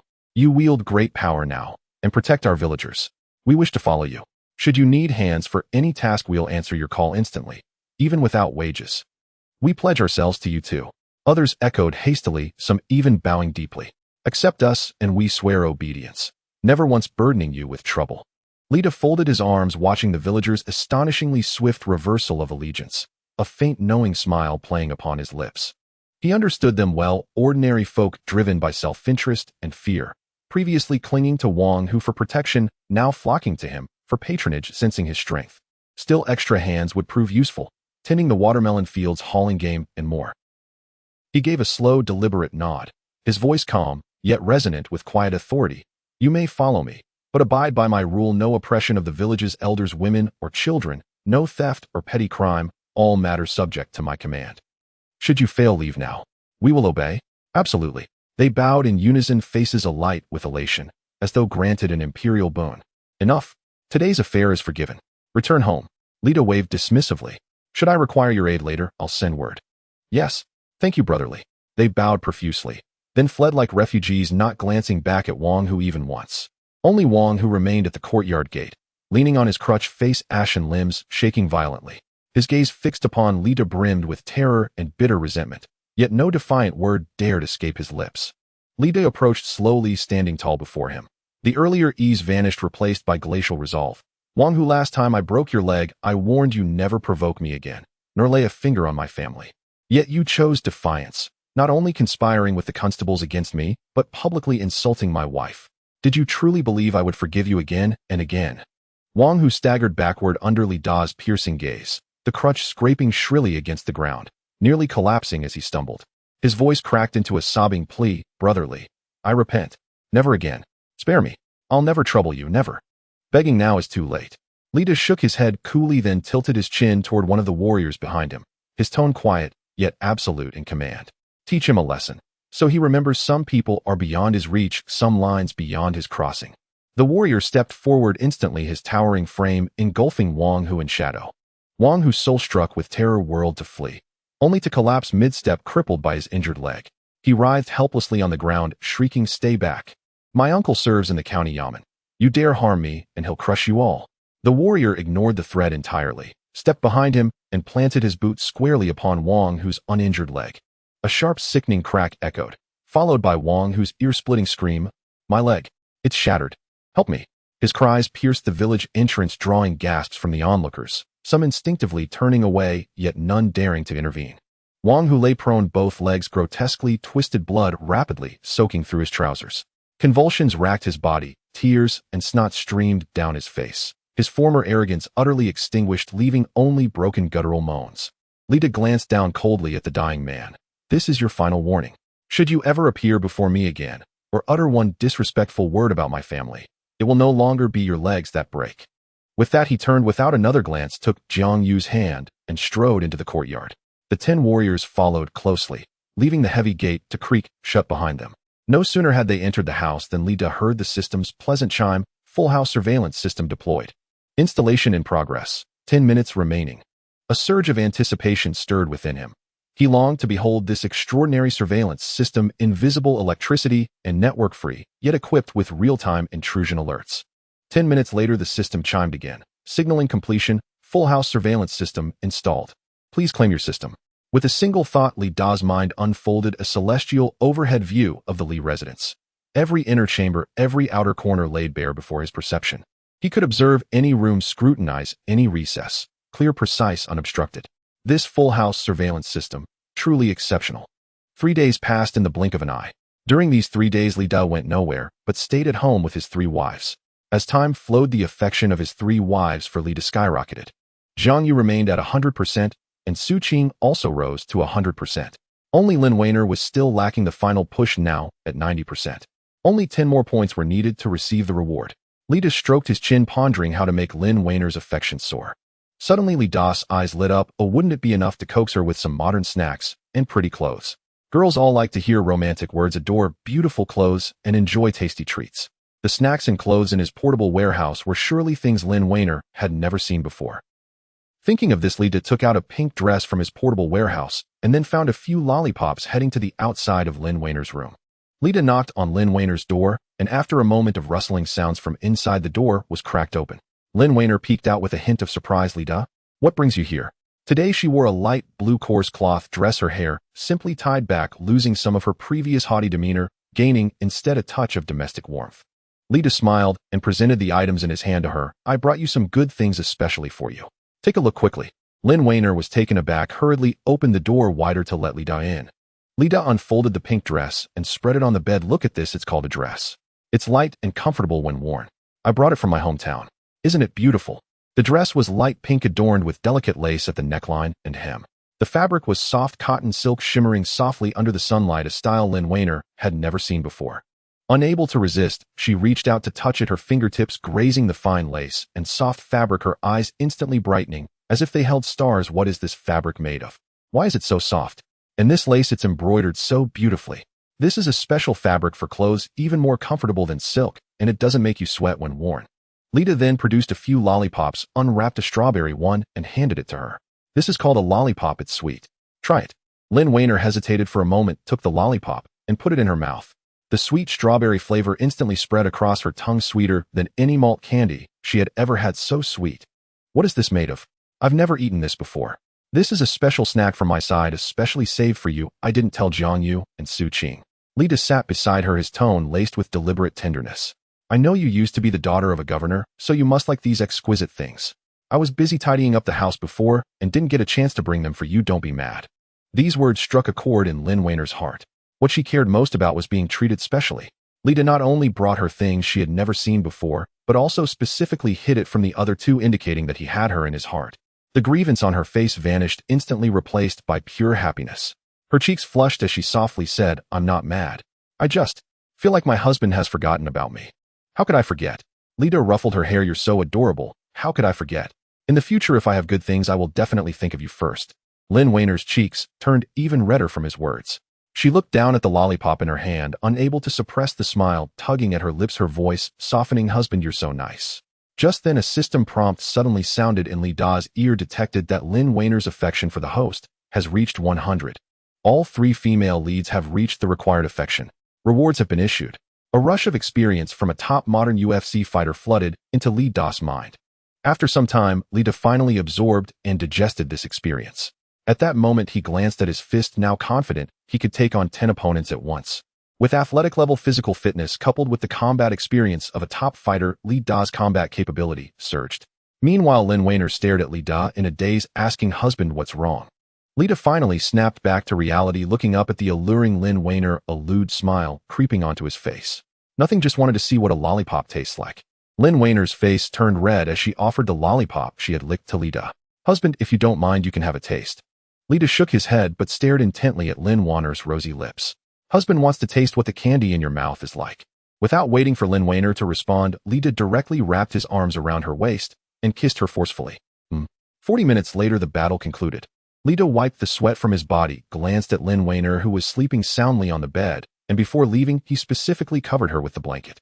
Just as he stepped out the door, the system issued a task. Ancient Rise system has issued a task to lead at least 3 people from Danu village to prosperity. Reward: a super greenhouse. Super greenhouse contains 10 acres of land. Whatever is planted will mature in 10 days. Lida's eyes lit up. This super greenhouse is excellent. He just happened to have brought many seeds, and if they mature in 10 days, then Lida would strike it rich. At the very least, he could store the grain and feed soldiers. After all, in an era where one could starve to death, having food is equivalent to having military power. Leading at least 3 people to prosperity. How to lead them? At that moment, Lida suddenly recalled the watermelons in his backyard. It had been 3 days, and the watermelons had matured 3 times. Currently, Lida's warehouse was piled with 300 round, plump watermelons. These were super sweet, seedless watermelons, a fruit not available in this era. As the saying goes, rarity breeds value. Selling such good watermelons for 100 coins each isn't too expensive, right? Lida thought for a moment. With so many watermelons and having exclusive ownership, there was no need to personally haul them to the county town to sell. He could simply find a few people from the village to collect his watermelons and let them sell them. That way he would save effort and complete the task, a win-win situation. With this thought in mind, Lida headed straight to the village chief's house. The village chief's surname was Wang, named Wang Xiaotian. Wang Xiaotian was an old man over 60, having served as the village chief of Danu village for over 30 years and was quite respected in the village. Lida and Wang Xiaotian had no particular interactions. Their conversations could be counted on one hand. When Lida knocked on Wang Xiaotian's door, Wang Xiaotian didn't give him a pleasant face. "Lida, what do you need?" Lida directly lifted the 2 pounds of pork in his hand. "Village chief, this is for you." Wang Xiaotian was taken aback for a moment, then his entire face broke into a smile. "You speak. What do you need?" Wang Xiaotian stared fixedly at the 2 caddies of pork in Lida's hands, his eyes wide with disbelief. This was genuine high-grade meat. Families of modest means would hesitate even to purchase so much for the new year. He hurriedly reached out to take it, wiped his hands on his apron, and broke into a smile so deep it crinkled his face like a chrysanthemum. "Brother Lida, you're far too generous. Whatever you need, just say the word. If old Wang can do it, I'll see it done without hesitation." Lida sat calmly on a stone bench in the courtyard and spoke slowly. "It's nothing difficult. Take this gong and go to every crossroads in the village.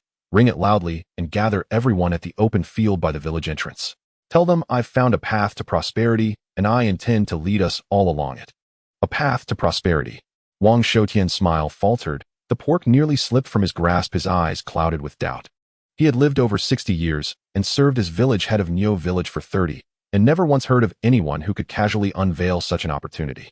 Especially not Lida, who only days ago had been so destitute he could barely keep his roof over his head, yet now claimed he would lift the entire village out of poverty. It sounded utterly implausible. Still, having already accepted Lida's gift, he dared not openly offend him. He forced a nervous chuckle. "Brother Lida, is this path to prosperity truly reliable? Our people live hand to mouth. We simply cannot afford false hopes or reckless schemes. Just gather them. Whether it's reliable or not, I'll explain when they arrive. Li Da's voice remained calm, yet carried an unshakable certainty. Should anyone fail to profit, I will personally compensate their losses. Wang Xiaotian nodded eagerly agreed. I'll go at once. With that he turned and fetched a chipped bronze gong from inside the house, grabbed a mallet, tucked the gong under his arm, and dashed toward the village entrance. First he struck the gong beneath the old locust tree at the eastern edge of the village, the resonant kong echoing across the lanes, while shouting at the top of his lungs, fellow villagers. Come out now. Brother Li Da has an urgent announcement, one concerning our collective prosperity. Hesitate and you'll miss your chance.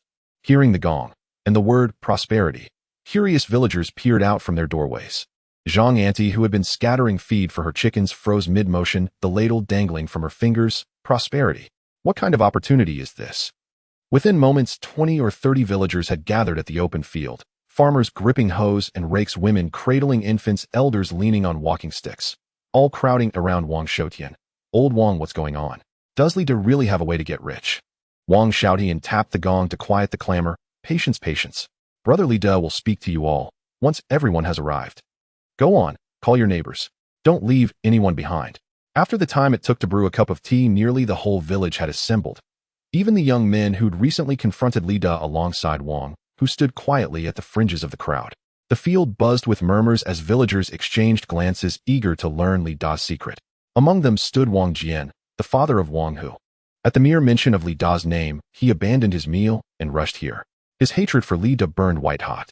Wang Hu was his only son, now permanently crippled, confined to his Kong for the rest of his life after Li Da shattered both his legs. Though vengeance burned in his heart, he'd heard Li Da now kept 10 burly guards at his home, and dared not act rashly. He waited instead for Wang Hu's uncle to arrive from the county town with reinforcements. What scheme could that good-for-nothing Li Da possibly have? And even if he did, why would he share it with us? Those nearby nodded in agreement. Exactly. That boy was coddled since childhood. He's never known hardship. Now suddenly, he pays taxes and hires guards. Clearly he's uncovered some hidden family wealth, and is squandering it recklessly. Zhang Auntie declared this with practiced authority, and many believed her. She lived next door to Li Da. When his parents were alive, she flattered the Li family relentlessly, visiting during festivals ostensibly to socialize, but really just to feast at their table. The Lis tolerated her warmly, granting her countless favors. But after their deaths, Zhang Auntie transformed completely. She offered no aid when the Li family's guards were slaughtered, and seized the opportunity to plunder their home. Even the rosewood armchair in her own parlor had been stolen from the Lis. I tell you plainly, this boy means trouble. Most likely he plans to trick us into investing, then vanish with our money. Don't fall for his deception. She warned the crowd, and at that very moment Li Da appeared. Upon spotting him, Wang Xiaotian stepped aside and gestured forward. Here's the man himself. Brother Li Da, tell us your plan for making money. Li Da smiled gently. Fellow villagers, we are kinfolk. Wealth when found must be shared. I've discovered something valuable, something that sells well. Selling it alone holds little joy, so I wish to bring you all along. Who among you wishes to join me? No sooner had the words left his lips than a furious shout erupted from the crowd. Wang Jian surged forward from the rear, jabbing a trembling finger at Li Da's nose. You wretch. You dare speak of sharing prosperity. My son Wang, who lies broken, unable even to feed himself. Yet you stand here playing the noble benefactor. Who knows whether this valuable thing was stolen, or worse, seized by force? Only days ago you starved. Now you flash silver and hire guards. You've surely committed unspeakable sins, and now you drag us all into the fire. His words doused the crowd like icy water. Hesitant hope vanished, instantly replaced once more by suspicion. Wang Jian was Wang Hu's father, and everyone knew his son's crippling injury. His accusation instantly revived memories of Li Da's ruthlessness. Before Li Da could reply, Zhang Auntie leapt forward, slapping her thigh in feigned concern. Precisely. Li Da, don't deceive us, simple folk. When your parents lived, we got along well, but after they passed, your guards were slaughtered, and you fled without trace. Now you return, flush with silver and guards. So tell us, what game are you playing? She pivoted sharply, raising her voice, so all could hear. I suspect you only want us to labor for you. Then pocket all the profits yourself, leaving us not even a drop of broth. Or perhaps, you still bear grudges against those who didn't help you before, and now seek revenge under the guise of prosperity. These words struck a raw nerve. Indeed, few had aided the least during their crisis, and now seeing Li Da's sudden fortune, villagers felt uneasy, fearing he might hold a grudge. Seeing nods all around, Zhang Auntie grew bolder. Besides, if you truly possess something valuable, why wouldn't you sell it yourself? Why involve us at all? There's certainly something amiss. The two played off each other perfectly. The crowd erupted. Wang Jian's right. What Li Da did to Wang, who was brutal. Zhang Anti speaks sense. Why doesn't he sell it himself? Could he truly be conning us? He was penniless just days ago. This sudden wealth feels unnatural. Wang Xiaotian stood nearby, still clutching the pork Li Da had given him, ready to intercede, until Wang Jian shot him a venomous glare. Old Wang, what bribe did you accept? Don't help him deceive the rest of us. Wang Xiaotian shrank back, swallowing his words and standing frozen in embarrassed silence. Emboldened by the crowd's reaction, Wang Jian advanced 2 steps, now standing mere paces from Li Da, his voice thick with menace. I warn you, Li Da. Don't try your tricks here. My son's vengeance remains unsettled, and if you swindle our fellow villagers, I'll drag you to the county yamen, even if it costs me my life. Zhang Anti chimed in. Exactly. We won't be fooled.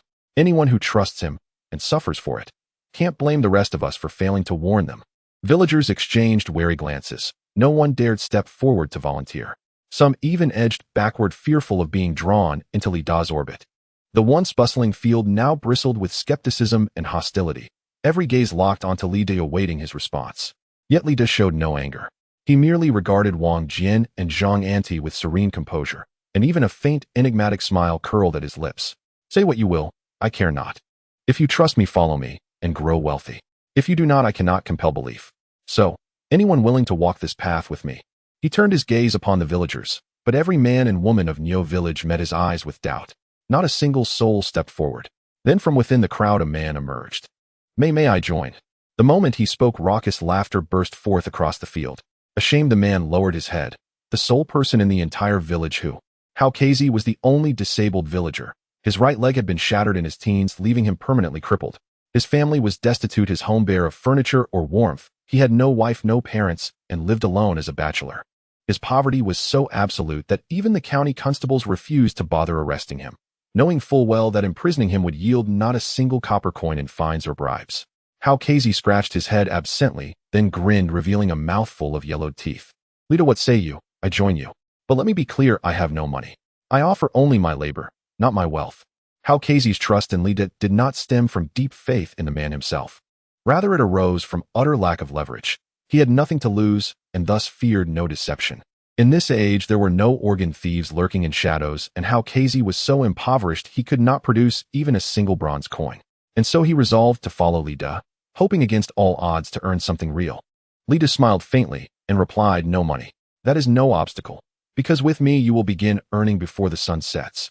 Hardly had Hao Kazi voiced his willingness when 2 shrill mocking laughs pierced the air from the crowd. Wang Jian spat contemptuously onto the ground, then swept a disdainful glance over Hao Kazi's twisted leg, his voice sharp and icy. Hao Kazi, have you ever looked at yourself in a puddle? You need a crutch just to walk, yet you dream of profit. What if you earn no coin at all, and instead tumble face first into the mud, needing others to carry you home? At his words, several villagers who followed Wang Jian's lead burst into laughter. One even mimicked Hao Kazi's halting gait, provoking roaring mirth across the square. Hao Kazi's face flushed crimson. His knuckles whitened around the crutch's handle, but he dared not utter a word in reply. A lifetime of ridicule for his lameness had long since taught him silence, not defiance. Aunt Zhang clapped her hands over her mouth, rocking back and forth with laughter as she slapped her thigh. Oh dear. Hao Kazi, you truly amuse us. You're so poor you can barely keep your trousers on. Do you really think Li Da would reserve a golden opportunity for someone like you? I suspect you simply wish to scrounge a meal, though I fear you'll end up losing even that wretched crutch before you've swallowed a bite. Her barb cut deeper than the rest, striking straight at his shame. Even those villagers who had once pitied him now allowed small, uncomfortable smiles to surface. Hao Kazi bowed his head lower, still his voice trembling thin as a mosquito's whisper. I can carry things. My leg may be weak, but my arms are strong.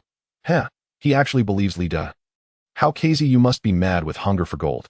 Your fate is poverty. No fortune will ever find its way to you. A flicker of wounded pride crossed Hao Kazi's eyes, but he remained silent, swallowing every syllable of protest. At that moment, Li Da stepped forward, placing himself squarely between Hao Kazi and the jeering crowd, and cast a cold, unblinking gaze upon Wang Jian and Aunt Zhang. Wang Jian. Aunt Zhang, speak with more respect. Hao Kazi offers his labor. That is sincerity.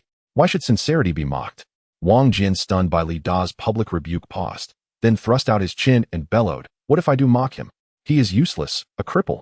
If you mean to help him, does your golden path merely invite humiliation? It is not he who brings shame, but you. Mark my words, within 3 days Haukazi shall rank among the wealthiest in this village." No sooner had Lida spoken than uproarious laughter erupted across the village square, as though he'd just told the most absurd fable imaginable.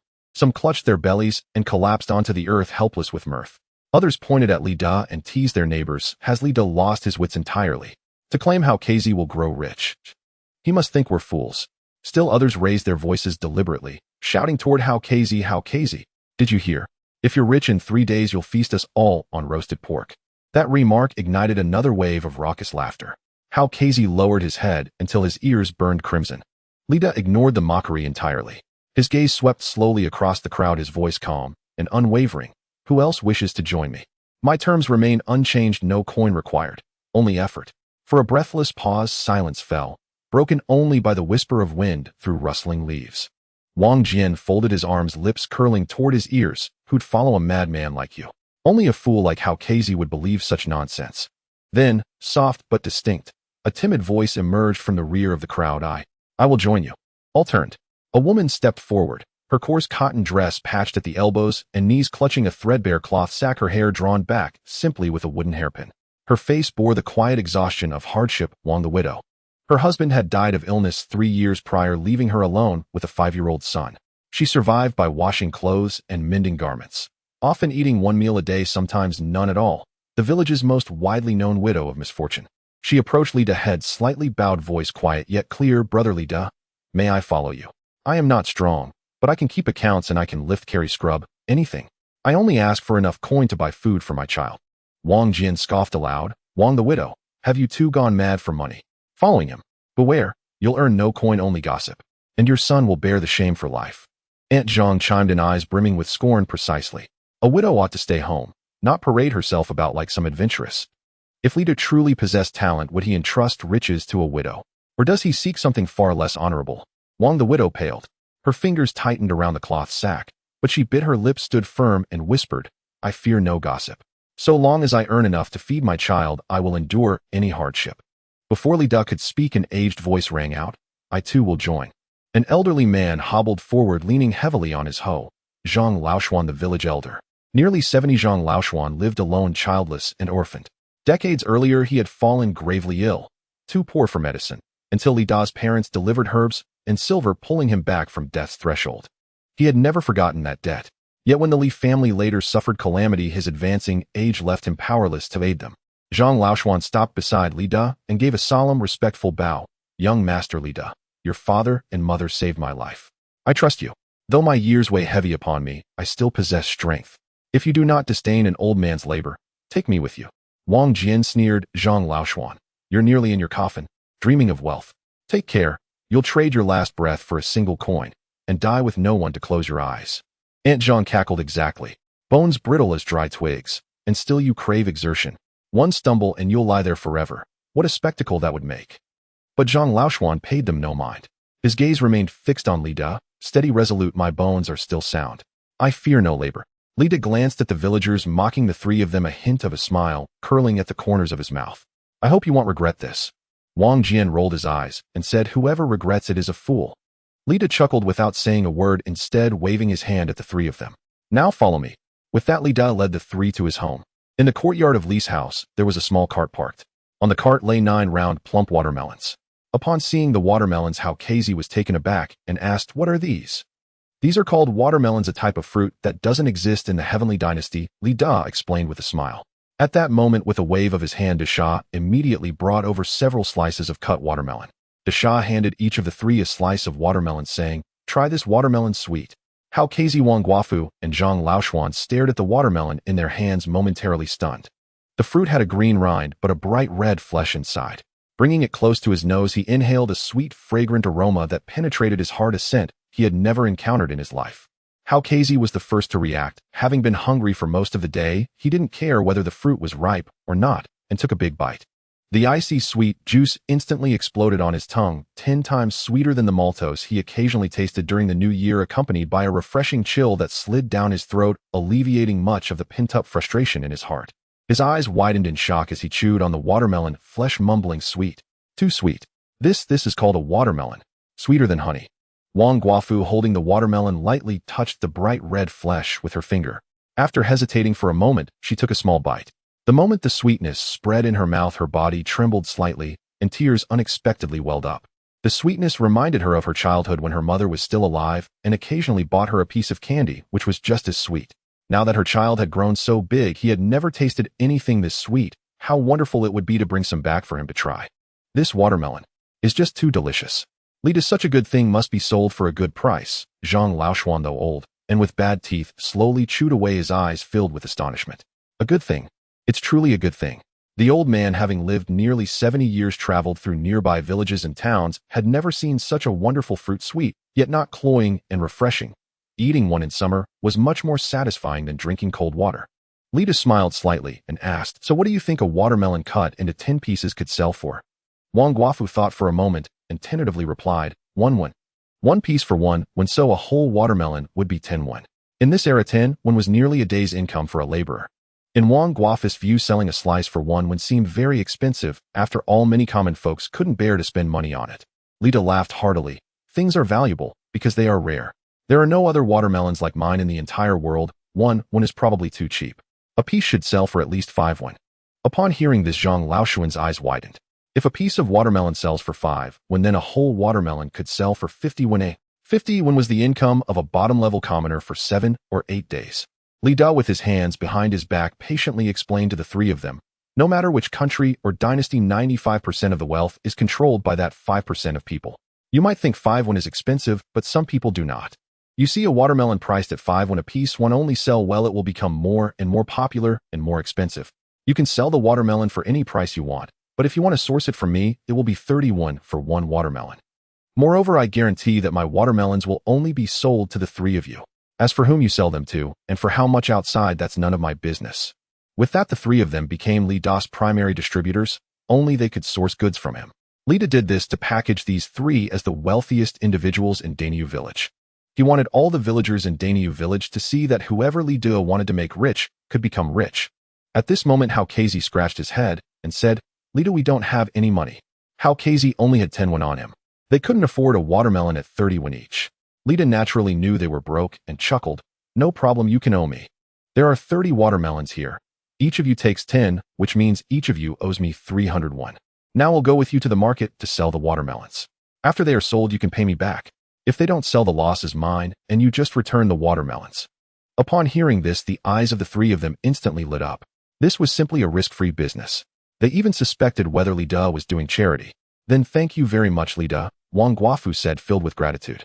The three of them could see that this was a guaranteed profit, and anyone could make money. Yet Li Da chose to support the three of them, clearly not because of their capabilities, but purely to help them. "Come on, push the cart, and let's go to the county town to sell watermelons." The three worked together to push the cart, while Li Da walked ahead with his hands behind his back, and the four of them headed towards the county town. Before long, they arrived at the busiest street in the county town, bustling with people, with vendors selling items everywhere, while common folks strolled along the street. Hao Kazi's eyes brightened as he said, "This place is great. There are a lot of people. Watermelons should sell without a problem." However, Li Da shook his head and said, "Though there are many people here, they are not our customers. Our watermelons sell for 5 yuan each. Do you think these common folks can afford that?" Hao Kazi thought for a moment and realized they probably couldn't afford it. After all, even a meat bun costing 1 yuan was considered too expensive for the common folk. How could they bear to buy fruit at 5 yuan a piece?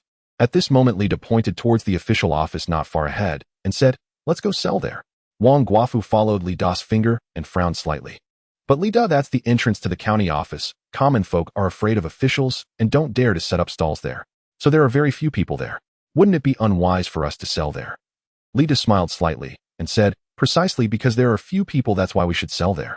As you just said, ordinary folks do not dare to stroll at the county office in trance. Thus, those who dare to loiter there are likely to be powerful individuals who can afford to buy watermelons at 5 yuan each.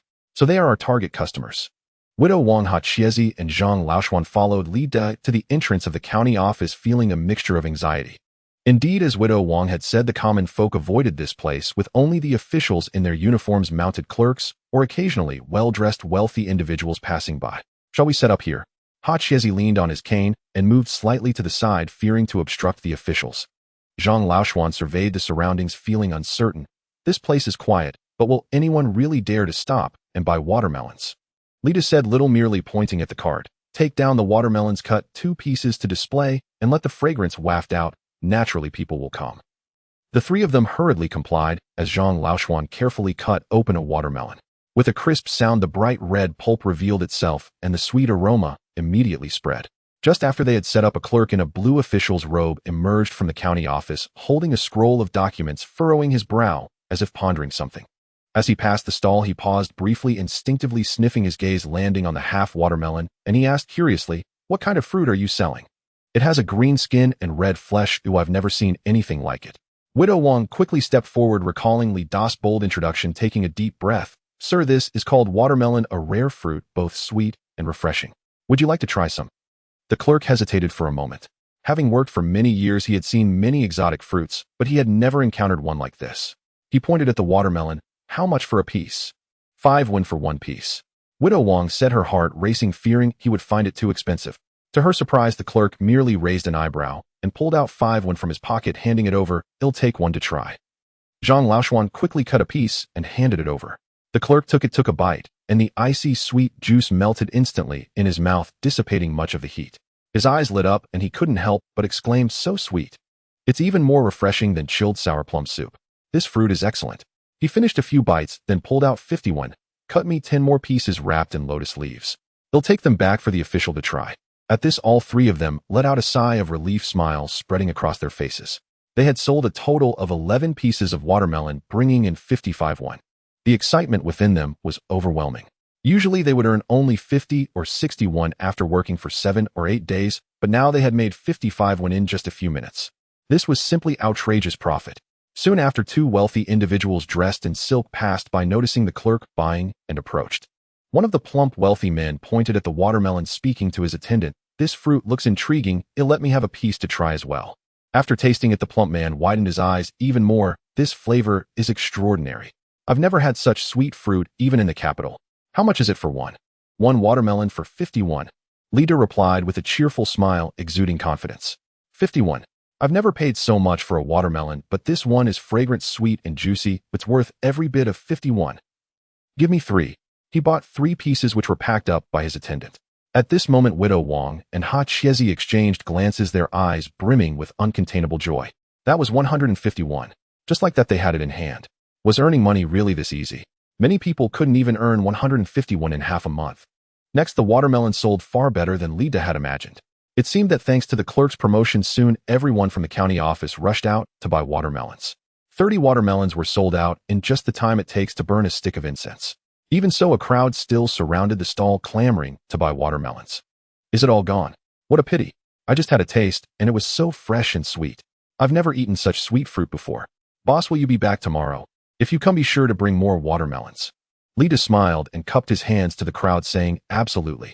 Definitely." At this moment, Widow Wang and the others were so excited they were on the verge of tears. They had sold 30 watermelons for a total of 1,500 won. That was a full 1.5 taels of silver, a sum that many people couldn't earn in a year. Yet Lida brought them in just 1 day. No, to be precise, it only took the time it takes to burn a stick of incense. At the same time, they felt immense gratitude towards Lida. This was clearly a business that even a fool could profit from. Lida not only did not ask for their principal, but also lent them the watermelons to sell, absorbing any losses himself. The 3 of them were not foolish. Lida was helping them. Thus, Lida was even more of a benefactor to them.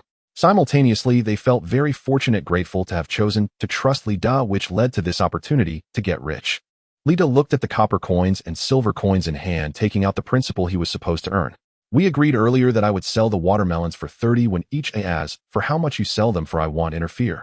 So this 901 is my principal, and this 601 is the profit. You've earned 201 each for the 3 of you." After saying this, Lida divided the money among the 3 of them. They exchanged glances. Their excitement was impossible to conceal. Others could earn only 201 in a month, but they had earned that much in a day with Lida. In modern terms, that would be akin to earning 3,000 a day. Moreover, their potential was not limited to this. Lida mentioned that he wouldn't interfere in how much they sold them for. With the watermelons selling so well, they could even raise the price. Earning 1,000 copper coins in a day was not a dream. When Lida handed over 3 heavy strings of copper coins, Hakizi's hand trembled first. He stared at the coins, his lips quivering for a long while, then suddenly knelt down with a thud, his cane clattering to the ground, tears unexpectedly splattering onto the blue bricks. "Brotherly, I Chiezi have never been treated kindly in my life. Oh, everyone thinks I'm useless, but you don't disdain me and even help me make money. Widow Wang looked at the copper coins in her hand, her tears also welling up. She didn't kneel immediately, but first pressed the bag of coins tightly against her chest. This money could buy new cotton clothes for her child, could ensure her child had enough to eat. Such a life she had never dared to imagine. Wiping her tears, she slowly knelt down, saying, "Brotherly, you are the savior of me and my child. I couldn't even bear to buy a piece of candy for my child before, but now with this money my child will never go hungry again. I will remember your kindness for the rest of my life." Zhang Laoshuan, older and with bad knees, also slowly bent down, solemnly kneeling. He did not cry, but bowed his head respectfully towards Lida, his tone filled with reverence. "Lida, your parents saved my life back in the day, and now you have pointed me to a way to live. I, Zhang Laoshuan, have nothing to repay you with in the future. If you say to go east, I will never go west. My life belongs to you." Lida smiled and helped the three of them up. "Since you chose to trust me, I will definitely not let you down. I want to make you the wealthiest people in Danyu village apart from me." The three of them nodded repeatedly in gratitude. After expressing their gratitude, Zhang Laoshuan prepared to pack up. At that moment, a group of knife-wielding constables emerged from the county office. The leader was the head constable, Chen Tian. "Stop. I've heard that the watermelon seller at the county office has made quite a bit of silver. Don't you know you should voluntarily pay taxes?" Chen Tian had heard early that a melon vendor stood by the county yamen gate daring to charge 50 when per melon, yet demand still far outstripped supply. Such a lucrative trade naturally demanded his intervention. Thus, Chen Tian immediately led over a dozen constables out of the yamen and marched straight toward Li Da's stall. Without uttering a word, the constables encircled the stall, 3 layers deep inside and out. Arms crossed, Chen Tian strode forth amid his entourage. The moment his eyes fell upon Li Da, he froze. Then a bottomless well of hatred flickered coldly in his gaze. "Oh, so it's you." That day Li Da had forced him to kneel and slap his own face, an indignity Chen Tian would never forget. Later he hunted Li Da obsessively, yet failed to find him, knowing neither his name nor his dwelling. He never imagined Li Da would dare sell watermelons right before the county yamen gate. "Chief Constable Chen, what a coincidence. Craving melons. Sorry, they're all sold out." Li Da smiled faintly, utterly unafraid. Chen Tian gripped his sword hilt tightly, instinctively scanning the surroundings, confirming that the 10 burly men armed with iron rods were nowhere near Li Da. He snorted coldly, "Humph. Last time your accomplices let you slip away, but who'll save you this time? You've assaulted a constable, resisted arrest, and evaded taxes. Come with me to the jailhouse, now." With that, Chen Tian lunged forward to seize him. At once, Widow Wang panicked and rushed to block his path. "Honorable sir, we confess our error. Here is every coin we earned selling melons today. Please accept it as tribute. Grant us mercy, spare our lives." Zhang Laoshuan and Hao Kazi hurriedly cupped their copper coins in trembling palms and offered them to Chen Tian, hoping to appease him. Chen Tian hadn't looked closely, until he did, and recoiled in shock.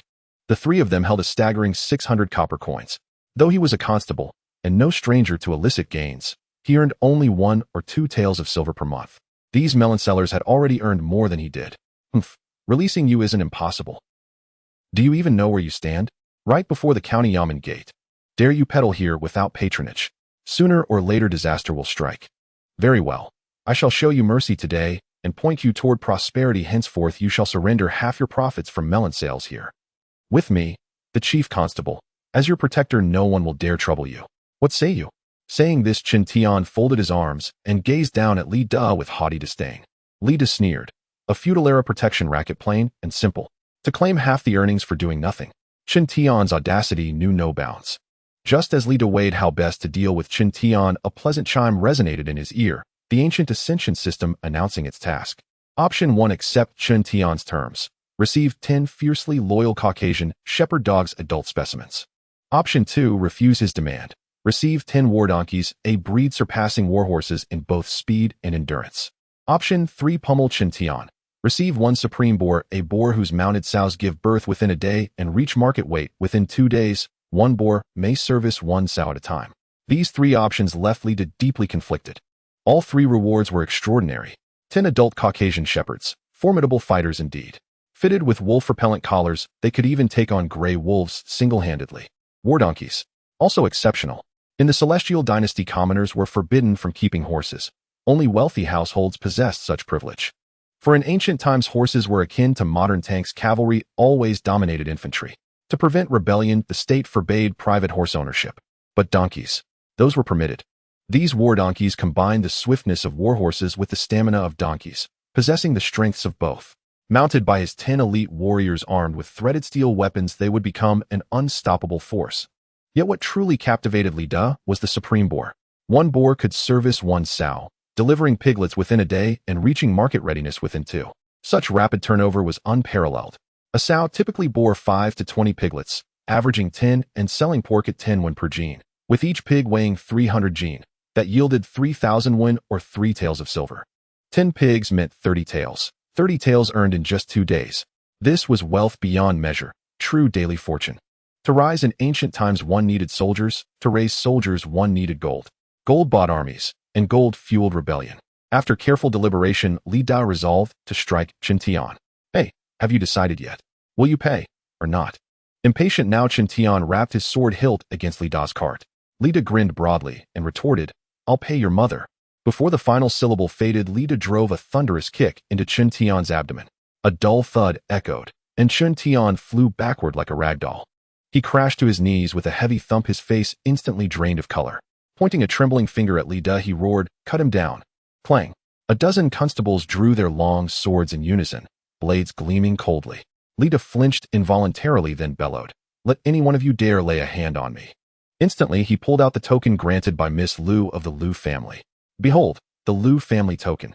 Let any one of you dare draw steel against me. His heart raced. Would the Liu token hold sway over these constables? All dozen turned their gazes toward Chen Tian. The Liu family was a pillar of the county, and their patriarch held formidable influence. Chen Tian's expression darkened. Though he wore the badge of authority, he dared not offend the Lius. Yet swallowing this humiliation felt unbearable. After agonizing hesitation, he barked, put away your blades. Use your fists. Beat him senseless. After all, he served the Yamen. He refused to believe the Lius would punish him for merely thrashing Li Da. Surely, even if they ignored the monk, they'd respect the Buddha behind him, the county magistrate himself. The constables obeyed, sheathing their swords and rolling up their sleeves as they advanced upon Li Da. Li Da laughed quietly. Against a dozen armed men, he stood no chance. But against a dozen unarmed, he'd fight. Remember, Li Da possessed the physique of an elite athlete and the combat mastery of a world-class UFC fighter. A dozen constables dropped their sabers and lunged forward like starved wolves. The shortest constable in the front swung his fist straight at Li Da's face. The tall, burly one behind him seized for his waist. The one to the left aimed a kick at his knee, each with fierce predatory eyes intent on overwhelming him through sheer numbers. But Li Da did not even lift his eyelids. His body slid sharply sideways, evading the short constable's punch with effortless precision. Before the man could recover his balance, Li Da clenched his right fist and drove it forward, a thunderous blow striking the bridge of his nose. A sharp, sickening crack echoed. The constable shrieked, blood gushing from his nostrils as he crumpled to the ground, convulsing in agony, unable even to rise.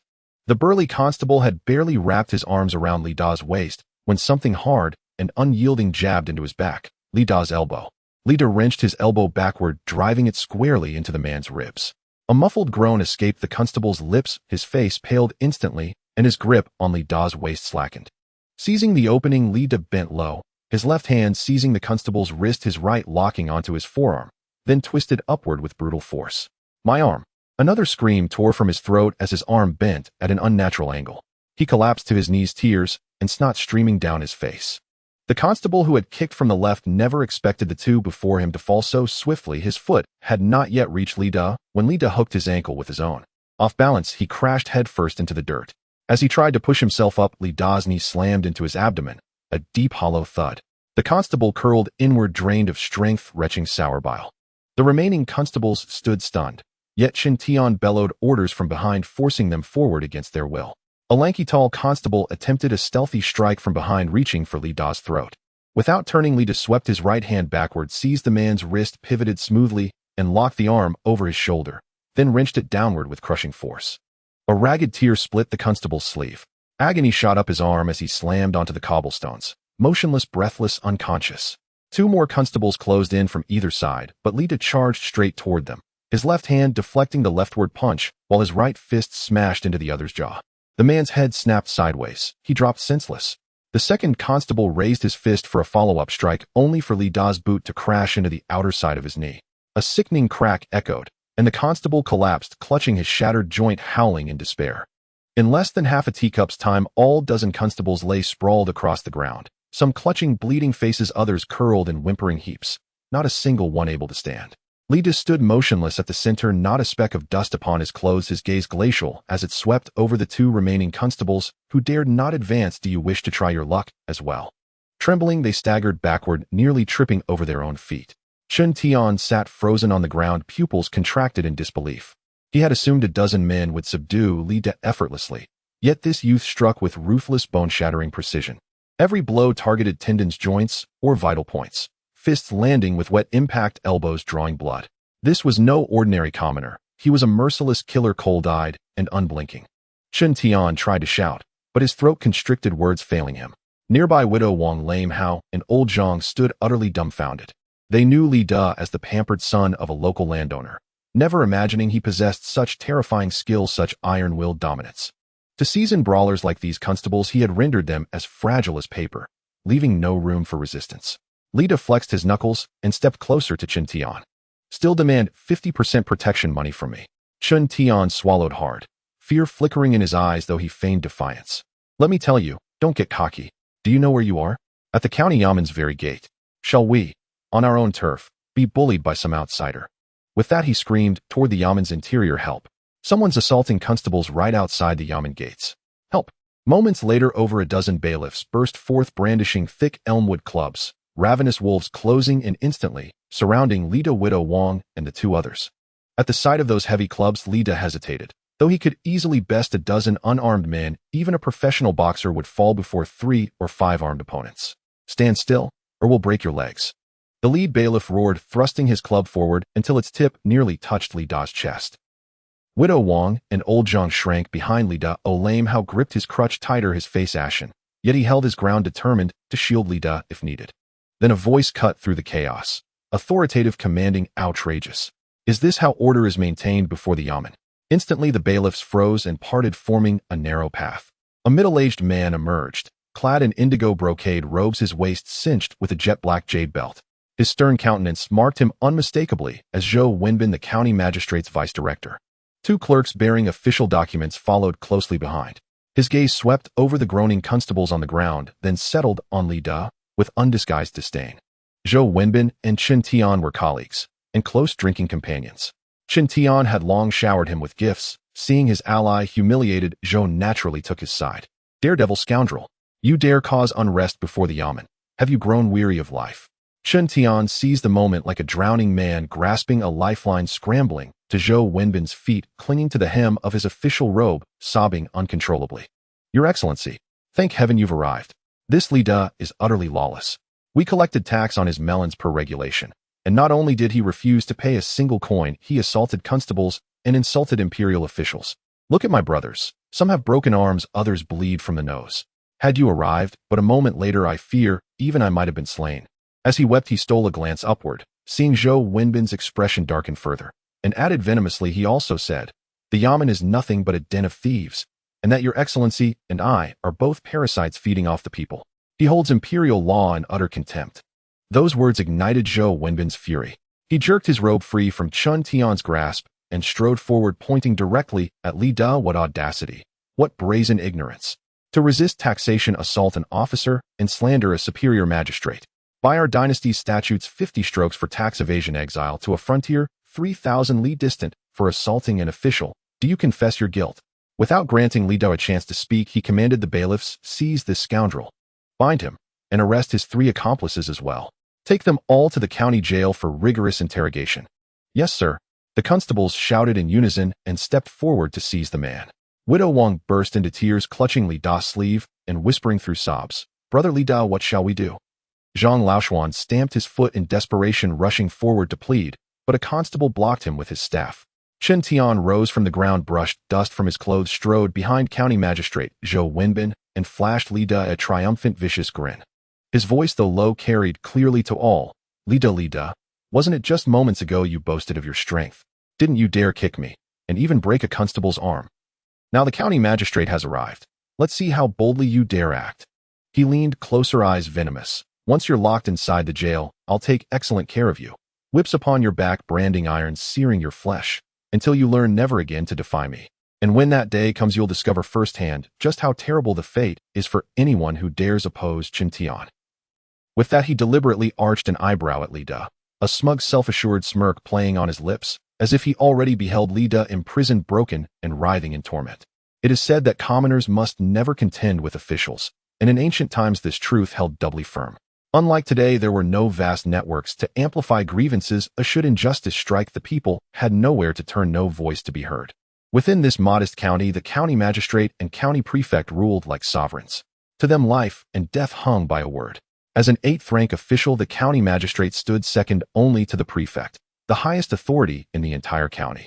Much like a modern county governor, second only to the party secretary. Rest assured, I won't enter the jail. Rather, you will soon receive a most thorough lesson. Li De grinned broadly at Chen Tian. Chen Tian raised a brow, amused, blustering again. I'd very much like to see how exactly you intend to discipline me. Li De smiled faintly, then fell silent. Within his personal storage space rested one loyalty card. A single use would bind any person to him with absolute, unwavering fidelity. His people would soon need to sell melons within the county seat, and frequent dealings with the yamen were inevitable. Without allies among the officials, such commerce would prove exceedingly inconvenient. Fortunately, Zhou Wenbin was a high-ranking official, so deploying the loyalty card upon him was hardly wasteful. Arrest these troublemakers and throw them into jail. Magistrate Zhou Wenbin issued the order impatiently. Seeing the command given, Chen Tian grew ever more arrogant. He sidled up beside Zhou Wenbin, bowing obsequiously. Your Excellency, this Li De is nothing but a reckless, insolent rabble-rouser. Fear not. I shall personally interrogate him once he's confined, ensuring he understands the grave consequences of defying you and the yamen. As for his three accomplices, they too must be sternly disciplined, to deter others from ever daring to cause disturbances before the county yamen again. As he spoke, he surreptitiously signaled Zhou Wenbin with a glance, hinting he would subdue Li De completely and perhaps extract further profit from Widow Wang and her companions. Zhou Wenbin had been about to nod, when suddenly his entire body stiffened. The malice in his eyes vanished as if drawn away, replaced by sudden clarity and an almost imperceptible air of deference. Moments earlier, Li De had feigned adjusting his sleeve, his fingertip brushing the loyalty card within his personal storage space, silently uttering the activation command. Instantly, the card dissolved into an invisible beam of light, piercing deep into Zhou Wenbin's being. Zhou Wenbin blinked, like one awakening from profound delusion. First, he glanced at Chen Tian beside him, his gaze heavy with revulsion. Then, turning toward Li De, all prior fury and authority evaporated, supplanted by cautious, reverent humility. He even stepped half a pace forward and bowed slightly. Esteemed Master Li De. This humble official was grievously misled by slanderous tongues. I deeply apologize for my offense and beg your magnanimous forgiveness. That single title, Esteemed Master Li De, stunned everyone present. Widow Wang forgot to weep. Zhang Laoshuan and Hao Kezi gaped, eyes wide as saucers. Chen Tian stood frozen, struck dumb, his smile rigid, his mouth agape, as if ready to swallow an egg. Zizhou Magistrate. Well, what did you say? He's a rabble-rouser. Why address him as master? Zhou Wenbin whirled around, his gaze icy enough to slay, and barked, silence. You deceitful wretch. You claimed Master Li De resisted taxation and assaulted officials, but I saw clearly you attempted extortion and when rebuffed flew into rage and incited your constables to violence. Dare you twist truth before me, as if the Yamen's laws were mere ornaments. Chen Tian reeled backward, utterly dazed, and no, it isn't true. Zhou Magistrate, you yourself ordered his arrest just now. He struck a constable and called you a parasite. How could you? Enough. Zhou Wenbin cut him off. Master Li De is a man of unimpeachable virtue. How could he utter such vulgar insults? You fabricated this slander solely out of vengeance. Just now you clung to this official's robe, wailing and scheming to poison my relationship with Master Li De. By law you merit 30 strokes of the cane, and for falsely accusing an upright citizen, immediate imprisonment for reflection. He turned to the constables, seized Chen Tian, and dragged those constables who laid hands on him back to the yamen, 20 strokes each, and dismissal from service. The constables stood utterly bewildered, glancing at one another, paralyzed. Moments ago they'd been ordered to arrest Li De. Now they were commanded to arrest Chen Tian. Seeing their hesitation, Zhou Wenbin thundered, has this official's command lost its weight? Only then did the constables snap awake, dropping their staves and surging forward to restrain the still-stunned Chen Tian. Chen Tian thrashed wildly, screaming, Zhou Magistrate, have you lost your mind? I am Chen Tian. We are friends. Why do you aid him, not me? Zhou Wenbin's gaze remained frigid, unmoved. This official answers only to law, not to private ties. Your history of extorting commoners and oppressing the innocent has long reached my ears. Only evidence was lacking. Today you attempted extortion against Master Li Da in broad daylight and slandered him with deliberate malice. Evidence is irrefutable. Cease your futile protests. Bound hand and foot, Chun Tian's face flushed crimson, his eyes brimming with despair and bitter resentment. At that moment his gaze met Li Da's faint, enigmatic smile, and comprehension struck him like lightning. Li Da was clearly connected to the county magistrate. And not merely connected. His influence ran deep. Even Zhou Wenbin addressed him as Master Li Da. Chun Tian had kicked a stone so hard it shattered his own foot. Recalling Li Da's Liu family token, and the 10 formidable, unmistakably elite guards standing silently beside him, Chun Tian felt a chill crawl up his spine. Li Da was no ordinary man. He was a figure of immense hidden stature. Realizing this, Chun Tian dropped to his knees before Li Da and cried, Master Li, I've erred. Please, beg the magistrate to spare me. I kneel before you, Master Li. Li Da folded his arms and smiled faintly. Apologies. I have no grandson such as you. The magistrate administers justice impartially. How could a humble commoner like me possibly sway his judgment? I suggest you go quietly to the jail and reflect deeply upon your actions. With those words, Chun Tian was dragged away by several constables.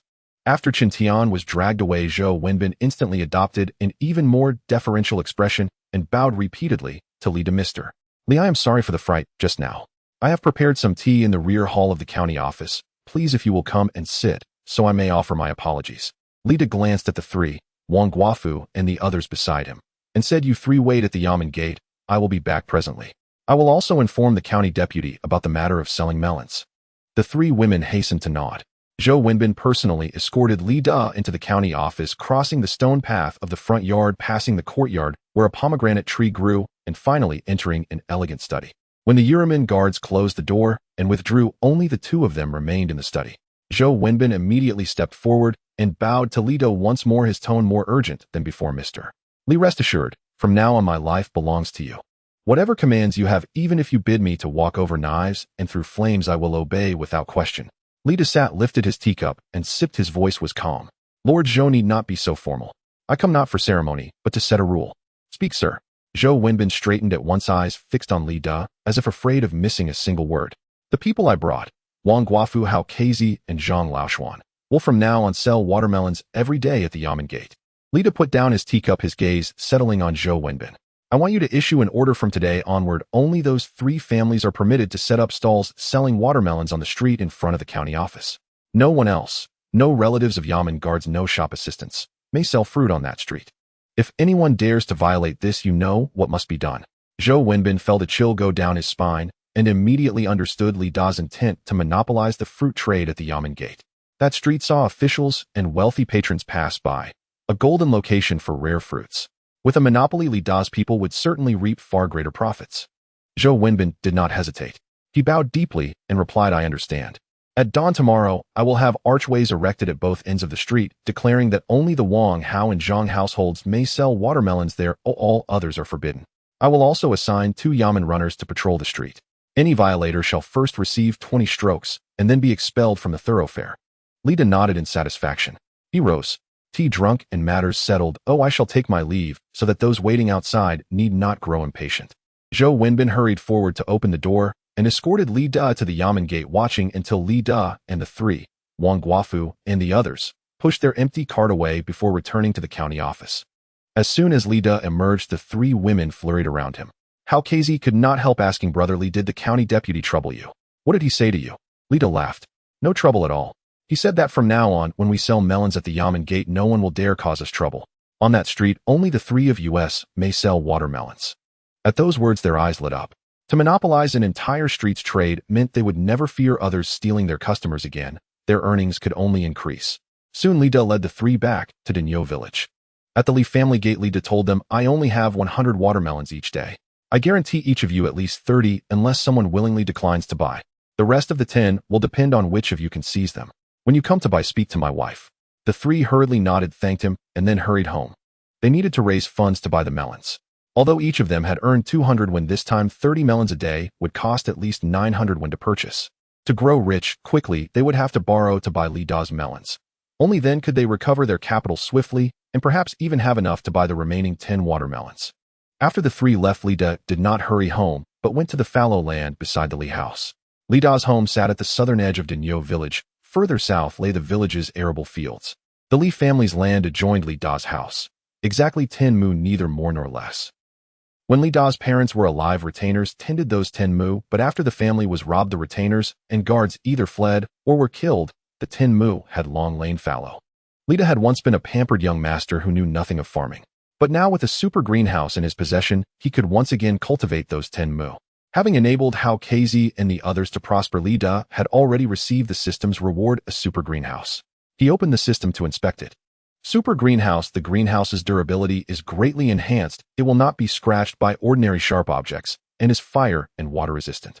The interior contains 10 mu of land. Whatever is planted will mature in 10 days and is unaffected by weather or season.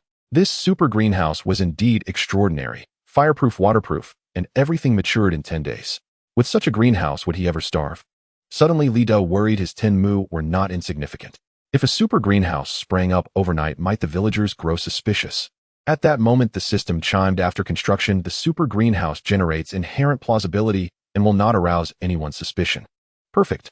If no one would suspect it, why hesitate? He began construction of the super greenhouse. Standing in the fallow land, Lida whispered the construction command and immediately heard the system's prompt. Super greenhouse construction initiated. Estimated time 5 minutes. The process will automatically avoid attracting attention and will produce a plausible exterior upon completion, no risk of exposure. No sooner had the words fallen than a faint white light bathed the 10 mu contained within the plot and not spreading outward. Villagers passing nearby noticed nothing unusual. They only saw Lida standing in the field, appearing to ponder cultivation, unaware of any light. Within the white glow, the outline of the 10 mu grew clear. The soil rose gently as pale brown wooden posts sprouted from the earth, arranged with exacting regularity, as if meticulously measured. A translucent membrane unfurled from the tops of the posts, covering the entire 10 mu. Though thin in appearance, it carried a resilient sheen. Sunlight diffused through it gently, without glare. The soil began to turn and soften, becoming friable and fertile, emitting a light scent of earth, as if the land had been freshly tended into a fine field. The whole process was silent. No clatter of machinery, no dust. 5 minutes later, the light faded, and a neatly built greenhouse stood in its place.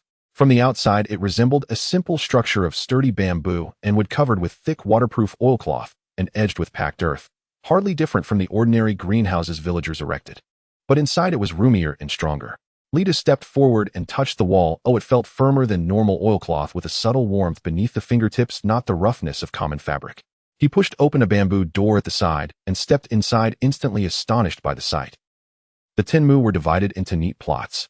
Each patch of soil was dark and loose, crumbling at a touch and carrying a moist scent, clearly abundant in fertility. The membrane roof let in ample light and maintained a tempered interior, not too cold nor too hot. Even on the hottest day, the greenhouse was never stifling. More astonishingly, every few paces the ground bore a narrow groove with faint traces of moisture. Lida's system informed him this was a simple automatic seep irrigation system. This is incredible. Lida was delighted with the super greenhouse. Next came the question of what to plant. Should he cultivate fruits or grains unknown in antiquity for instant high profits, or plant crops with a vastly increased yield so the people could afford them? Exotic crops would command enormous short-term gains. Scarcity breeds value, yet they would not win the people's hearts. In an age when many at home could scarcely fill their bellies, selling delicacies only to the rich would put him at odds with the populace. So he decided to plant a crop with exceptionally high yield so that commoners could afford it. Winning the people's support was worth more. He who wins the hearts of the people wins the realm. Lida had two choices. His portable inventory contained many seeds, the two highest yielding being. First, sweet potatoes. Their perma yield was terrifying, 3,500 to 5,000 gene per mu. Compared to ancient yields of a mere 1 or 200 gene, this was a devastating advantage. On the same mu, others might harvest 1 or 200 gene a year, while he could harvest 4 or 5,000. 10 years of their labor would not match his single season. Lida could not imagine the shock sweet potatoes would unleash across the realm if introduced. Yet he did not intend to plant sweet potatoes. The reason was simple. Though yields were enormous, they were not suitable as a staple food. Who would want to eat sweet potatoes every day? They caused discomfort and lacked proper nutrition. Moreover, they would stand out conspicuously. With such unheard-of yields, Lida feared attracting unwanted attention. After all, sweet potatoes did not exist in this world. Aside from sweet potatoes, the other choice was hybrid rice. Rice already existed in this world, though permu yields were low, at only 100 or 200 gene. Li Da's hybrid rice, however, could yield as much as 1,000 jin per mu. While not as extreme as sweet potatoes, it would still be a transformative advantage. Crucially, because rice already existed here, his rice would attract far less suspicion. Having decided on rice, Li Da prepared to proceed. A further question remained: should he plant all 10 mu at once, or sow 1 mu per day over 10 days? If he planted all at once, he could harvest every 10 days. Though this afforded a large one-time gain, it lacked continuity. After some thought, Li Da chose to plant 1 mu of hybrid rice each day. 10 days later, he would receive 1 mu's harvest every single day. The super greenhouse would therefore yield 1,000 jin of rice daily. In that world, rice was a prized grain, selling for 8 to 10 won per jin. Common folk could scarcely afford it. An adult man earned only 200 to 300 won a month, and a jin of rice would cost more than a day's wages. To win popular favor, Li Da resolved to lower the rice price.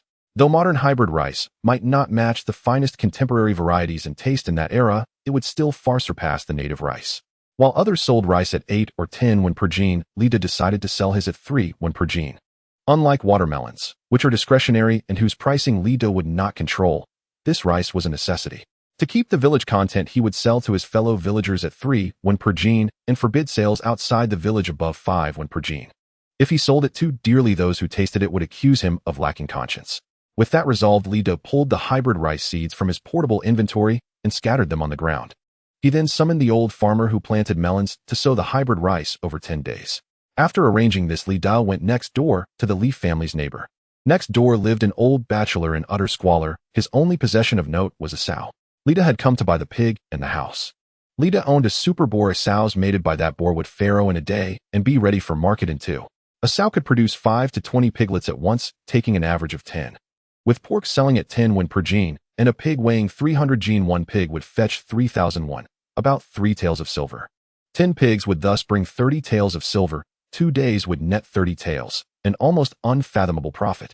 The only pity was that the super boar could mate with only 1 sow at a time. Otherwise, he would truly become fabulously rich. Yet even so, he could net 15 taels of silver in a single day. Pigs were foul-smelling creatures, and Li Da refused to raise one in his own home. Fortunately, his neighbor owned a pigsty and even had a breeding sow, so Li Da decided to purchase the entire neighboring compound. Li Da's savings were modest, just 20 taels, all earned through hunting. In an era where the average monthly wage stood at 200 or 300, when 20 taels equated to a staggering 20,000 copper coins. Moreover, Daniu village was no imperial capital. Old houses here held little value, typically selling for only 2 or 3 taels. Li Da approached the gate of the adjacent courtyard and pushed open the creaking wooden door. The yard lay barren, only a few withered branches piled in one corner, cracked adobe walls, and a thatched roof stripped bare of half its straw, each gust scattering brittle fragments to the ground. In the yard's far corner stood a ramshackle pigsty, fenced with crooked wooden stakes. Inside, a gaunt black sow rooted listlessly among wild vegetable roots. "Brother Wong, are you home?" Li Da called out. A rustling sound came from within, followed by the emergence of a middle-aged man clad in a coarse hemp robe patched countless times. His hair was disheveled, his face deeply lined with age and hardship. He was the compound's owner, Wong Guangguan. Upon seeing Li Da, he froze in surprise, hastily wiped his hands, and stammered nervously, Li Da, brother, what brings you here? My humble dwelling has nothing worthy of entertaining you." He'd rarely crossed paths with Li Da before, only knew the Li family had once been prominent in the village. Now Li Da's sudden visit stirred unease. He feared trouble. Li Da smiled, stepping into the center of the yard, his gaze settling on the sow and the sty. Without preamble, he declared, "Brother Wong, I've come to make a deal. I wish to buy your compound." "And this so?" Wong Guangguan's eyes widened in disbelief. "You want to buy my compound and my pig? Did I hear that right?" This plot had belonged to his ancestors. Its drafty adobe walls were worth no more than 2 taels. The sow was emaciated, fleshless, and barren, not even worth 1 tael. Why would Li Da suddenly desire it? "You heard correctly." Li Da reached into his robe and withdrew a heavy cloth pouch. Opening it, he revealed gleaming silver ingots. "Here are 5 taels, for both the compound and the sow. With this you can buy a finer house in the village, or start a small trade, and never again rely on day labor for survival." 5 taels of silver. He had lived over 40 years without ever laying eyes on such a sum. A single day's labor earned him merely 2 when 5 taels amounted to 5,000 won, enough to sustain him fasting and thirsting for 6 or 7 years. "Brother Li Da, is this truly real?" Wong Guangguan's voice trembled. "It is," Li Da replied with a gentle smile, clapping him lightly on the shoulder. Wong Guangguan seized the pouch, its weight unmistakable. Peering inside, he confirmed the silver was genuine. Tears welled instantly, and he dropped to his knees, bowing deeply. Brother Lida, you are my savior. I shall remember your kindness for the rest of my life. Lida hurriedly helped him rise. Brother Wang, there's no need for such formality. We strike a fair bargain. If you wish to move out, I'll send my household guards to assist you. Wang Guangguan waved his hands frantically. No. I'll manage myself. I'll pack right away. The compound and the sow are yours now. Clutching the pouch as though fearing it might vanish, he dashed into the house to gather his meager possessions, a few threadbare garments and humble belongings. Once Wang Guangguan departed, Lida summoned the super breeding boar from his personal storage space. The boar entered the sty and immediately assumed its role, mounting the aging sow without delay. Lida hastily shut the gate behind him, unable to bear witness. When Lida returned from the neighboring compound, he had barely opened his own gate when Zhang Yu emerged from the kitchen, apron tied neatly about her waist, holding a steaming earthenware bowl. Her eyes lit up at the sight of him, and she hurried forward. Husband, you're back. Wash your hands and eat. I've kept your meal warm. Her voice was tender, laced with quiet joy. She reached to help him shrug off his outer robe, then recoiled as her fingertips brushed dust upon the fabric, murmuring softly, You've gathered dust, husband. Let me fetch clean clothes. Please sit and rest. I'll reheat the food. Without waiting for his reply, she slipped into the inner chamber and soon returned cradling a soft, freshly sewn coarse hemp jacket, one she'd fashioned days earlier with meticulous stitches far more flattering than his worn garments. She stood beside him, rising onto her toes to loosen the sash at his waist, her touch feather-light. Did today exhaust you, husband? Lida let her tend to him, warmed by the gentle heat of her fingertips, and smiled as he nodded. With a wife as thoughtful as you awaiting me at home, how could I be weary? Once dressed, Jiang Yu brought forth the reheated meal, a bowl of steaming mixed grain, rice, a plate of stir-fried greens, and a golden egg custard glistening with fragrant oil droplets. There was also a hearty braised pork dish. The eggs had been bartered for during Li Da's recent hunts. Jiang Yu had withheld them, saving every morsel to nourish his strength. She placed chopsticks into his hands and settled onto a low stool beside him, watching him eat, her eyes alight with quiet delight. After 2 mouthfuls, Lida felt her rise and move behind him. Her palms rested gently upon his shoulders and neck, her fingers applying just the right pressure. Her touch was light, yet precisely targeted, releasing the deep-seated tension from his shoulders and neck stiffened by hours spent subduing constables rushing to the county yamen and managing the greenhouse. Is the pressure sufficient, husband? She whispered. Seeing him shake his head slightly, she gradually increased the intensity, her fingertips gliding downward along his nape. I heard from Widow Wang next door that you drove off the constables at the county yamen, and even won the county magistrate's deference. Is it true? Her tone brimmed with admiration, like a girl enthralled by legend. Lida swallowed his bite and turned to smile at her. Nothing extraordinary, merely a matter of reason and principle. Our days ahead will grow ever brighter. You Su Qing and Lin Wanner shall no longer endure hardship. A blush rose to Jiang Yu's cheeks. Her hands grew gentler, still her voice soft as down. So long as you remain, well, we feel no bitterness. When you tire, rest deeply. The household rests in my hands and those of our sisters. You need not bear every burden alone. The lamplight bathed her face, casting delicate shadows beneath long, graceful lashes. Lida gazed at her, his heart full of quiet certainty. My dearest wife, once I've finished eating, I shall feed you too. Jiang Yu blinked, puzzled, but I've already eaten. Instantly comprehension dawned. She playfully tapped his chest with a small fist. How shameless. 10 days passed in the blink of an eye, and Li Da's gains were abundant. He now possessed a total of 85 taels of silver. Excluding his original 15 taels, he had earned 70 taels in 10 days. His warrior apprentices hunted daily on the mountains and delivered their game to the Liu household, earning 4 taels per day. His watermelons sold steadily to Hao Kezi and his 2 companions, yielding 3 taels daily, 70 taels in total over 10 days. Meanwhile, Li Da's super greenhouse and pork operation remained unsold, for he waited deliberately for the right moment, the perfect opportunity to silence the skeptics of Daniu village. He intended to show everyone, without exception, how Hao Kezi, Widow Wang, and Zhang Laoshuan had truly earned their wealth. With newfound confidence, Lida strode directly toward village chief Wang Xiaotian's residence. At the courtyard gate, he found Wang Xiaotian squatting on the threshold, gnawing a coarse cornbread bun beside a tiny dish of pickled vegetables. The 2 gene of pork Lida had gifted him previously had been stretched across several meals. He'd sliced only a sliver, mixing it sparingly with the pickles. Wang Xiaotian looked up and nearly dropped his bun. Hastily setting down the bowl, he brushed crumbs from his hands and rushed forward, face wreathed in eager smiles. Brother Lida, what brings you here? Please step inside and rest. I'll brew tea immediately. Lida waved him off, declining entry. Straight to the point, he said, Chief Wang, please ring the gong once more, and summon all villagers to the open ground by the village entrance. I have an announcement to make, and I intend to demonstrate before all whether following my lead truly yields profit. Wang Xiaotian's pulse quickened.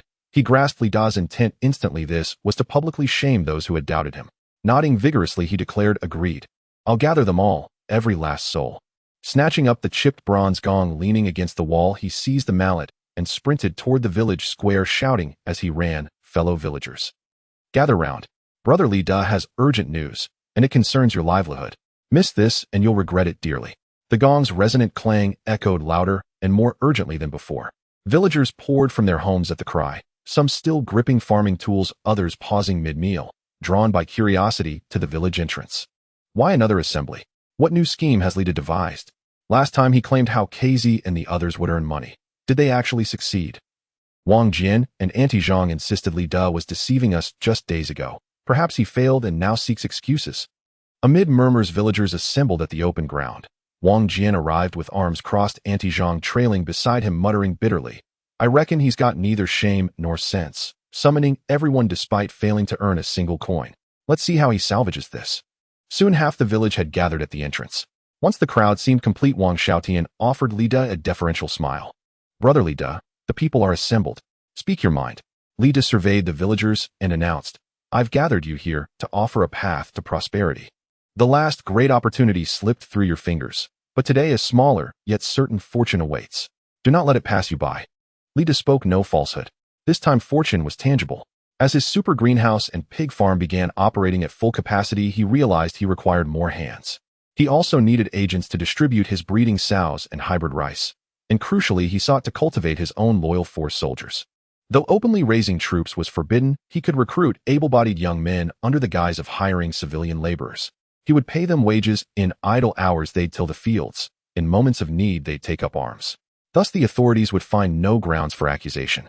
Li Da planned to hire 30 laborers, each receiving 500 won monthly, a princely sum in this age equivalent to over 10,000 modern-day yuan per month. For illiterate peasants, this was an extraordinary boon. Moreover, his hybrid rice sold at 3 won per gene, yet distributors could resell it at 5 when pocketing a tidy 2 won profit per gene. Crucially, even at 5 won, his rice remained the cheapest on the market, ensuring brisk sales. Those who joined him might not strike gold, but earning several hundred won monthly would be effortless. Likewise, pork would sell at 10 won per gene, a fair price guaranteed to attract buyers. Fortune favored the swift and the discerning. No sooner had Li Da finished speaking than a sharp, scornful snort pierced the air. Wang Jian elbowed his way forward, jabbing a finger toward Li Da's face, his eyes burning with venom. "A path to prosperity. Stop your deception. You've already ruined Hao KZ and the others, and now you seek to dupe the rest of us."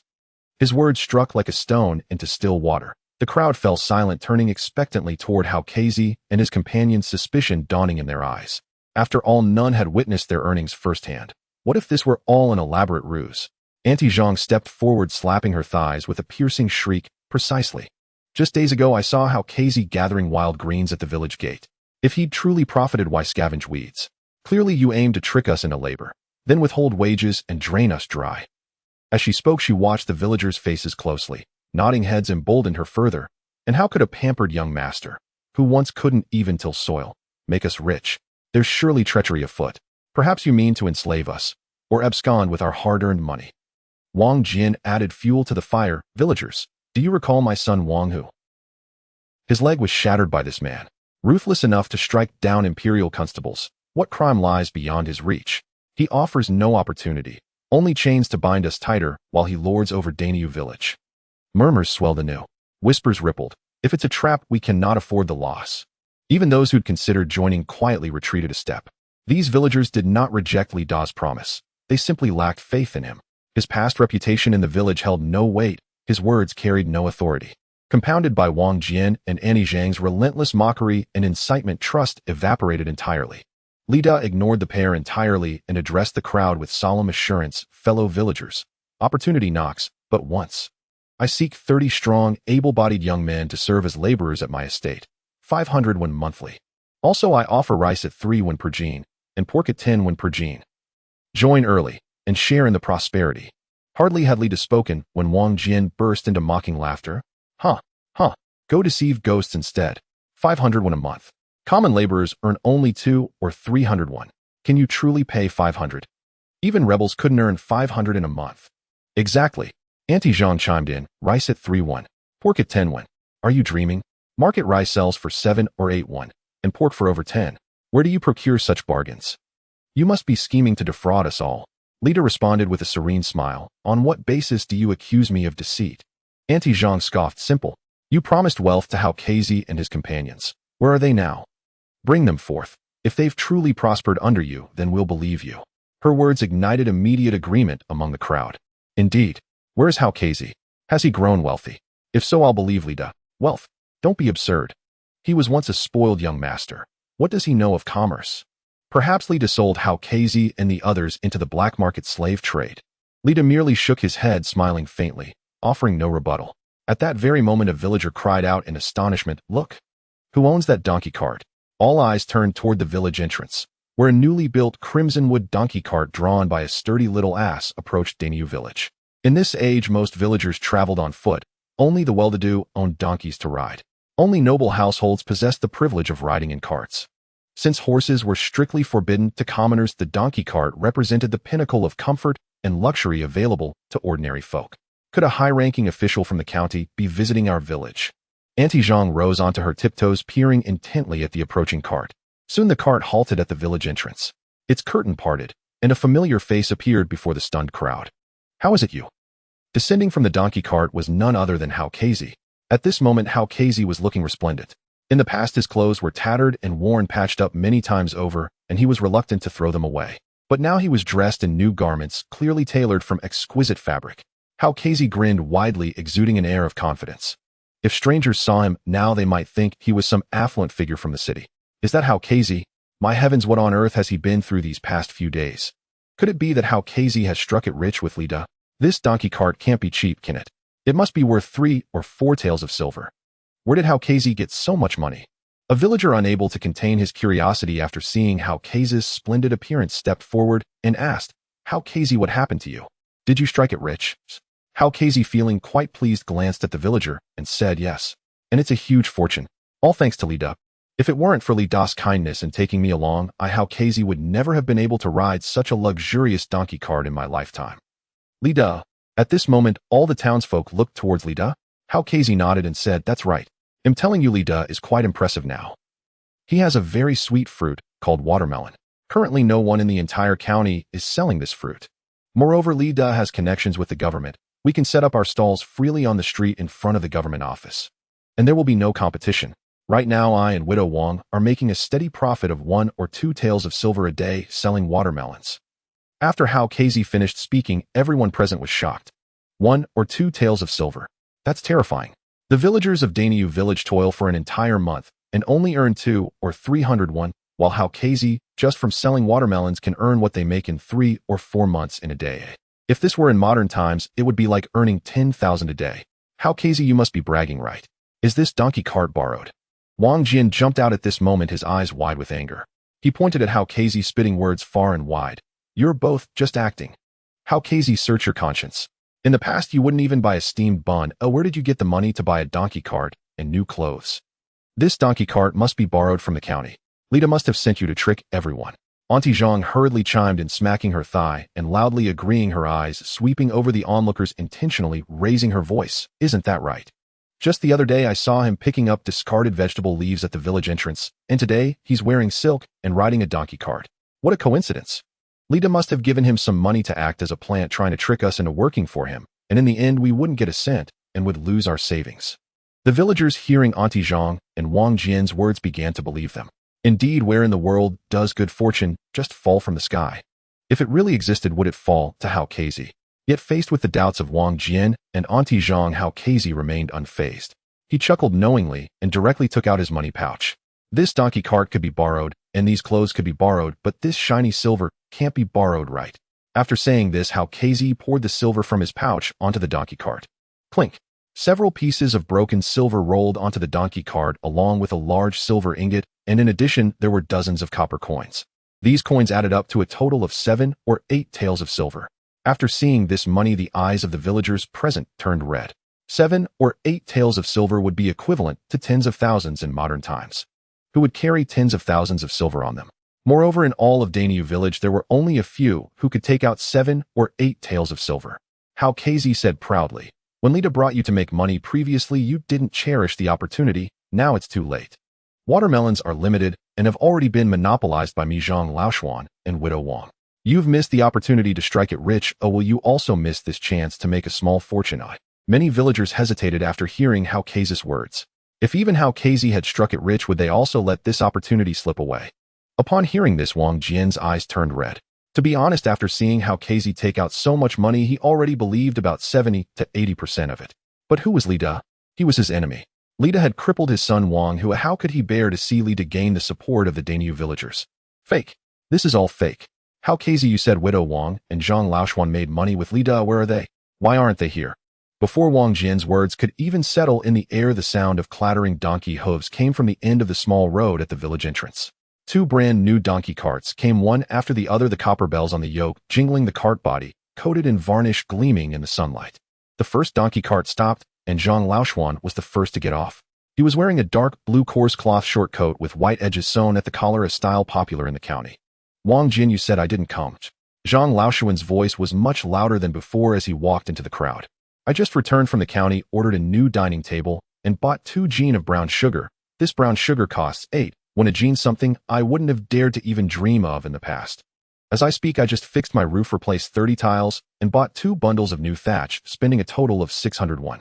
All this money was earned from selling watermelons with Li Da. Oh, do you think I'm acting?" The villagers' attention was instantly drawn to the new dining table and brown sugar. Someone reached out to touch the wooden board, exclaiming, "This wood is so solid. It's still new."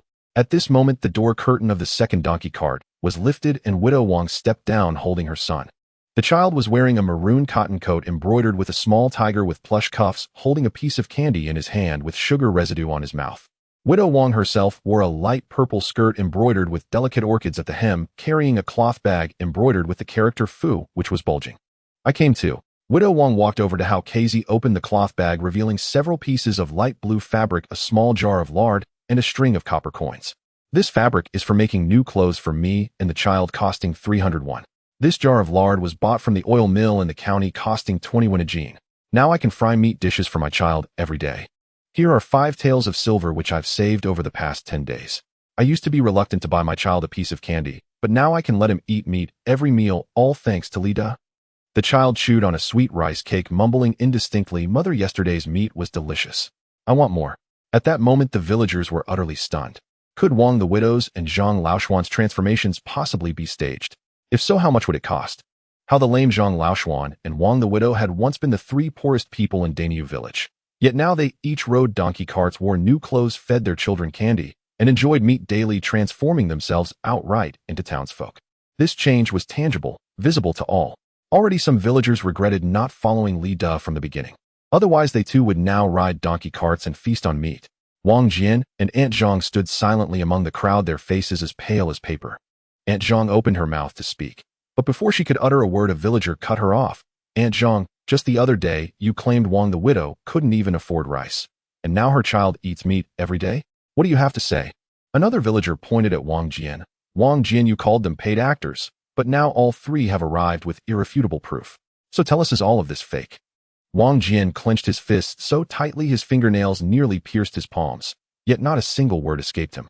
He stared at how the lame's donkey cart, Zhang Laoshuan's new dining table, and the child's freshly tailored cotton-padded jacket, then recalled his own family's daily cornmeal cakes and his paralyzed son lying helpless in bed. A bitter surge of envy and remorse flooded his chest, yet he could only stiffen his neck and glare fixedly at the ground. Aunt Zhang too had lost all her former arrogance. She quietly stepped backward, trying to vanish into the crowd, only to be recognized. "Aunt Zhang, didn't you claim Li Da was swindling people? Now he's brought prosperity to our fellow villagers, so why are you silent?" Li Da surveyed the scene with a faint smile, then raised his voice. "Fellow villagers, do you believe me now?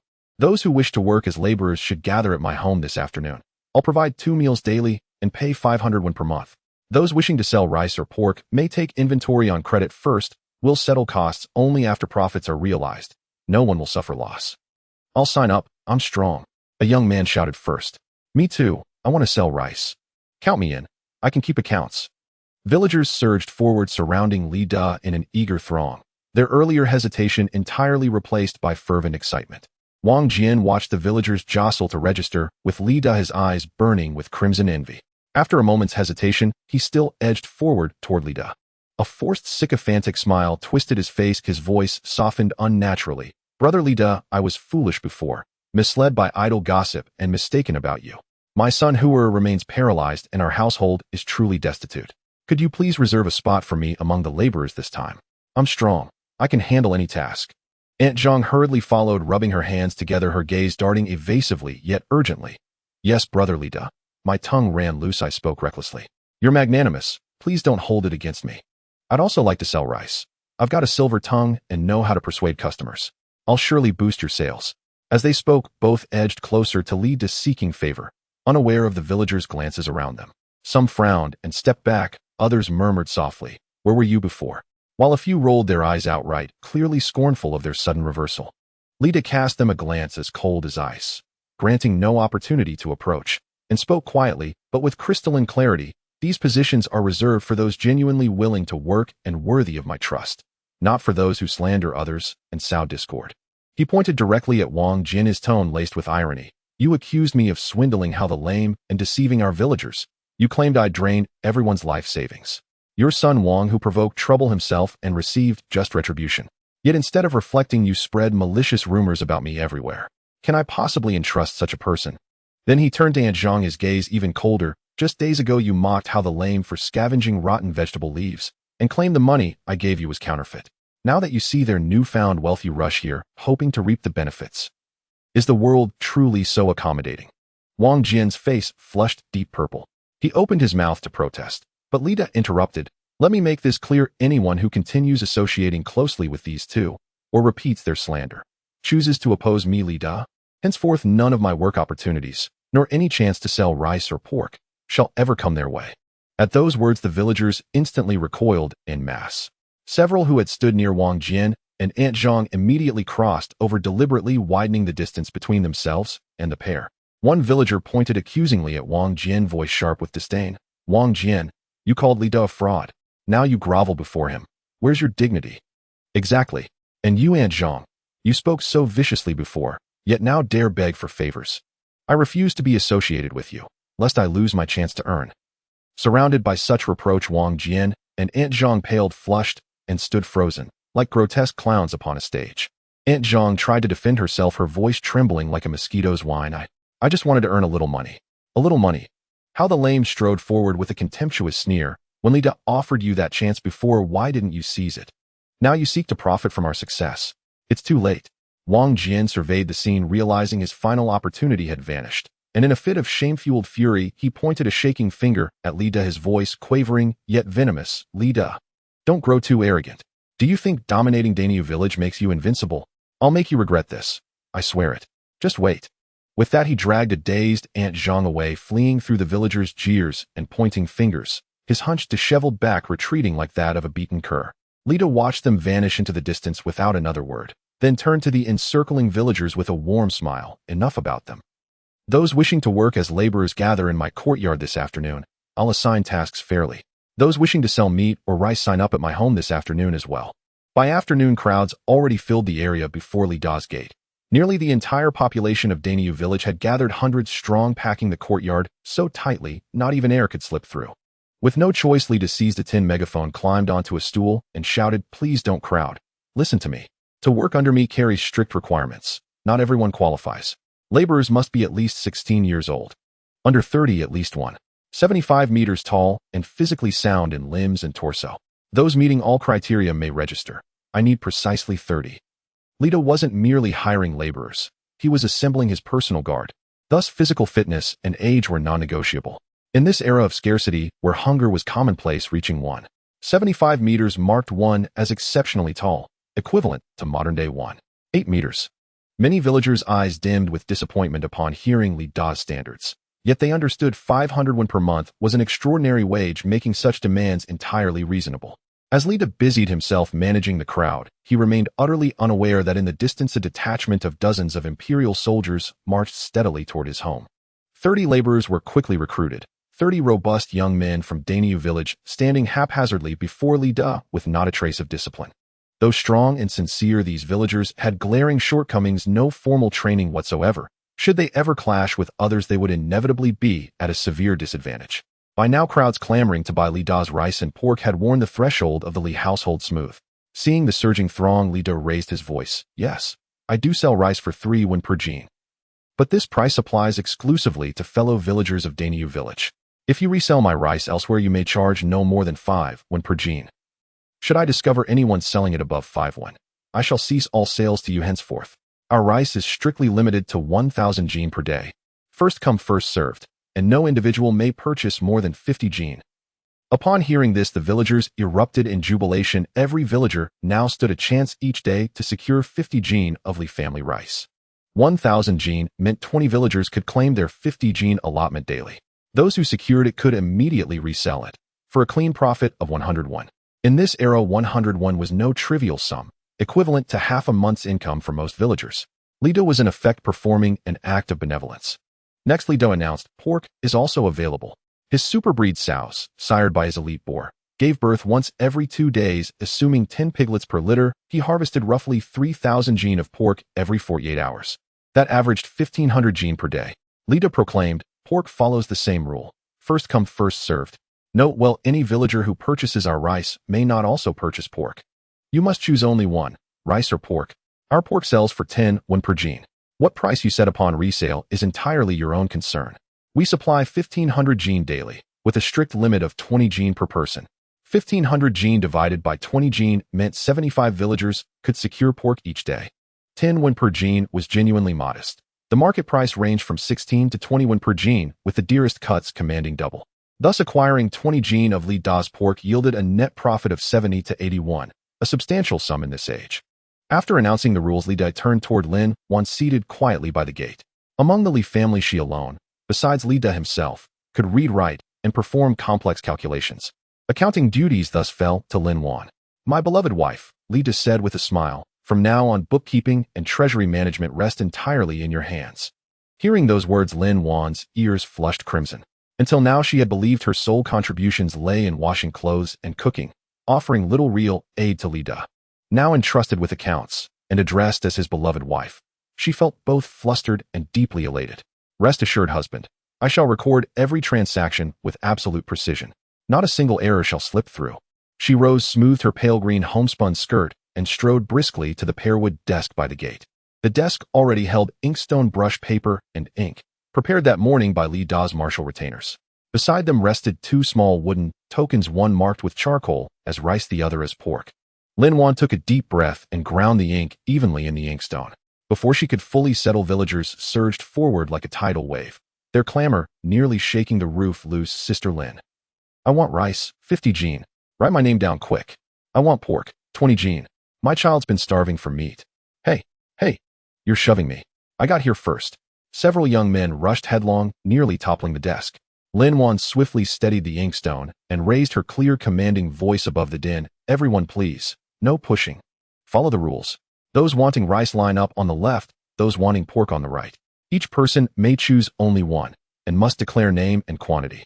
I shall record each entry meticulously. No exceptions, no chaos. Her voice rang crisp and unwavering, startling the crowd into momentary silence, then obediently splitting into 2 orderly queues. The left line stretched longer, mostly men calculating arbitrage, planning to resell rice in neighboring villages. The right line consisted largely of mothers bearing children, eager to satisfy their offspring's cravings, alongside several men eyeing resale opportunities in the county seat. As work intensified, Lin Wan slipped seamlessly into her role. Her brush grew ever more fluid, her initially trembling wrist steadied, and her registration pace quickened noticeably. She even stamped each receipt with a small seal Li Da had given her, engraved with the characters Li Ji, placed beside each name to prevent impersonation or fraud. Li Da stood at the courtyard gate watching Lin Wan manage the bustle with calm efficiency, and a quiet, satisfied smile touched his lips. The once proud, aloof young lady had truly matured into someone who could shoulder great responsibility. Nearby, the 30 laborers watched with fascination. One young man murmured to his companion, Miss Lin is remarkably capable. I count myself blessed to marry such a woman. Another nudged him sharply, stop daydreaming. Focus on your work. Earn enough, and any fine wife will be yours. While Lida worked tirelessly, he remained unaware that from a narrow alley nearby a pair of venomous eyes had been fixed upon him for some time. That man was Wang Jian. Standing beside him was Aunt Zhang. They exchanged a glance, and both let out a cold, mirthless laugh. Lida, where did all this rice and pork come from? Surely not by honest means. And you've paid no taxes. This time you're finished. Wang Jian turned, and there in the alley stood dozens of county constables. Their leader exuded scholarly refinement, clad in a spotless azure robe, his complexion fair, idly twirling a folding fan. In an age when most men bore rough, weathered features, his delicate elegance marked him unmistakably as exceptional. Uncle Lu, you must help me today. This boy crippled Hu Zi and now lords over the village like a tyrant. If you don't arrest him, I, Wang Jian, can no longer hold my head high in Danyue village. That man was Lu Wenjuang, Wang Hu's maternal uncle, and a junior clerk in the county magistrate's office overseeing the household registry bureau among the 6 administrative bureaus. Though holding no official rank, his authority was vast. He managed tax collection, commanded considerable leverage, and wielded wide influence within the yamen. Only such clout could justify bringing dozens of constables to this humble village. Lu Wenjuang snapped his fan shut and smiled faintly. Rest easy, brother-in-law. Hu Zi is my nephew. I, Lu Wenjuang, would never allow my own kin to suffer at the hands of outsiders. Today this man will be arrested, and every last piece of his pork and rice shall be seized and impounded by the county office. A crowd of villagers still lingered outside Li family's gate, having failed to secure rice or pork. Uncle Zhang rubbed his hands, anxiously gazing at Lin Weiner's ledger with a sigh. Alas, why did we fall just one step short? If only we'd arrived half an incense stick earlier, those 50 jin of rice would have been ours. Now we'll have to wait until tomorrow. Aunt Li muttered in turn. My child's been counting on that pork. 10 won per jin is such a bargain. But if the imperial soldiers catch us, they might well suspect we've seized some illicit advantage. Her words had barely faded when a rapid ding-ding-ding of footsteps erupted from the village entrance. The footsteps drew nearer, oppressive, unnerving, tightening every chest. Instinctively the villagers turned, and saw amid swirling dust dozens of imperial soldiers in official robes, long sabers drawn, striding swiftly toward them. Their scabbards scraped harshly against the ground, emitting grating shrieks. In the blink of an eye, Li family's gate was sealed off completely, sabers leveled at the crowd, blades gleaming with cold, lethal light. No one move. Not a soul shall leave. The commanding officer bellowed, his voice like thunderclap, startling several timid villagers into shrinking backward, their cloth sacks tumbling helplessly to the earth. The crowd parted abruptly, revealing Wang Jian striding forward with hands on hips, following closely behind a man in azure robes. Lu Wenjuang, uncle of Wang Hu. Wang Jian stood broad-shouldered and smug, eyes sweeping the throng for Lida, yet finding him nowhere. Instead, he spotted Lin Weiner seated calmly before Li family's gate, meticulously recording figures in her ledger. Meanwhile, Lida had long since retreated indoors to rest upon his bed. Finding no trace of Lida, Wang Jian resolved to strike at Lin Weiner instead. Lin Weiner, summon your husband. Let him step forward this instant. He's entangled in grave affairs today. Lu Wenjuang twirled his folding fan idly as he approached Lin Weiner, his gaze flickering over the ledger on the table, the nearby sacks of rice, and the basket of pork, then curling into a contemptuous smile. Remarkable audacity, to hoard such quantities of rice and pork without reporting to the county yamen, without paying taxes, and daring even to sell them privately within the village. By law, this constitutes illegal stockpiling and tax evasion, punishable accordingly. He paused, snapped the fan shut with a sharp click, and gestured dismissively toward the crowd. And you, all of you gathered here to trade untaxed goods, are complicit as accessories. No one leaves today. These hoarded provisions will be confiscated immediately, and all involved shall accompany us to the county yamen for interrogation. Panic rippled through the villagers. A murmur rose. Why involve the yamen now? I merely came to buy a jin of pork. How Casey leaned forward on his crutch, jaw set defiantly. Your Excellency, this rice and pork were grown and raised by our own villagers, sold cheaply for the good of our kinfolk. How can that possibly constitute illegal hoarding? Zhang Laoshuan added firmly. Precisely. We paid fair price by the rules. No theft, no coercion. How then are we accomplices? Wang Jian instantly sprang forward, pointing furiously at Hao Casey. You know nothing. State regulations brook no insolence from cripples like you. If this rice and pork were lawful, why pay no tax? Perhaps it was stolen, or seized by force. And you who partake willingly are co-conspirators. Lu Wenjuang cast a sidelong glance at Wang Jian, offering no rebuke, then issued crisp orders to the soldiers. Seize the ledger first. Load the rice and pork onto the carts. Then bind the household head, and these outspoken troublemakers, immediately. 2 soldiers advanced at once, reaching boldly for the ledger, clutched tightly in Lin Weiner's arms. Her knuckles whitened with strain and her back pressed hard against the pearwood table's edge, nowhere left to retreat. Her eyes locked onto Wang Jian's grasping hand, her voice trembling yet resolute. "This is the Li family's ledger. You have no right to take it." "The Li family's ledger?" Wang Jian sneered, seizing her wrist in a brutal grip and yanking hard. "Your husband dares not face the officials, yet you, a mere young wife, still dare resist. This ledger will be mine today." His grip was crushing. Lin Weiner's tears welled, threatening to spill. Her wrist reddened under his vice-like hold, yet she refused to loosen her grasp. Her body wrenched forward, stumbling twice, nearly appending the inkstone on the table. Aunt Jean clapped shrilly beside her. "Exactly. A foreign bride, presuming herself mistress of the Li household. With imperial officers present, you dare defy command. Beware, the county prison awaits where you'll never again lay eyes upon your husband." As she spoke, she sidled up to Lu Wenzhuang, bowing obsequiously. "Your Excellency, see how unyielding this young wife is. Let the soldiers bind her outright. Then the ledger will yield itself."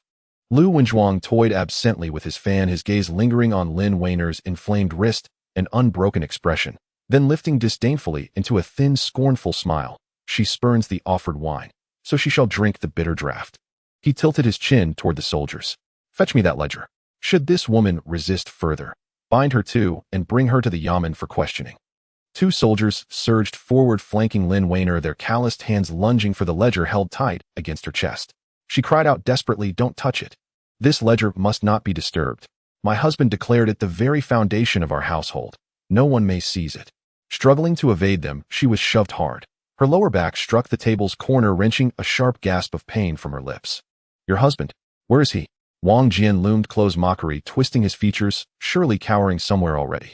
"He crippled my son, and now hoards grain and meat while evading taxes.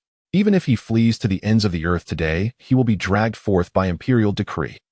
Outraged, Hao Kezi gripped his crutch to charge forward, only to be halted by two soldiers pressing their saber blades against his chest, freezing him in place. At that moment, one soldier seized a corner of the ledger, while Lin Weiner clung fiercely to the opposite edge. As they tugged, several pages tore violently apart. Tears finally spilled down Lin Weiner's cheeks as she stared at the ruined pages, but still she refused to release her grip, crying desperately toward the courtyard, "Husband, come out now." Wang Jian laughed louder, triumph dripping from every syllable. "Shout till your throat bleeds. He won't dare emerge. Today not only shall we claim this ledger, we shall confiscate all their rice and pork so they learn the cost of crossing Wang Jian." Lu Wenzhuang, losing patience, commanded sharply, "Spare her no more words. Drag her aside. Snatch the ledger. Load the provisions at once. Don't waste another moment here." The soldiers obeyed, instantly redoubling their strength. Lin Weiner lurched forward, agony searing her wrist, the ledger slipping inexorably from her grasp. Then, suddenly, a measured, unhurried tread echoed from within the courtyard. Before the figure appeared, a man's voice cut through the air. "I see precise, such formidable authority you wield indeed. You've dared to press it upon me, Li Da." The words had scarcely settled when 10 mountainous men burst forth from the Li courtyard. Each brandished a meter-long ribbed steel bar. Without hesitation, they charged straight toward the soldier wresting the ledger from Lin Weiner and swung. A heavy, muffled thud rang out. The steel bar crashed down, shattering the soldier's arm like brittle bamboo. Other soldiers reached for their swords, but icy steel tips were already leveled at their eyes. One twitch, and the next blow would crush their skulls.